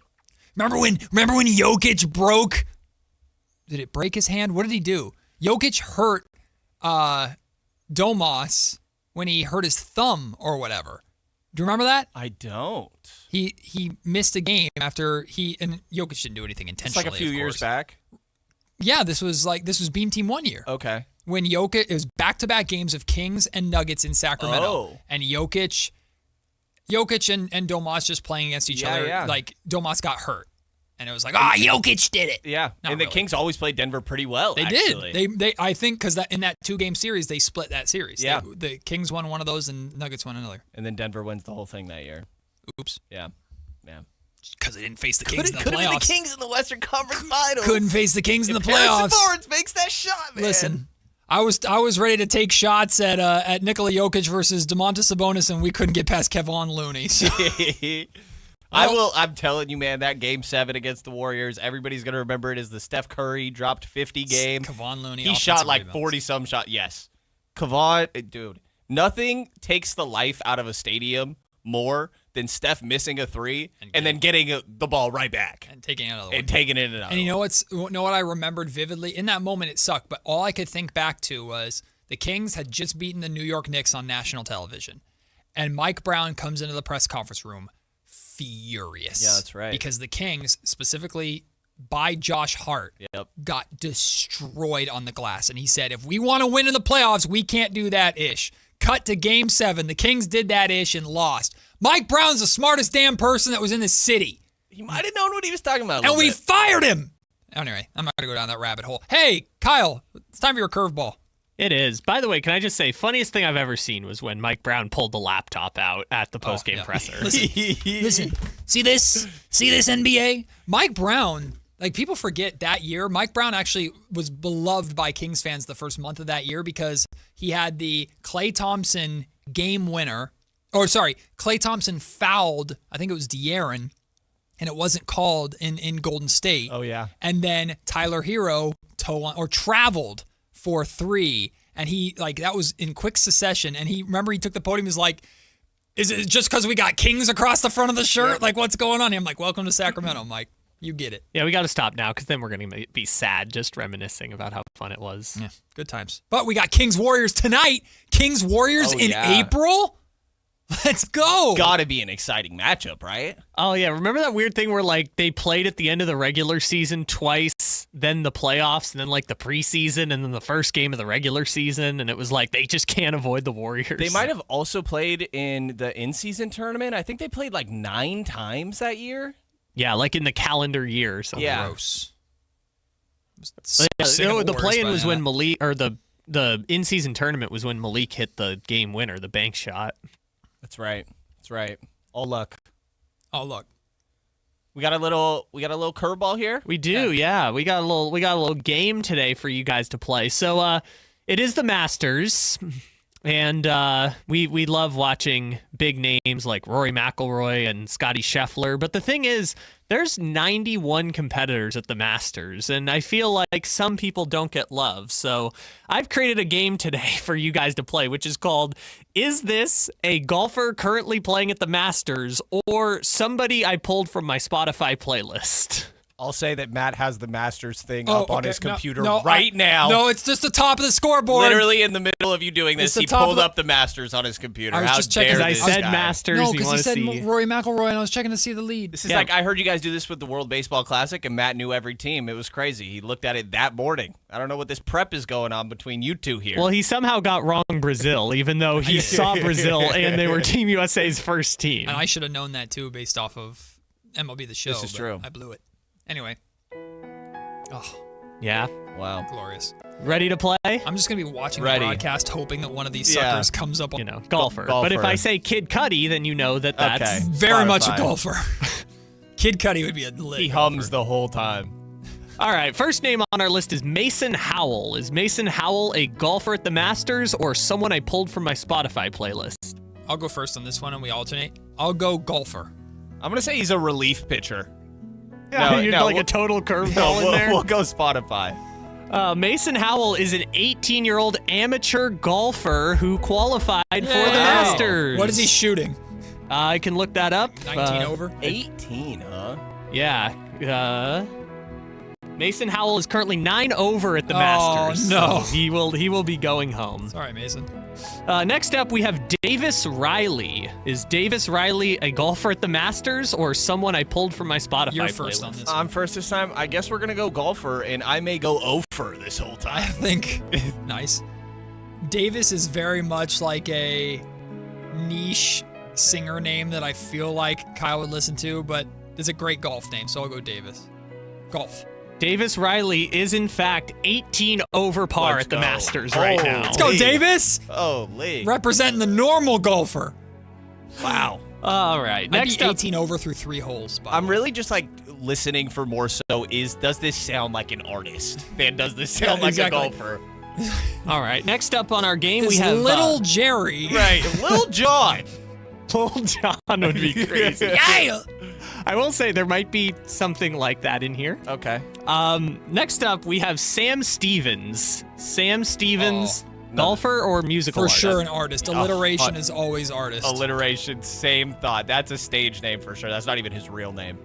Sam Stevens, currently 2 over par at the Masters. Get out of here, This guy's going to make them all golfers. Yeah, you know, we had to mix it up a little bit, right?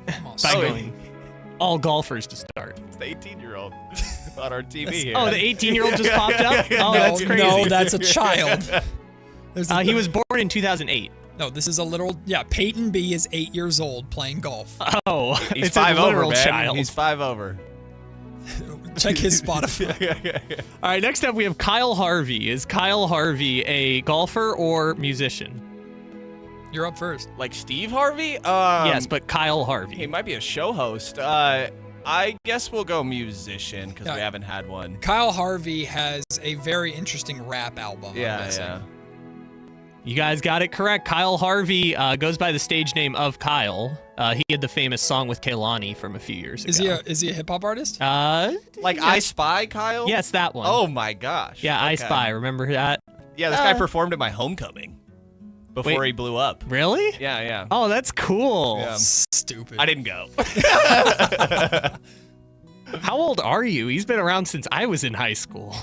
Yeah, I'm a little older than you, Kyle. I'm 27, 28. Oh, okay. I kind of forget sometimes. But How do you forget your own age? Because I don't know. Well, they all blend together. Yeah. This year has ruined us all. I'm telling you, man. This season has ruined us all. All right, next up we have Jeremy Zucker. Is Jeremy Zucker a musical artist in my Spotify or a golfer currently at the Masters? No, that's a great golfer name because then crowd could just yell Zucker, Mother Zucker every time he hits the ball. So that's a golfer. I'm thinking country artist. Ooh, that's a good shout. Jeremy Zucker is an 18-year-old musician in my Spotify playlist. Country? Just like, I guess it's music, like soft pop, I guess. He doesn't even actually listen to these guys. He just looked up the most random artist names. Let me see what songs I have from him in my Spotify playlist. One is apparently called This Is How You Fall in Love, and the other is called Parent Song. Parent Song, definitely 18. Yeah. That's a crazy name. I can legally drink. Oh, no, I can't. Nope. I can vote, I meant. Can play the Masters. I can play in the we got Masters. 18-year-old to Masters. Next up, we have Johnny Kiefer. Is Johnny Kiefer a golfer or someone I found in my Spotify playlist? Me? Yeah. I'll say he's a golfer. Yeah, Shout out Johnny. I'll go golfer. Yeah. Well, good pick by you guys. Johnny Kiefer is 11 over currently at the Masters. Poor Johnny. The Kiefer. I thought he might have like... I love watching these shots of dudes just yoinking it into trees Horrible. and crowds. I'm like, yes, good. Someone's getting hit. Yeah, I thought Kiefer might have like a song with Snoop Dogg or something, but I guess golfer. Kiefer. All right, next up here we have Sergio Kitchens. If this is an artist, they need to change their name. Sergio Kitchens. It's an artist. It's got to be a stage name. Hey, yo, I'm Sergio Kitchens. Check out my Spotify. Cooking out here in the kitchen. See, but Kitchens works well as a golf name, Yeah, you know? I'll go golfer because I hope there's not an artist named Sergio Kitchens. Sergio Kitchens is an artist in my Spotify playlist, but... We need to talk about your Spotify playlist. I agree. Well, here's this one. Sergio Kitchens goes by the stage name of Gunna. Okay. Well, that's not the same thing. Oh, I have heard that. That's not fair. He's like Aubrey Graham. That's his name. He's Sergio Kitchens. Aubrey Graham, golfer or Spotify? See, that's a good one. Yes, but Sergio Kitchens is a very famous hip-hop artist named Gunna. Now that you say that, I know that, but yeah. Okay. All right, last one here. We have Sergio. Brandon... Oh, sorry. No, you're good. No, yeah, last one I have Brandon Holtz. Is Brandon Holtz Sounds like a baseball player. golfer or someone in my Spotify playlist? He's a golfer. Your playlist scares me, so I'll just go your playlist, I guess. Yeah, young people music does scare you, I guess. You've gotten Young that people age. music. These are all people I had a feeling you guys wouldn't know because they're, young people That means music. it's an artist. Brandon Holtz is a 39-year-old real estate broker from Illinois who is currently playing in the Masters as he qualified on some sort of, like junior, or not junior, some like amateur golf tournament circuit. And he is currently a 39-year-old real estate broker playing at the Masters. Good for him. What's he shooting? Yeah. We can look that up. He's got to be like 30 over. He's got to be beating the 18-year-old, right? He is shooting better than the first person we mentioned, Davis Riley. I know that. Not Davis. Brandon Holtz is currently 16 over at the Masters. For a real estate guy, we'll take it. Yeah. His business is about to skyrocket, Yeah. let me tell you. If you're looking for a house in the Bloomington, Illinois area, congratulations. Golfront You found your property. real estate broker. We will take the break. When we come back, a little crosstalk with our friends, The Drive guys. It's Whitey Gleason and Alan Stiles ahead of the final Kings home game of the year. Oh. The Drive guys join us next. The Kings play here, baby. Tonight, Kings and Warriors. Game night with Scott Marsh and the high flyer Henry Turner. Starts at 5:30 with tip-off at 7. Listen to your Sacramento Kings. On the official home of Kings basketball, Sactown Sports 1140. It's no secret the world feels unpredictable lately. One thing will never change. Hoblet's mission to nuke high prices. Right now, and only at Hoblet Dodge Chrysler Jeep Ram in Woodland, you can get 4.99% financing for up to 84 months on all new vehicles in stock and keep every factory rebate you qualify for when you finance with Hoblet's preferred lender. That's 4.99% financing and you keep all the factory rebates you qualify for. Not one or the other like other dealers are offering. Only Hoblet has fought to get you a deal this good. Search, select, and save through our whole inventory at HobletDodge.com. Unbeatable prices, unbeatable selection, and now unbeatable interest rates. Nobody beats Hoblet. Period. 4.99% APR available on select new vehicles in stock while supplies last. Pricing and savings may vary by model and trim. Financing on approved credit through Hoblet Preferred Lending for well-qualified buyers. $60,000 max finance, approximately $14.14 per thousand finance. Residency restrictions and lender membership requirements may apply. See dealer for details. Contractors, remodelers, you now have a great supplier to assist you with your next project. Anova Cabinet and Stone in Sacramento. They are Northern California's best kitchen and bathroom remodeling supply store. Anova has the latest cabinet styles, a great selection of countertops, flooring, bathroom fixtures, and more. Visit their website, InovaCabinetStone.com. Take advantage of their grand opening special, a $750 in-store credit. Stop by today, Inova Cabinet and Stone in Sacramento. The Travel Guys, new on KHTK 1140 every Saturday at 11 a.m. We'll make you a smarter traveler. Tips you can use on the road and at the airport, plus reports from top consumer advocates. The Travel Guys, 11 a.m. on Sactown Sports 1140. Spring is here, and there's really nothing better than hitting the open road in a new Honda. Whether you're shopping new or pre-owned, Stockton Honda has the selection and savings, plus get top dollar for your trade. And while life's roads are often filled with bumps, buying from Stockton Honda couldn't be smoother. Wherever the road you travel might lead, Stockton Honda is happy to get you there. Come in today or go to StocktonHonda.com. Anytime, anywhere, it's all here. StocktonHonda.com.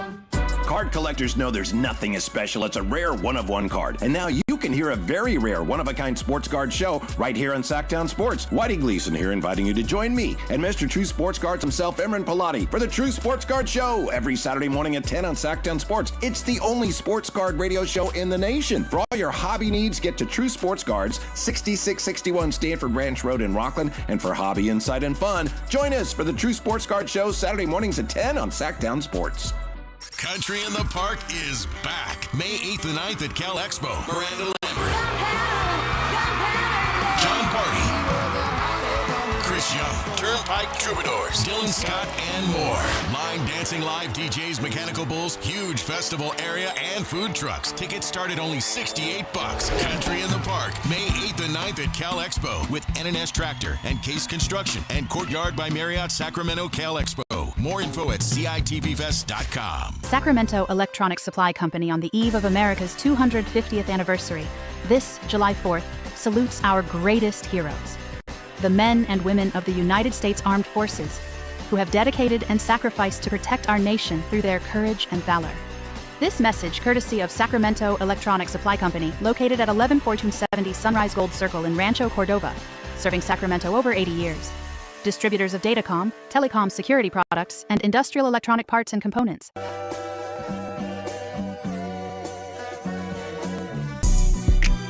Matt and Kayla on Sactown Sports 1140.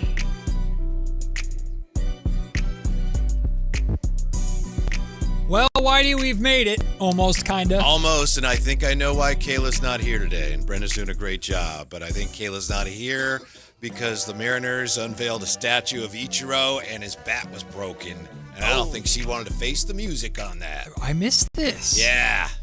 I missed this. Edgar Martinez and the kid pull the tarp off, and it's Ichiro, as he used to, kind of point the bat at the pitcher, and the bat's like, No. Yeah. It can't be worse than Dwayne Wade, right? I think you're right. No. Oh, it's pretty bad, though. Oh, no. And the confetti. The confetti really adds to it. Oh, no. And Ken Griffey Jr.'s laughing is... Yeah. Oh, he told Ichiro, he said, I didn't do that. How does that even happen? Ichiro's pointing at the bat and laughing. Ichiro said, I didn't know Mariano Rivera was going to break the bat on my statue. That's bad. So I don't think she wanted to face the music. I think Alan might have had a thing or two to say to her about that. Well, I'm looking here, and you know how everybody tries to fix the situation? Did you see what the Mariners tweeted an hour ago? No. Oh, yes, I did. We've updated tonight's Ichiro I saw this. replica giveaway with a broken bat. So they broke all the bats on these little statues. Like, I guess. Why can't or they're we- making a joke and they're not actually giving those away. Why can't we have statues of players here outside the arena instead of Piglet? I'm never You don't going like to give Piglet, up. man? I do not. I never have. Not as far as a statue outside an arena. Piglet is fine. if there is a Kings figure, past or present, that deserves a statue outside of the Golden One Center, I have my answer, but what is your guys' answer? It's hard for me not to say Greg Lukenbill. Okay, Greg Lucan. Okay. Yeah. The OG. Okay. My answer is Rick Adelman. That's probably where I would go. Rick Adelman's easy. Yeah. Jerry Reynolds for sure. Jerry's got a media entrance. He's got fine. the media entrance. The one Jerry thing that- Reynolds, 5 o'clock today. That's right. Gary Gerald? Yeah. Garrett could have one. The one I always thought was so funny was during the Beam Team season, someone called into the station and said they should do a statue of the Beam Team, but they're all like 1 foot tall. Like the whole team lined up, but it's like 15 1-foot tall statues. Isn't that kind of what they do in Philly? They have a bunch of mini statues. Oh, I don't know. Do they? Well, yeah, I think they just don't do full statues. Like AI statue was How super about this, small. Matt? We've talked about this before, but someone has suggested you do the Sports Illustrated cover. You do a statue of that. Huh? Just a big brass Sports Illustrated cover. Yes. That would be a good I one. don't hate that. And we're replacing the Piglet statue. Well, do you remember the gigantic? I guess we don't have to, but I wouldn't mind. It wasn't a statue. Just but move it. Just move it somewhere. It was famous at Arco. You remember the gigantic Pepsi cup?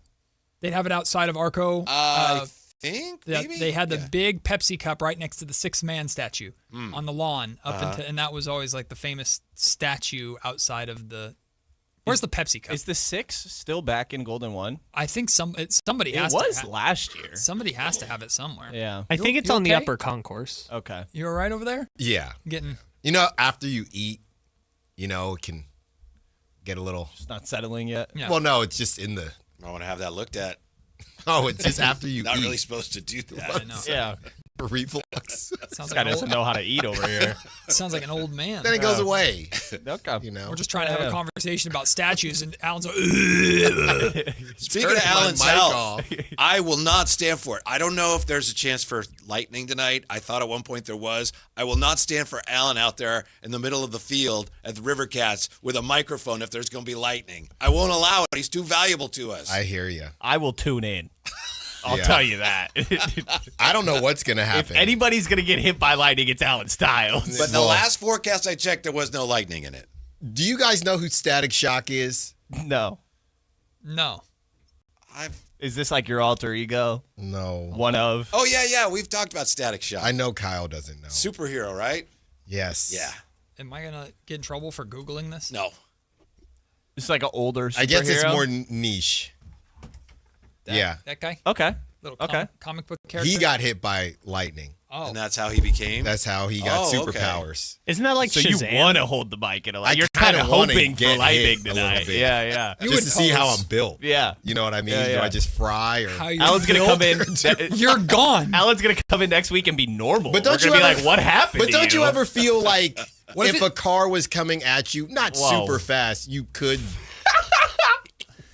No. either jump over it or No. You and Kobe Bryant, an oncoming car. I think Alan would get struck by lightning, and it would slow him down and calm him down. Well, that's kind of what Brendan just said. Yeah, Yeah. opposite. Don't you Yeah. think? Don't you think though? Don't you ever think, man? You know what? If I I spent did, a lot of time thinking of if that. I did jump off a building, like I'd figure it out, right? I'd figure it out. What are you figuring out? How you're gonna splat? Just maybe I can fly. That's how the whole situation happened. It was based on real research. Alan, that's called from mothers. That's called delusion. From mothers, there was a level of strength that they would tap into if their baby was stuck in a car or whatever, and that's how the legend of the Hulk was born. But it was based on real research. Alan, if a mom jumps off a building to save their baby, the mom can't suddenly I'm not fly. saying that. I'm saying more super strength. So if not you're, necessarily people flying. have been known to do superhuman things. Yes, thank you. In really So dire situations. Thank you, Whitey. Like So- some guy lifts a car up so that a child can escape. Yes, exactly. That supposedly has happened. So if a car was coming at me, I don't know, under 30 miles per hour, maybe under 50. Just get out of the way. I could get out of the way. If it was a With Fiat, Lucas, cool. Okay, I think I could jump over a Fiat. Okay, but if you're what? So, but back up though. Why are we jumping over a car to save a baby? Well, I could do both. These are different situations. Where's the baby? I'm It's just saying about if there being a was hero, baby. Matt. Yeah, if there was a baby. I was saying he could do it under any. So if I got hit by, or if I got struck by lightning, I feel like I would just absorb it. I don't think that's how it works. I think you would somehow dodge it. Don't you guys ever go I do around? think we should test it. Don't you guys ever? Yeah. Okay, when you see, because out here it gets dicey. Don't you ever see a spider and you wonder, you know what? Maybe I'll let it bite me. Nope. No. What do you? Are you okay? And just see what happens. Right? Nope.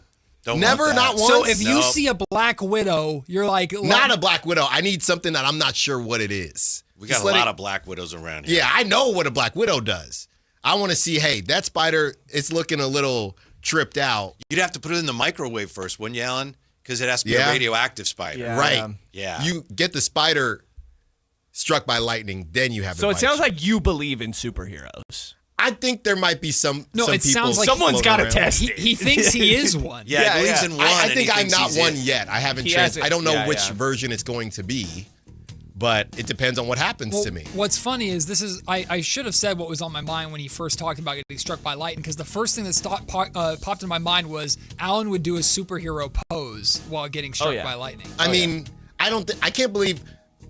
On the text line, call line, hit me up. Anybody else feel like deep down? No. You got something, you just haven't unlocked it yet. You're gonna get some calls today, like, "Hey, I got bit by a spider," and the next day I bought a scratcher, and it hit, man. That's what There's I'm telling something you. going on here. I'm telling you. Alan is going to get bit by a bug and then try and jump over a car in the parking lot. I'm telling you. I'm reading some of these comments now. Adrenaline, it's there. It might be. We just haven't unlocked it. You said, and I quote, if I jumped off a building, I think I could figure it out. Yeah, I think I'd figure it out. How does adrenaline make you fly? You don't know Schmal I'm not and saying Miles. fly. That was not his person. best example. I didn't say fly. No, What else are you doing? No, but if you see, on the left, there's a gazebo. I can land on the gazebo. I just think I'd figure it out. How do you move? You can move. What, with an oar? What are you rowing? Like when growing up, Catholic church, right? You have to go to school, or you have to go to church when you go to Catholic school. Yeah. I'd be looking, and I think, if I was at the top of the church, I would imagine I could be flinging and flying through the church. So you were not paying attention in church. Then the homily was over. Right. Nobody else? No. I may have kind of done that. Yeah, thank you, Whitey. Thank you, Whitey. The Fly Guys. Next up, the Fly Guys. We'll test your jumping car theory if I ever happen to see you in the parking lot. You got a out here. Fiat? Yeah. No. Okay. No. I can still do a Little sedan. Elantra, you can I do a it. smaller You can do sedan. it. I dare you to try on my Honda Pilot. I'll do it. You're dead. Hold on. Let me get hit by lightning tonight, and I'll do it. There we go. Get a lot of views on the website. We should do it. Oh, yeah. Right. Oh, yeah. We'll get a Chris will cook studio up a nice audience. reel. We'll get an audience. Content over everything. Well, I'll be at the Golden One Center tonight. Brendan, thanks for stopping by. You'll be down in the 209 for Stockton Kings. The Drive Guys are coming up next, and Alan's getting struck by lightning at Sutter Health Park. It's a Friday.